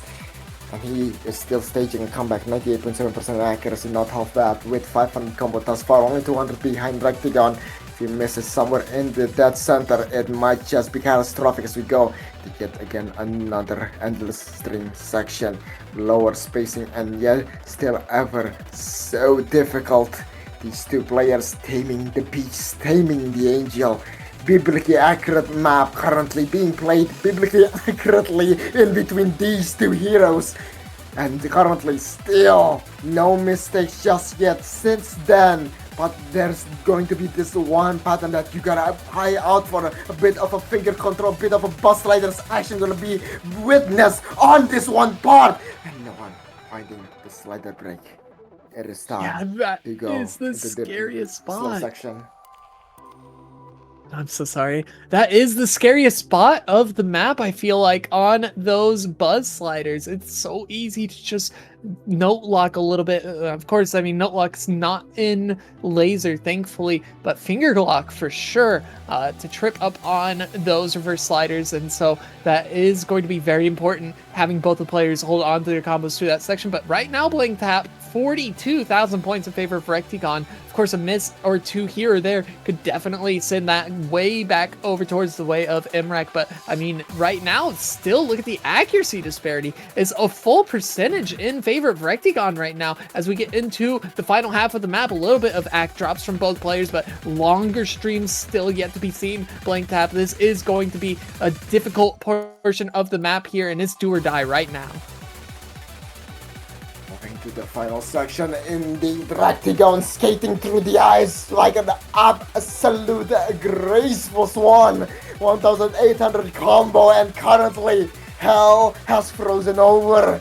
And only one will reclaim the wasteland, and Rectigon showing that he is fit for the throne. 1900 combo currently, 99.3% accuracy. This 1-6 burst is absolutely nothing towards this man, and he is still tapping it. 2000 combo, we are climbing up and up and up and up. Here we go, the apex, the absolute masterclass, the absolute final boss of this beat map, and he is still going on strong. 2300 combo, still spinning, still absolutely dancing over the ice.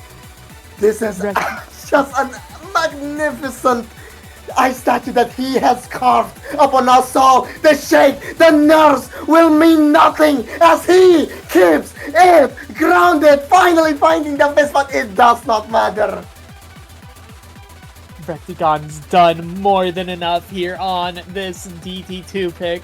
And what a phenomenal way to close this map out here for Rectigon. Now the point is going to go his way, but still down that break point. Emrek still at match point is going to make things that much more difficult. Need to see a break point back right here and now from Rectigon on Emrek's next pick, and then Rectigon will have to win their own pick in order to take us a tiebreaker if Rectigon does not want to have to go through the difficulty of fighting Emrek once more in the bracket reset, which I don't know. Blank Tap, I mean, bracket reset could go one way or the other, but we've gotten a little bit more information here for both players about how they do across some of these different maps. And yeah, that score from Rectigon is disgusting. Just the single miss at the very end of the map. 2500 combo is more than enough to give Rectigon their third point on the board now. Man, I mean, it is a match that keeps on giving.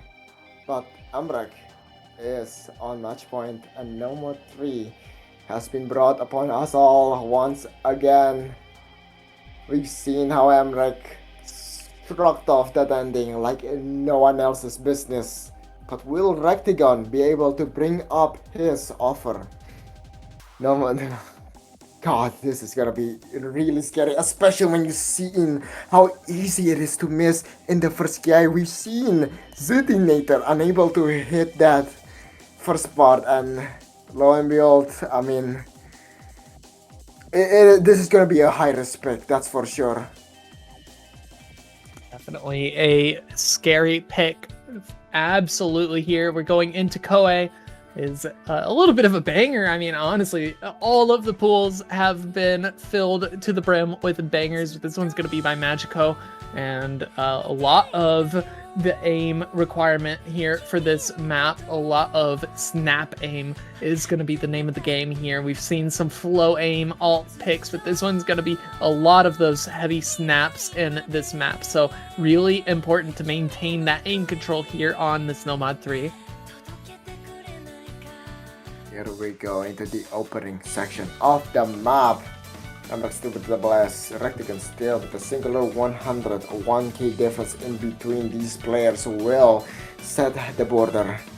But will Rectigan be able to push it towards his side? 350 combo. First part, nothing but cake that they will just keep on devouring. But it's about to get real spicy as we just slowly but surely progress into the first KE section. Are you ready, Lily?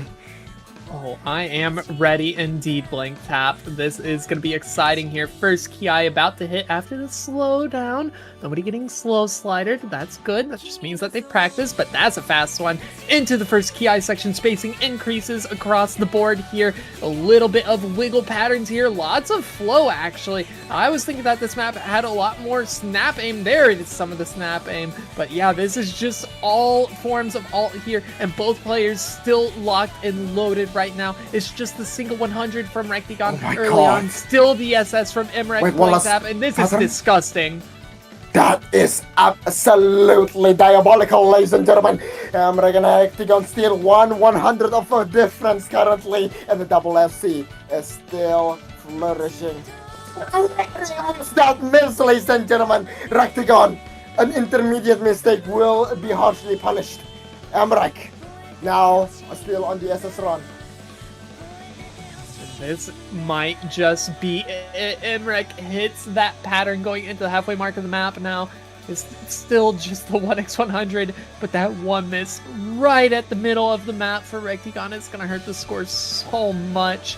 Of course, I mean, laser scoring does help out a little bit here, but that miss is so awful here. Big section right now. Some finger control elements mixed in with the 1/3, or excuse me, the 1/6, but nobody getting tripped up on it. Emrek still SSing like it's nobody's business going into what is going to be the hardest part of the map after we come out of this little lullaby section here. Don't fall asleep because the map is about to kick right back up.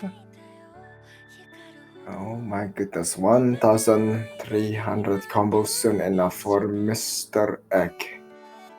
One last section for the route drops. That 100 once again. But here we go, going into this wiggle. The first part, not a big problem. 1,300 combo, we're still counting up, we're still climbing. Emrek not satisfied with the mountain. He will fly, he will soar, he will reach the sky once more. 1,400 combo, 99.94% accuracy. The man has cemented himself in the history book, and he will cement himself even deeper with, yet again, quite a potential of a play. 1,600 combo, the cut stream, nothing much. He's sharper than a knife. He is absolutely destroying this map. Will be nothing but ashes. The wiggles, he's moving here in the dance floor. He is the only one with enough swagger to do it again. 1,800 combo, the ending section, rolling out the red carpet towards their absolute esteemed guest. Once again, Emrek does it again. Closing out the first match here is Emrek. It's a completely different look here compared to what we saw in the finals between these two players. Now, Emrek not going to give Rectigon any more points here. We will get that bracket reset and blank tap. We are also going to be doing a short 5-minute intermission between these matches, but what an insane match so far that we have here, blank tap. I mean, just the sheer amount of prowess and of these players to be able to go toe to toe with each other, to be able to put up such incredible scores consistently across the board, non-stop. I mean, nearly 3 SSs were seen so far in this match, and just completely dominant performance here for both players on all the points that they were able to get, and just such a fun watch so far. So thank you everybody for watching so far. Don't go anywhere. We will be right back.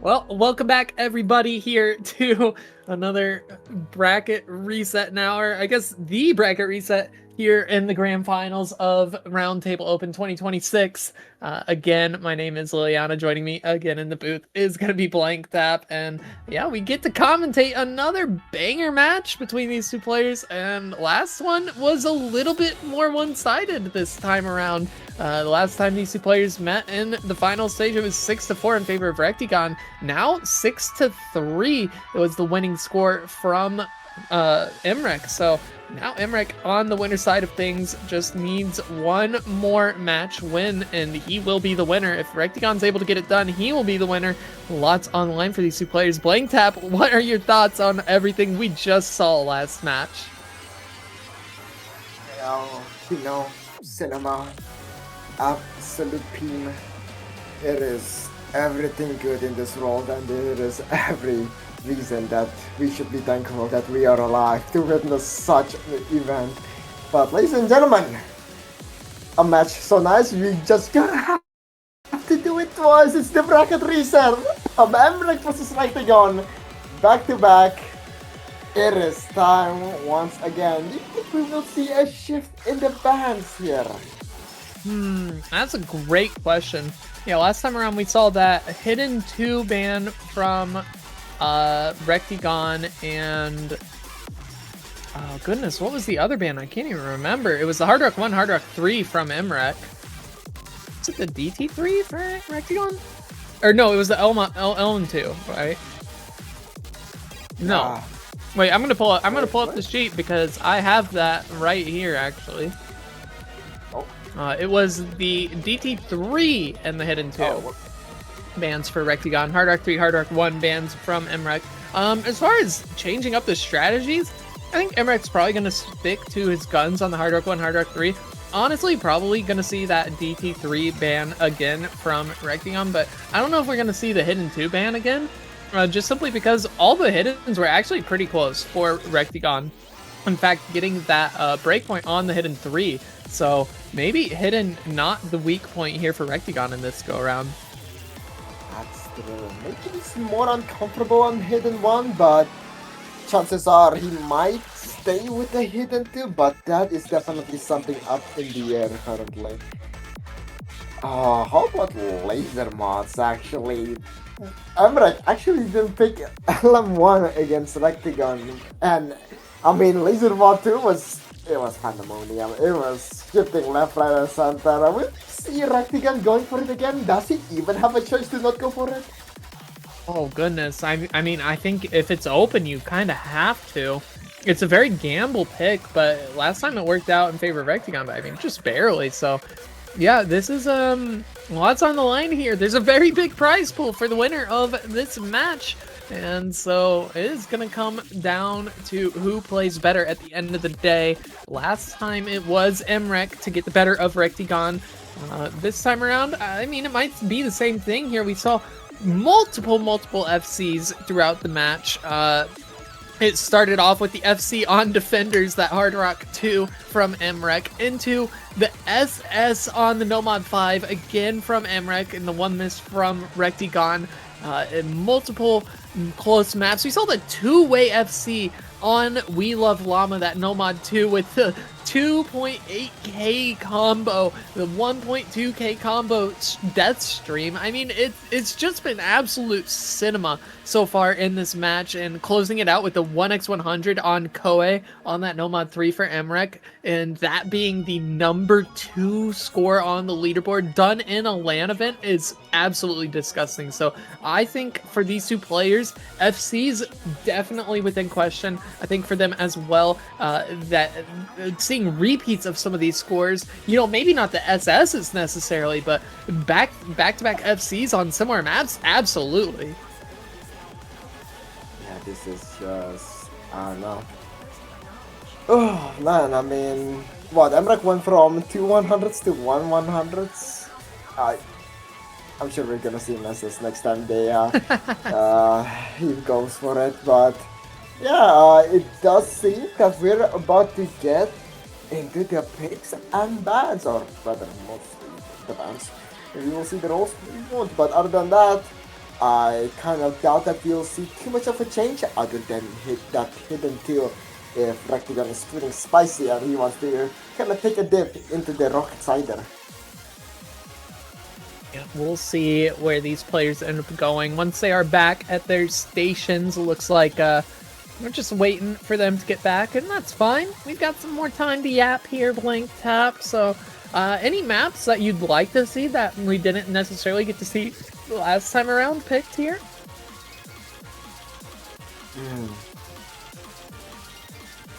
I suppose we're just gonna have to chill a teensy bit, I suppose, but I'm sure the second time around we will not be waiting too long on what they think about regarding the bans, but maybe I could be wrong, but nonetheless, still awaiting the bans. Oh my god, man. Yeah, we're actually starting them underway now, Blink Tap. Oh, what a one! Wow, starting off. There it goes yet again, what one. Didn't start with that quickly this time. Quite curious, actually. Yeah, it's going to be the Hard Rock 1 ban from Mrek. Hidden to DT3, not straying from bans here for Rectigon. Are we just going to see that Hard Rock 3 ban from Mrek once more? Actually, I mean, maybe that Hard Rock 2 would be good, but yeah, exact same bans here. No surprises. I mean, these players know what each other's good at. They know just how strong they can be on some of those maps. So, yeah, get rid of them and keep it, I feel like. And now it is time to pick, ladies and gentlemen. I think first ban equals second pick, but maybe I could be wrong actually. Yeah, we'll have to see. Oh, and we're going straight with number 2. Well done. Oh my goodness. He is not deterred. Well done, Mr. Rek. Are you gonna FC it twice? Rectigon ask. Will Mrek answers correctly? Oh my god, Lily. Once again. Again. It's it's a little cinema here. I feel like Rectigon's just not quite happy with the way that No Mod 2 went last time around. It was the two-way FC, both players FCing. It was so incredibly close. Emrek got the better of Rectigon that time around. It was 13 100s to 19. But Rectigon's here to say, no, actually, I think I can do better. And I'm banking on that fact. I'm banking on my consistency here. 3.7k combo total on the map. So it's a long one, and it looks like maybe we're just having a little bit of difficulties here. Probably a quick abort. But we'll get right back into it here, Blank Tap. Well, I mean, a bit of a tease, to say the least. But ladies and gentlemen, tease no more. Get into the real thing, ladies and gentlemen. Starting off, everyone looking wonderful. Rectigon, however, does he learn from his mistake? We've seen how shaky that initial start to the 1000 long note stream verse thingy, when he started, he dropped like 7 100s instantly. So, hoping for a more stable tapping this time around. Definitely when both of these players are basically at their hottest. They're not warming up anymore, Lily. No, warm-up's done and dusted. These players are so locked in now. It's double SS for both players, so they are looking to do what they weren't quite able to do before. But hey, I mean, there's still so much left in this map. 1,200 combo long stream and the very, very long spaced stream at the very end of the map as well. Here we go into more of this finger control section. Neither player giving a single inch towards the other right now. It is so incredibly even with the double SS. And Mrek, finally, a single 100. Make that 2 now. Oh my goodness, Blank Tap. Look at this score lead that Rectigon has built up for himself. 2 100s, and we're at 1,200 combo, or 1,200 score difference here for Rectigon. Again, into just the beautiful voice in between the hardest part. We are in the eye of the storm. Just a nice serene view as Rectigon drops a singular 100. Emrek trades it out in the beginning there. It's still a 2 to 1 100 count difference. And once again, ladies and gentlemen, we welcome you. 632 score differential. We Love Llama by DJ Shartno. It's time to once again stream. Here we go. 1,200 note long stream, no pauses whatsoever, differing spacing here on all of these groupings of notes. Some are longer than others, some are more compacted, but it's all about the aim control. It's all about maintaining the stamina. Stamina, not an issue for these players. We saw them two-way FC it previously, but the aim control on this map right now, we have seen already another 100 dropping from Emrek, which, you know, might not sound that much, but on a map like this, where all the hundreds really do matter, it is actually a little bit significant, but both players still holding on to the combo. We're at 1,800 combo now. It's about 600 combo the way through. We are at the halfway mark. It's 100 dropped from Rectigon as that score is shifting back and forth. Another 100 going to be dropped from Rectigon, but it's triple hundreds dropped on Emrek. So now is going to keep things relatively even between these two players going into the final bit of the map. 2,100 combo now. 300 combo remains to the stream. And Blank Tap, I think that we are going to be seeing Rectigon come out on top, but it's going to come down to the final little bit of the stream. The spacing really picks up here. It's going to be short right now, but it's ever increasing, and this is going to be difficult here. Both players hold on to the combo. We see another 2AFC here. 2,300 combo, making it into this pause here with only a third of the map remaining here. Blank Tap, we are seeing a repeat of what we just saw earlier tonight. Lord have mercy, once again, Rectigon shows that he is the guy, but Emrek might be the man to stop him. It's a 4K difference. It's a difference of 3 100s. Rectigon, can he maintain such a little differential? This will be the true test as we go into the doubles, into the triples, everything in between. The vehicle control, ever so elusive, ever so dangerous, ever so tempting for them to break, for them to find the miss. Emrek and Rectigon still maintaining the balance. It's leaning to the side of Rectigon. 99.91% accuracy. It's 99.7. It is absolutely nothing. But in a game of inches, every centimeter counts. And Lord have mercy, one last stream section will grace upon us all. Rectigon and Emrek, can they do it again?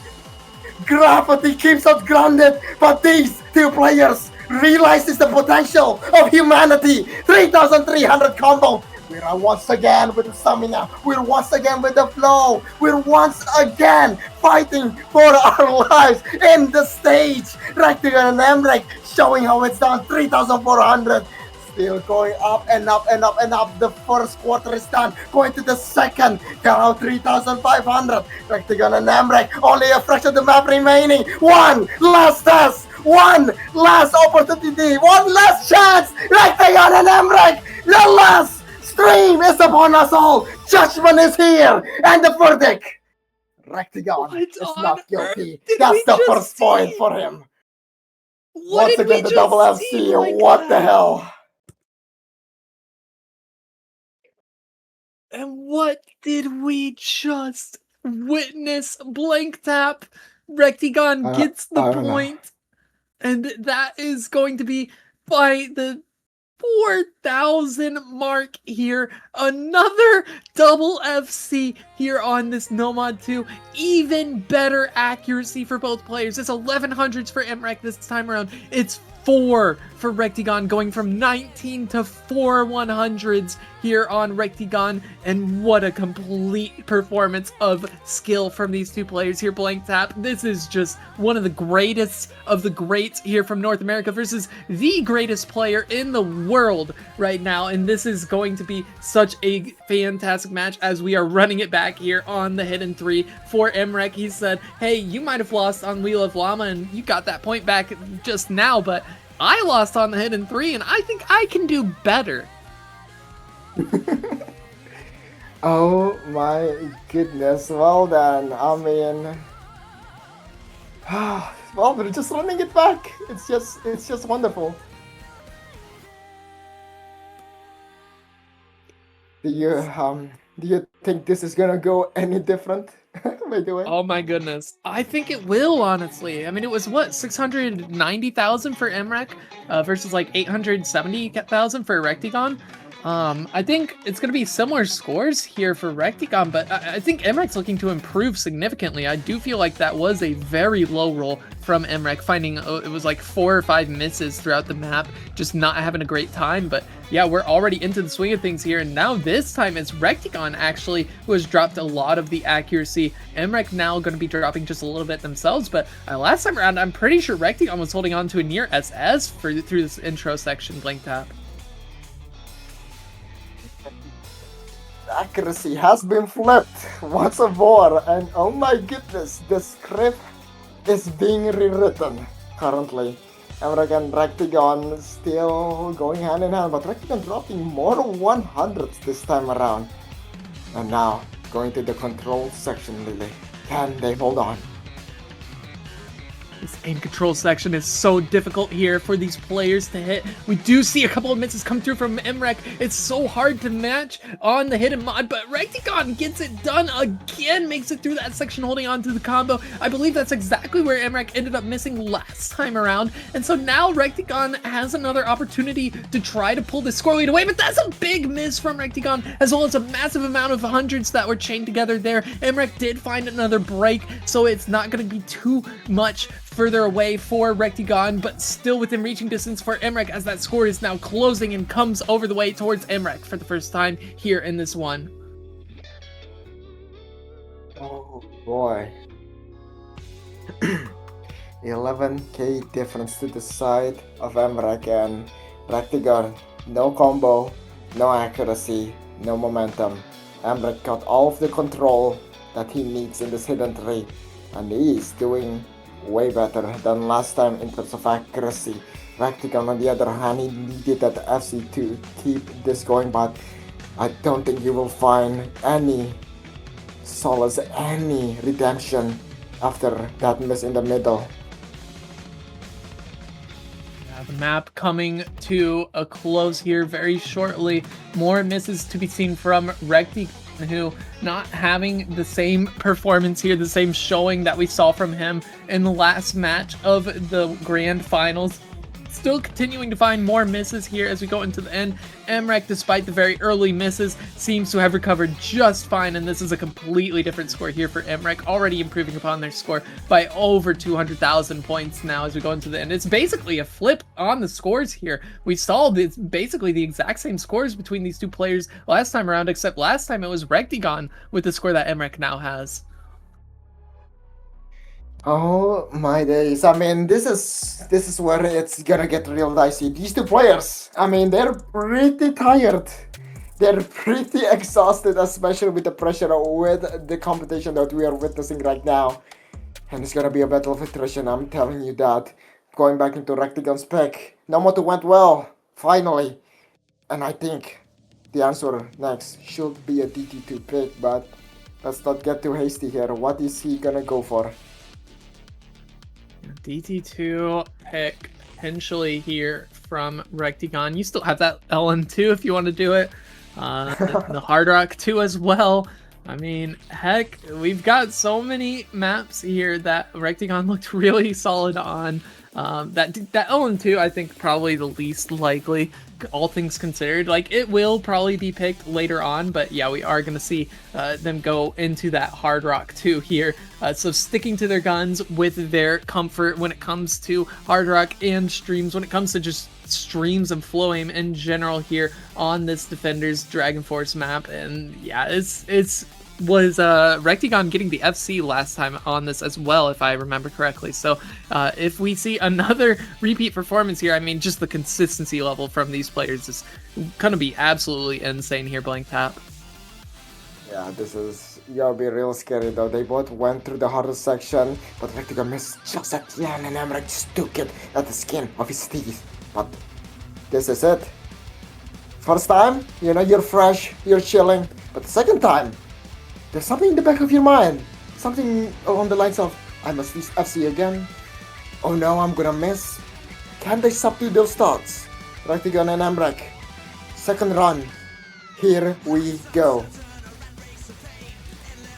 Into the fray once more here. Rectigon versus Emrek on this Hard Rock 2. Rectigon was able to bring it back around on that Nomad 2 that we just saw for his first pick, but here in the Hard Rock 2, it's a little different style of a tapping map. Actually, even longer than the Wheel of Llama map here, 5 minutes, 42 seconds in length. A lot more consistency here on this one in terms of just overall general consistency, and especially in the Hard Rock. And we are seeing a bunch of 100s being dropped by both players now. There was a few chain 100s there from Rectigon just a second ago, so Emrek will be getting the score advantage, but it's very, very close between these two players. Just a few 100s separate them right now, Blank Tap. This is just still anybody's game. The score flipping left and right, left and right, left and right. Accuracy dead even. It's about to be a matter of which one of them finding that 100 from whichever position of the circle. It's a 106 difference towards the side of Emrek. And I think that's just the difference of in between you getting a 100 on a circle and 100 on a slider. And currently, it is still anybody's game as we go through the first case section absolutely without any sort of problem. But here comes the second part, Lily. Oh, here we go. Second portion of this little breakdown section here. Nobody finding any misses so far. The stream's really just not catching out either player. Just back and forth trades on the 100s to give a little bit of accuracy advantage towards one player or the other. Right now it's in favor of Rectigon, but into this Ki section here, more streams to be had, more opportunities for breaks on some of these aim sections in the streams as well. It's going to be difficult to hold on to the combos, but both players are locked in here on these streams. There is the solo section still left to be seen, but that's a big space stream and a lot of 100s from Emrek, actually dropping down to 99.2%. I think it was about 10 100s for them. A couple of 100s dropped from Rectigon as well, but not nearly as many as Emrek, so that is going to give a little bit more of a score advantage over the way of Rectigon for the time being, but still so much map left to be played, Blank Tap. This is just absolute insane performance currently as we go into the slow section once more. 5k difference into the slow part, and now once again you can see the tornado coming, Lily. The storm will need to be weathered out by these two brave storm chasers, to say the least. Oh boy, I mean, this is gonna be nerve-wracking. Ladies and gentlemen, once again, pressure is at an all-time high at CS 6.5. Every single shake matters. Let's get right into the apex. Into the solo section here. The triples so spaced. Spacing on these streams quite difficult here. The spacing does get pretty ridiculous. This is one of the longer streams right now, so it is going to be important that they're able to hold on to the combo. They both hit it just fine. The spacing getting so big there, but here's another one. Again, spacing is huge there, but it doesn't matter. Both players locked in, hitting them like it's no problem, and right now Rectigon's still holding on to the accuracy advantage. It's 99.71% in their favor versus the 99.3% for Rectigon, but the solo is still not over. They're still opening potential for one of these two players to make a couple of mistakes, and right now they're still locked in, Blank Tap, and we're gonna make it out of this solo section with no mistakes so far, but there's still just a few more streams to be had here. The space triples still not catching up anybody. Nobody is finding any mistakes here, Blank Tap. No 100s even, and these players are still locked in. Finally, but there it is! Some 100s has been dropped by Rectigon, but nothing much just yet. Still, the Fs is the numero uno target for these two players to achieve 5k difference. But that is nothing if you find a miss. One last section. The dramatic pause will increase the nerves even more. Rectigon has been here. He has missed. Will he be able to rewrite history? or will it repeat once more? 2500 combo, the final long stream before the ending consistency. Rectigon and Emrek still with the 7k difference, 99.64% accuracy against 99.39. Emrek and Rectigon, the absolute pillar of consistency, the absolute magician of precision. 2700 combo, and that's how you do it. These players are unstoppable, and they will show it how it's done. Once again, a masterclass between two of the best of the best.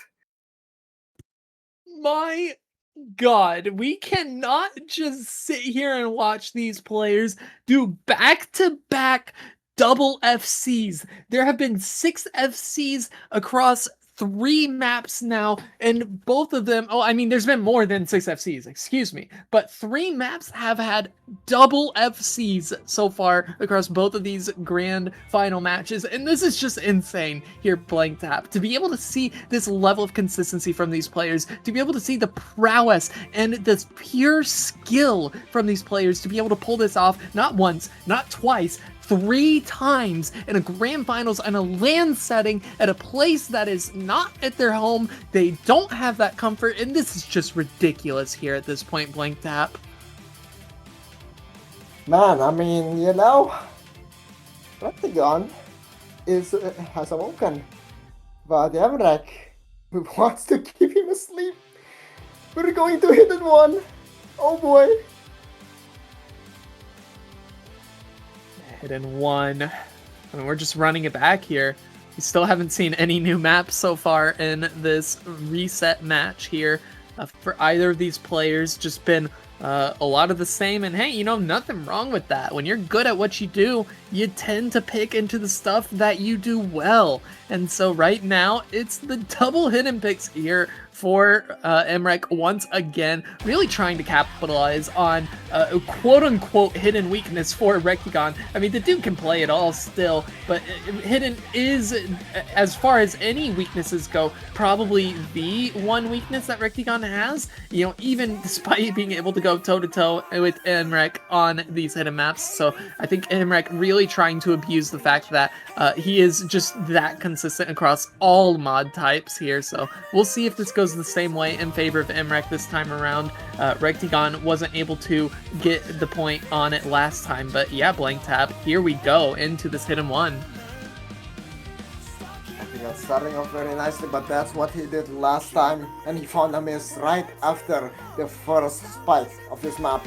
Can he maintain it a bit longer this time around? Slow section still just oozing false comfort as we go into the spike now.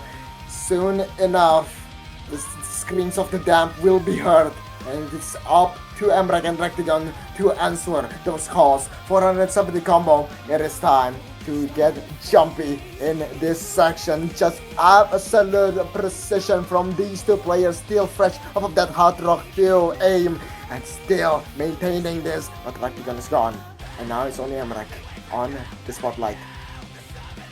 Rectigon finding the miss at the tail end of that TI section. It is going to be finding another miss here for himself, so it is not a great start here for Rectigon. Again, I think this was exactly what happened last time. It was the miss right in the middle of the map. I mean, not exactly in the same spot, but Rectigon with the 3 misses right now, minimum, maybe 4 even, just not doing as hot as Emrek is right now, and just the consistency again here for Emrek. I don't think last time we saw a full combo on this from him, but it was very close, and so right now, Emrek just firing on all cylinders here on the hidden 1 pick, looking to easily take a second point here for himself as well. Boy, and he's looking much cleaner this time around. No misses in the beginning, but he basically had a combination of a reverse and a normal choke, and currently he is doing neither of those. The man is taking this in very, very smoothly.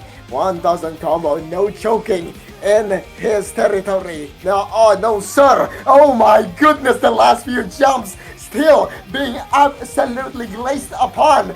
My man is making toast and he's not burning any of. Oh, well, there goes the kitchen, but that's okay. Still a singular miss.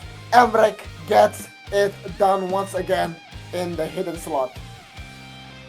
Emrek doing what Emrek does best here. We won't be seeing 3 FCs in a row on this one. Actually, was it 4? Hold on. What was?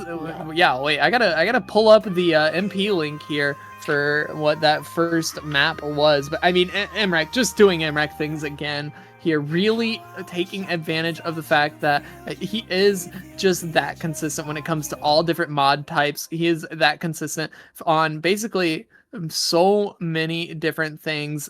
Yeah, that was.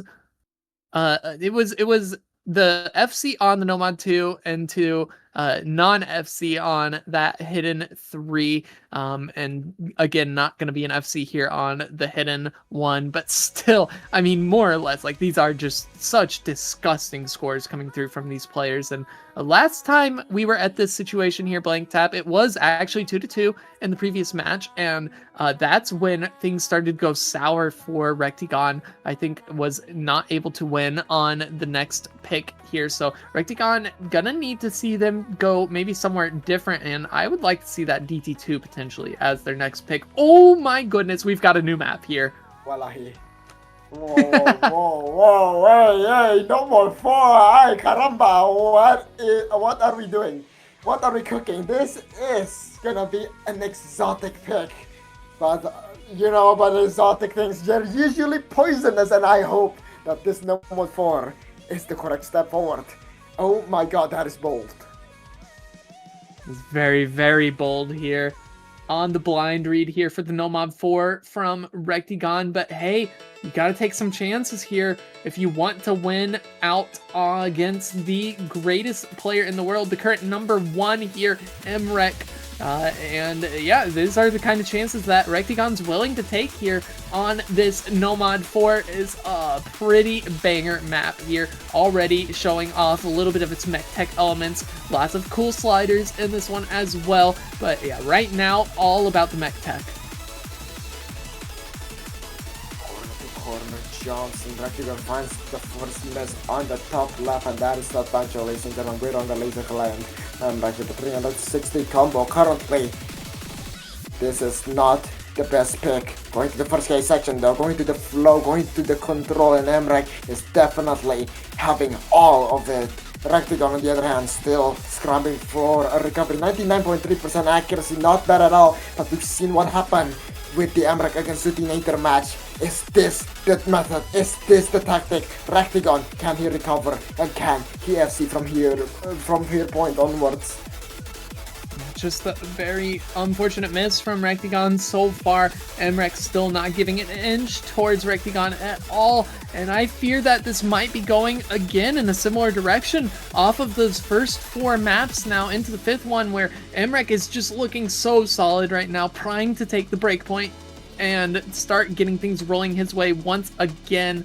Again, this is only best of 11 here in the grand finals, so as first to 6, any breakpoints are pretty tough to get back, especially against players of this caliber, so it'll be difficult. But we're going into the final half of the map, still more of these mech tech elements here, and it's just gonna be a little bit of a nail biter. I feel like do need to see a mistake come through from Emrek if Rectigon wants a chance to be able to win on their own pick here. Otherwise, I think Emrek is really primed to take this one, Blank Tap. To this ring once again. The second K section is where we saw Emrek got his downfall. Here comes into the 1/3 section. Rectigon, beautiful recovery, but Emrek nullifying it to all hells and back. These boss sliders mean nothing. The sliders coming in as well to try to pry Emrek open, but he's staying shot as a clam. 1400 combo, and still potentially with the FC run. This is just absolutely pandemonium and absolutely cray. This is just out of this world. He's still doing it. I mean, just look at the accuracies here, Blank Tap, even with that miss from Rectigon, and another one here at the tail end of this section. It's still 99.6 to 99.5% accuracy. I mean, just the raw talent from these players, despite not being able to get the FC for Rectagon here. Emrek just doing what he does best here, locking in the combo when it's needed. And are we going to be seeing a third FC on the board for Emrek? And we do! Emrek, this time around on the no-mob floor, he looks so solid here, and that is going to be the break point here for Rectagon. Last time around, tried to get the point, just didn't work out. And this time around, again, just not going to be able to find that third point for Rectagon. Emrek now has an opportunity to consolidate on this breakpoint once more. Man, I mean, what can you really do? Now the pressure's on you to steal a point back from Emrek, and he still has plenty, and I mean plenty on the menu, and he is a hungry boy. What are we thinking here? Number 3 might still be too high risk. Will he go for a DT1? Ooh, DT1. I'm also looking at that Nomad one. I know it's a little risky, especially against players of this caliber, but you know, last time around, Emrek, I think it was the SS almost on the Nomad one. Maybe it was a 1x100 versus Zudinator. So, oh my goodness. Okay, so it's gonna be that Nomad 5. Yeah, and I completely forgot about this one, Blink Tap. I mean, you know, surely he doesn't assess it twice, you know? Hey, surely not. But, you know, anything can happen. That's true. Yes, I've seen it twice, you know? I mean, is it getting hot in here? Oh my god. Alright, no, it is. Here we go. Oh, here we go. Once again, back into the tapping grind, ladies and gentlemen. Good morning, Tapping Nation. It's time for number 5. Tapping Nation, wake up. It is Nomad 5 here. Yes, we saw Emrek FC this 2 times already. One of them being an SS here on this Nomad 5. Just the consistency demon that he is. Rectagon, I think it was very close to the SS as well, but just not able to match. And so right now, these players are going into this one with a different look now for Rectagon. It's still both players holding on to the SS as we come into this pause, but the map is very short. We're about halfway through the map right now, Blank Tap, so this is going to be very quickly done and dusted. It's a 0 score difference for these players. I'm so scared. It's so I'm so scared. 560 combo. Currently, mommy and daddy are fighting, and this is just not a good look. American Rectagon still head to head, toe to toe, and my goodness, into the final section. Oh my god, they're still going into the final jumps. Some bursts here and there, but nothing too tricky. But there's still one long stream remaining. Can they hold on? This is still absolutely out of this world. Will we see a draw? Will we see an absolute masterclass? Will we see a mirror match? And will we see a history being made up on the final section, the final jumps, the final countdown, like they are an Emrek. It's like watching a man and his shadow take the win. Oh my god! Oh my god! Oh my god! What do you do? What do you do now? What do you do now? You replay the map. You replay the map, Blink Tap. I guess, but what? But has that ever happened before? Ever? In a grand finals of all things on a LAN event? Has that ever happened before? I think not, Blink Tap. I think this is unseen ever in the history of OSU tournaments. This is never before seen. This is absolutely... do have to run the map back. We're running it back. We're running it back. I'm done. I'm done, bro. I'm done. I'm done. Oh, that was traumatic. What? And it's watching this, you know, and realizes I'll never amount to anything. Like, what is this, man? What is this? How can two players be so good that they just double SS, man? That is crazy. You know, you've seen it happen probably in Taiko, but this is something else. Oh my god. Yeah. You just don't get this. You really do not get this in standard. Yeah, maybe other game modes, sure.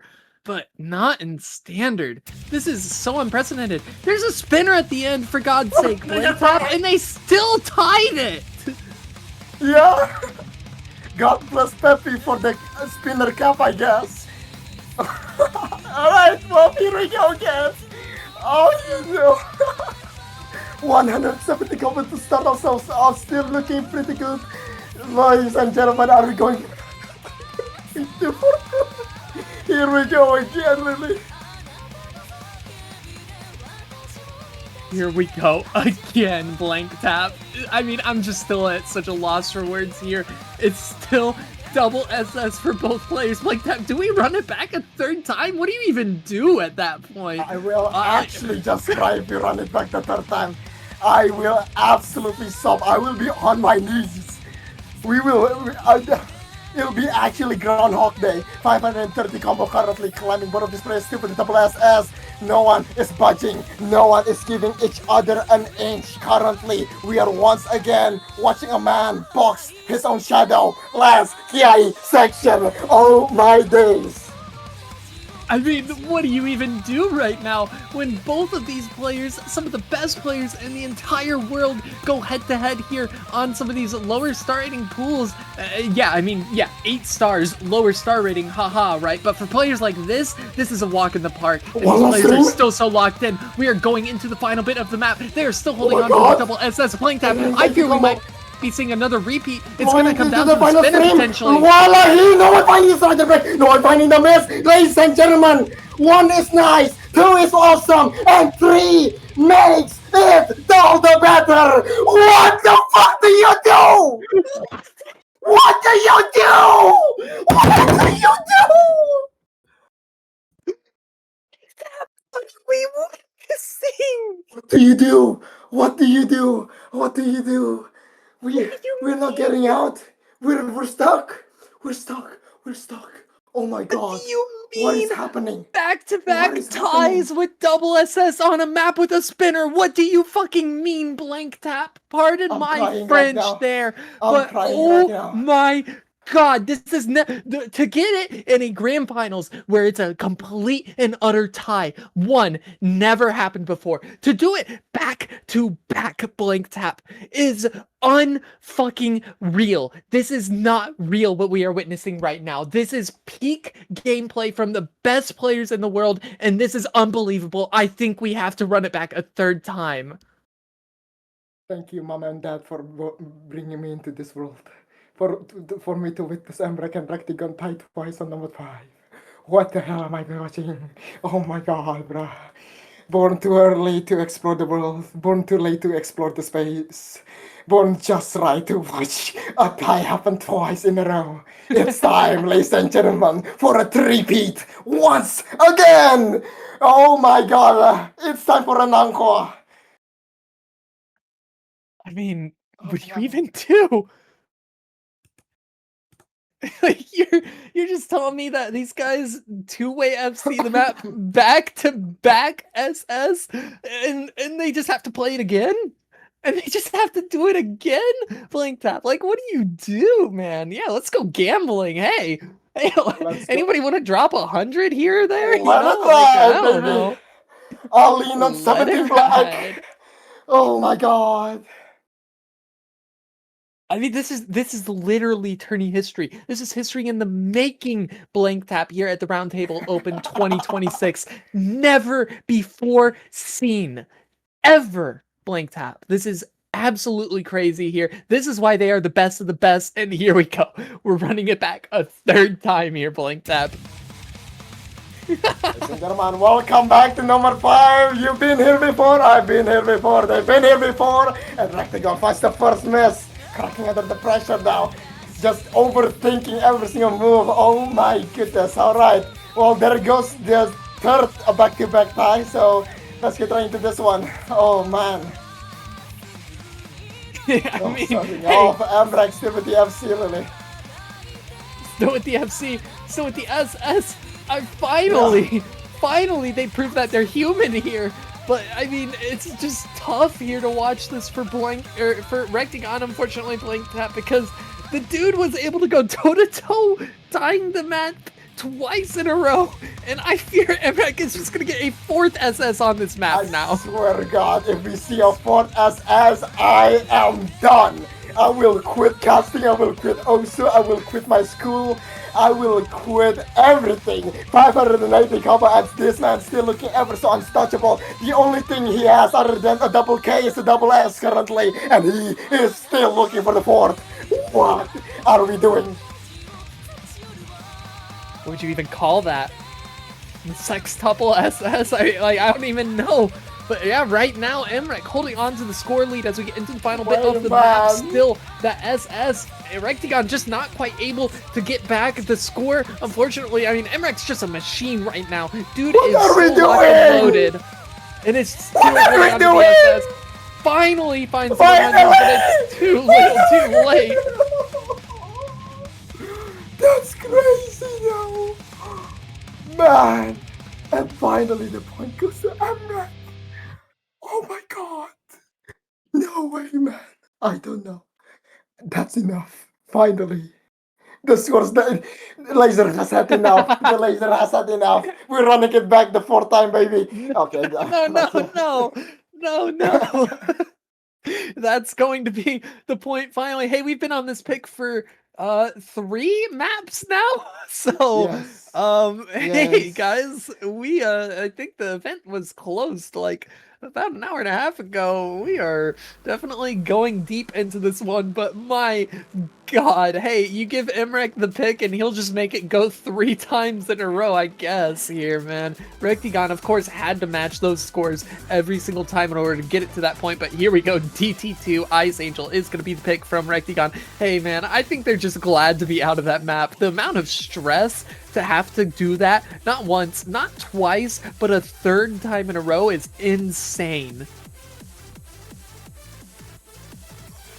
I'm still speechless. I'm sorry. I cannot cast normally after that, man. Yeah, like, I feel like the dinosaurs that watching the meteor, you know, like, oh my god, man. Alright, well, Ice Angel time, ladies and gentlemen, once again, from one tapping map to another, it is back on track. Last time around, we saw Emrek with the misses on this map. It was Rectigon who was able to FC, or I think it was an FC. Regardless, it was Rectigon who came out on top here on this pick. But Emrek, I mean, Emrek's been going kind of crazy here recently. We've seen so many FCs so far in this match from both players. You know, we don't talk about what we just witnessed with the 3-way repeat on that map, but hey, it is what it is. These guys just make it look easy, and now we are into the Ice Angel pick here. It's a long one. It's only going to be that 225 BPM because of the difficulty adjust, so not really fully double time, but still difficult, more than enough for these players. Now this time a double FC to start ourselves off. Emrek not making that similar blunder in the beginning. He went 97% accuracy last time, and now it is, ladies and gentlemen, tied up in accuracy but not in score. Inshallah, 850 combo, and now going to yet again another long stream but low spacing.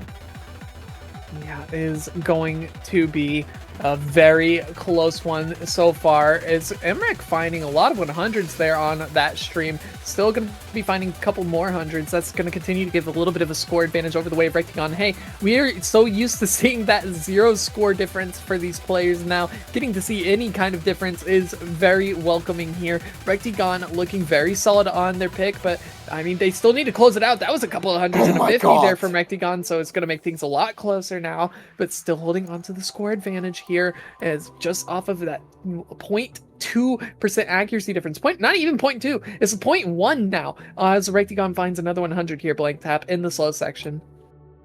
Beautiful save from Rectigon there, making a miss into a 1350 combo currently, ladies and gentlemen. The chimes are in, you can hear it. Oh, 1400 still climbing. Rectigon is still fighting as best as he can against the beast. But right now, once again, the ice, it is growing, it is spreading. The frostbite creeping in. These two players trying to not let it bite. 1600 combat still climbing. We're gonna see some 1-6. We're gonna see Longstream. We're gonna see some flow. Give it up for Emrek and Rectigon going straight into this one. It's a 5k difference. 1/3 of the map remains. Some doubles here and there. The quad purse absolutely threatening these two players combo. 1800 still climbing up. These two players still just absolutely matching each other to the T. Every single part, every single section just poses more and more danger, more and more opportunity for both of them to find the miss, but they are not going to let it happen. They're not going to take the chances. The 100's coming in, it's dropping for Rectigon, but now the final task, the final showdown going into the final stream section. Two more 100s has been dropped by Rectigon, and Emrek is not trading any of it. He is having none of those greens, and he is one healthy boy. He's leaving the greens on his place, and he wants all the meat, he wants all the juices. 2300 combo. Rectigon and Emrek still a 1k difference. That's a 1/100 difference, ladies and gentlemen. Going to the bus riders, going to the string. Rectigon finally breaks, and it's only going to leave Emrek Lily. Emrek on top right now. It was a nail biter, but unfortunate performance at the very tail end of that difficult section of the map, the intense peak of the song, and Rectigon just not able to hold on to the combo. Unfortunately, he had the accuracy. He was matching Emrek toe to toe. He actually had the combo or the score advantage for the majority of that map. But yeah, Emrek is going to be able to secure this break point once more and putting himself up to match point here. Blank tap. The last time Emrek was at match point, it was 5-3. Now we are seeing him 5-2, and I don't think Emrek's going to give Rectigon any more safe picks here. I think Emrek's going to look to close it out here and now and try to secure the first place finish here in the Roundtable Open 2026. Oh boy, I mean, give him an inch and he'll go a mile, and currently he is going the extra. Going into his pick as well. This is gonna be really, really dangerous. What are we thinking here? But indeed, are we thinking you've got DT1 still, Nomad 1 to your name, Nomad 3 as well. That's what was the winning pick from Emrek with the 1x100 on that one. I mean, it will be emotional to end it on Quinn, not gonna lie, but he is gonna go for it forever. Rail. DT1 for the potential final nail in the coffin here.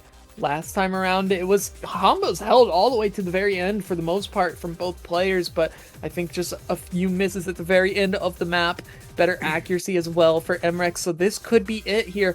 Rectigon, we've seen him turn around on some of the picks already. On that Nomad 2, was able to pull back the score, was able to go toe-to-toe 3 times in a row on that Nomad 5 before unfortunately losing that one as well. So here on the DT1, will we see an improvement here from Rectigon, or is this going to be lights out? Is this going to be Emrek again confirming to be one of the best, if not the greatest player in Osu history?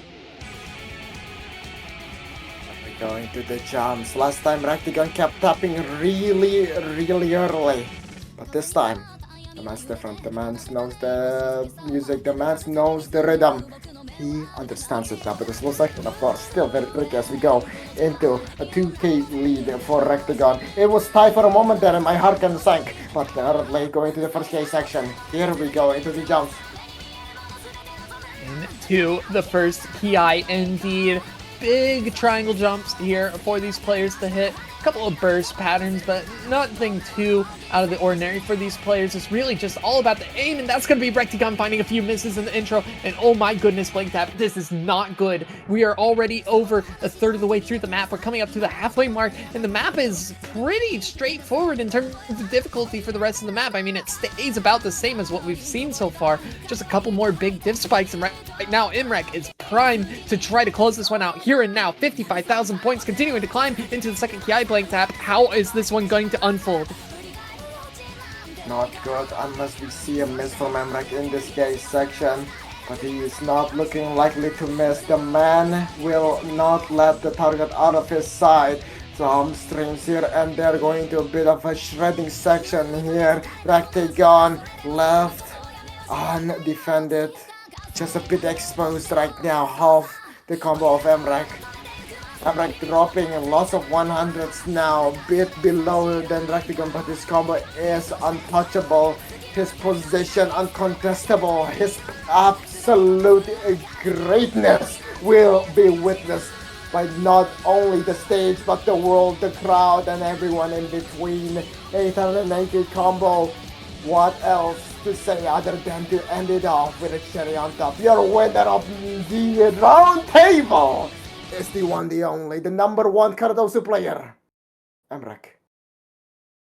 Emrek on top here. You know him, you love him, hate him or not, it doesn't matter. He is consistently, time and time again, proven why he is in that number one spot on the global leaderboard, why he has so many badges, why he is so feared and revered by every player in the game. And Rectagon giving it his all, but it won't be enough. Unfortunately, somebody was going to have to lose here. Rectagon did so good to be able to knock Emrek down to that loser's bracket, but just not able to get it done here in the grand finals, and that's just kind of how it goes. But Blank Tap, I'm being told that we will get to have a tiebreaker showcase between these two players, despite not getting able to see the tiebreaker in the actual matches itself. So we do still have just a little bit more to cast over, because we do have this wonderful, amazing custom tiebreaker that was made just specifically for this tournament. So this is going to be more peak to be seen. I think the players are still just kind of letting it all sink in, just holding on to the fact that they made it this far for Emrek, you know, being able to win it all for Rectagon, being able to prove that he is indeed one of, if not the greatest players in all of North America, and one of the greatest players in the world currently, being able to go toe-to-toe with Emrek. And yeah, I mean, if you're looking at the mainstream, they are hugging it out. These guys, they are friends at the end of the day. They just want to see each other perform well. They want to see each other, you know, do well and do great things, and they are supportive of each other. And this is just so wholesome, Blank Tap. This is so amazing to watch right now. Yeah, I mean, you know, definitely quite an emotional moment. I mean, this has been an event that has been spanning out. Oh, whoa, hey, what is going on? What is going on? Oh, hold the front door. Oh! Well, I'm getting jealous now. But oh my goodness. We are waiting for the main show of the grand final here, ladies and gentlemen. Trying to get us a little flustered are these two players. Hey, I mean, all right. They come for the show, and they're definitely putting on a show here. But yeah, this is going to be the tiebreaker showcase here in just a little bit. Players really are just needing to kind of let down their nerves. You know, it was a very intense and stressful few matches. Basically, every match so far in this entire tournament. This whole thing took place over 3 days, Blank Tap. Less than 3 days in total for this entire tournament, and the amount of behind the scenes stuff that had to go on for this all to go as smoothly as it did. Yes, there were hiccups. There's always going to be hiccups in tournaments, especially in a LAN setting, but right now, I mean, this is one of the best LAN tournaments that is available to any OSU player, one of the most prestigious LAN tournaments, absolutely. So right now, this is everything for these guys. This tiebreaker custom by Mir for TRT, the round table, yes, it is going to be what we are going to get to see here very soon. Now, both players locked in. Here we go. One more map into the fray, Blank Tap, for fun this time around, but getting to showcase the beauty that is this custom. On the last map for the live. Ladies and gentlemen, it is time for first Walker. Into the first slider. Everyone finding a slider right there, and nothing surprised. That was an insane slider. That's for sure. Rectagon is using Hard Rock Wildlife.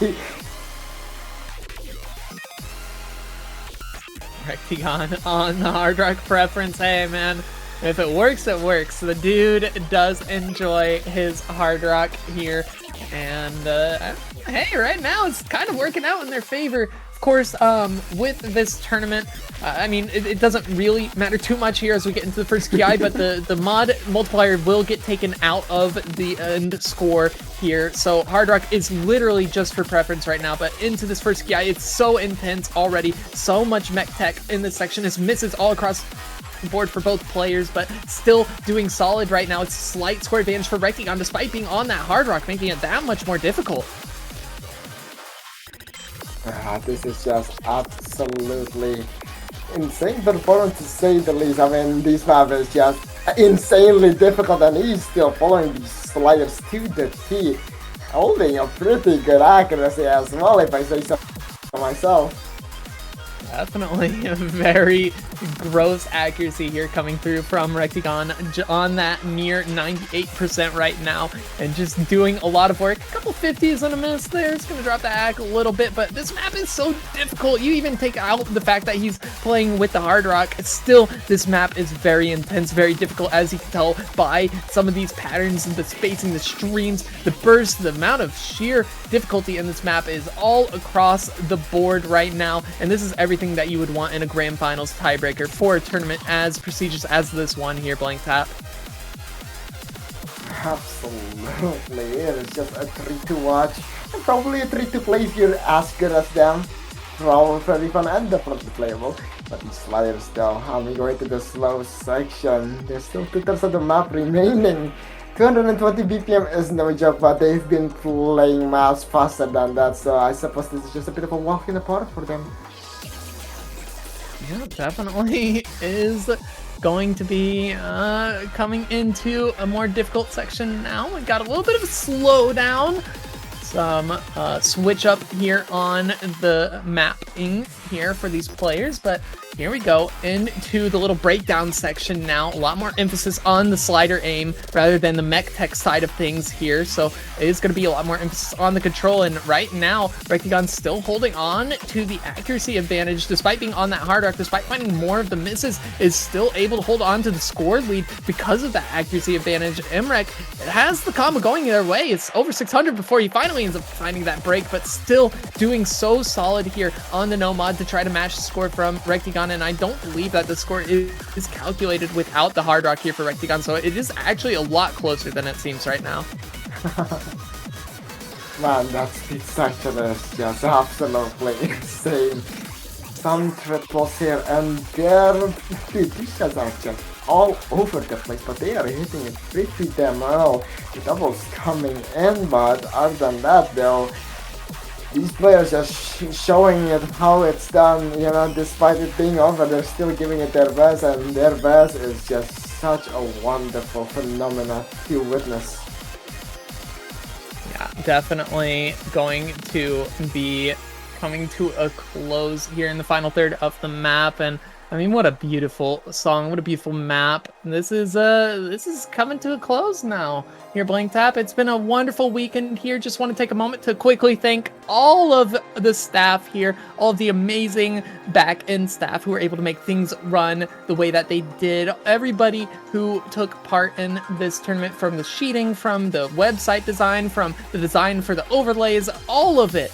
Thank you so much to everybody for helping out with this, and of course to everybody who was able to take part either on site or off. We had a lot of people who were able to show up and help out with the volunteering to make sure that people were able to get to where they needed to go, to make sure that people were well taken care of. It's a huge thing to do, and from what I understand, there weren't even enough computers for a lot of the people. So I mean, everybody was doing their best to make things work out, and work out indeed here, Blank Tap. This has been a wonderful tournament. Thank you everybody for helping out, to all the casters, to all the streamers, the refs, the poolers, the play testers, everybody for making this work. Thank you so much. I mean, you know, to think that all of this won't happen without every single little contribution just makes you feel, I don't know, grateful, I guess, for an event like this to even be possible, you know. For such concept to even be feasible is kind of unheard of, so man, big respect, big respect. to everyone involved, especially, you know, the man, the big B himself. This has been an experience, a treat to watch, and nowhere else I would rather be other than in front of my screen at maybe even 5 a.m. watching this unfold. One last session to ends us off, and really, it's been a pleasure, that's for sure. It's been a blast, Blank Tap. Got to see so many amazing players put up so many impressive scores. So much fun throughout this tournament. Even with any hiccups that we had, doesn't matter. It's going to be a fantastic memory for so many people, myself included. And I wasn't even there, man. I just got to be here and have fun and do some commentary, and that's just great for me. I'm having a grand time. But that's it, Blank Tap. That is the final play here in the tournament here for the Roundtable Open. Your winners: Imrek in first, Rectigon going to be second. In third, you have Zudinator on the podium, and these are your winners. Plenty more prizes to go to, plenty more of the players. Thank you everybody again for all the help that was provided for this tournament, to all the staff as well as all the players as well. I mean, without, you know, staff to make things go, like, the players also have to be cooperative to get things rolling in a timely manner. And hey, I think we managed it pretty well for what we had working with us. And again, I also would like to mention thank you to Level Up Expo as well for hosting this tournament, for providing prize pools such as the one that they did, for giving a space for the OSA community to thrive, to be seen by more than just the people who are involved in the community. We are just a small community, but the fact is we are ever growing, and it is so amazing to be able to see it at the point that it is right now. I think everybody that has taken part in the Roundtable so far throughout the years has really made a huge splash in us being seen more. Man, I mean, damn. Oh, I'm still speechless. This has been a match of all times. That's gonna be it for us, Blank Tap. We're gonna get sent over towards the A stream. So for real this time, the final closing out for the B stream. Hey, thank you so much everybody for watching. It's been a blast. My name's been Liliana.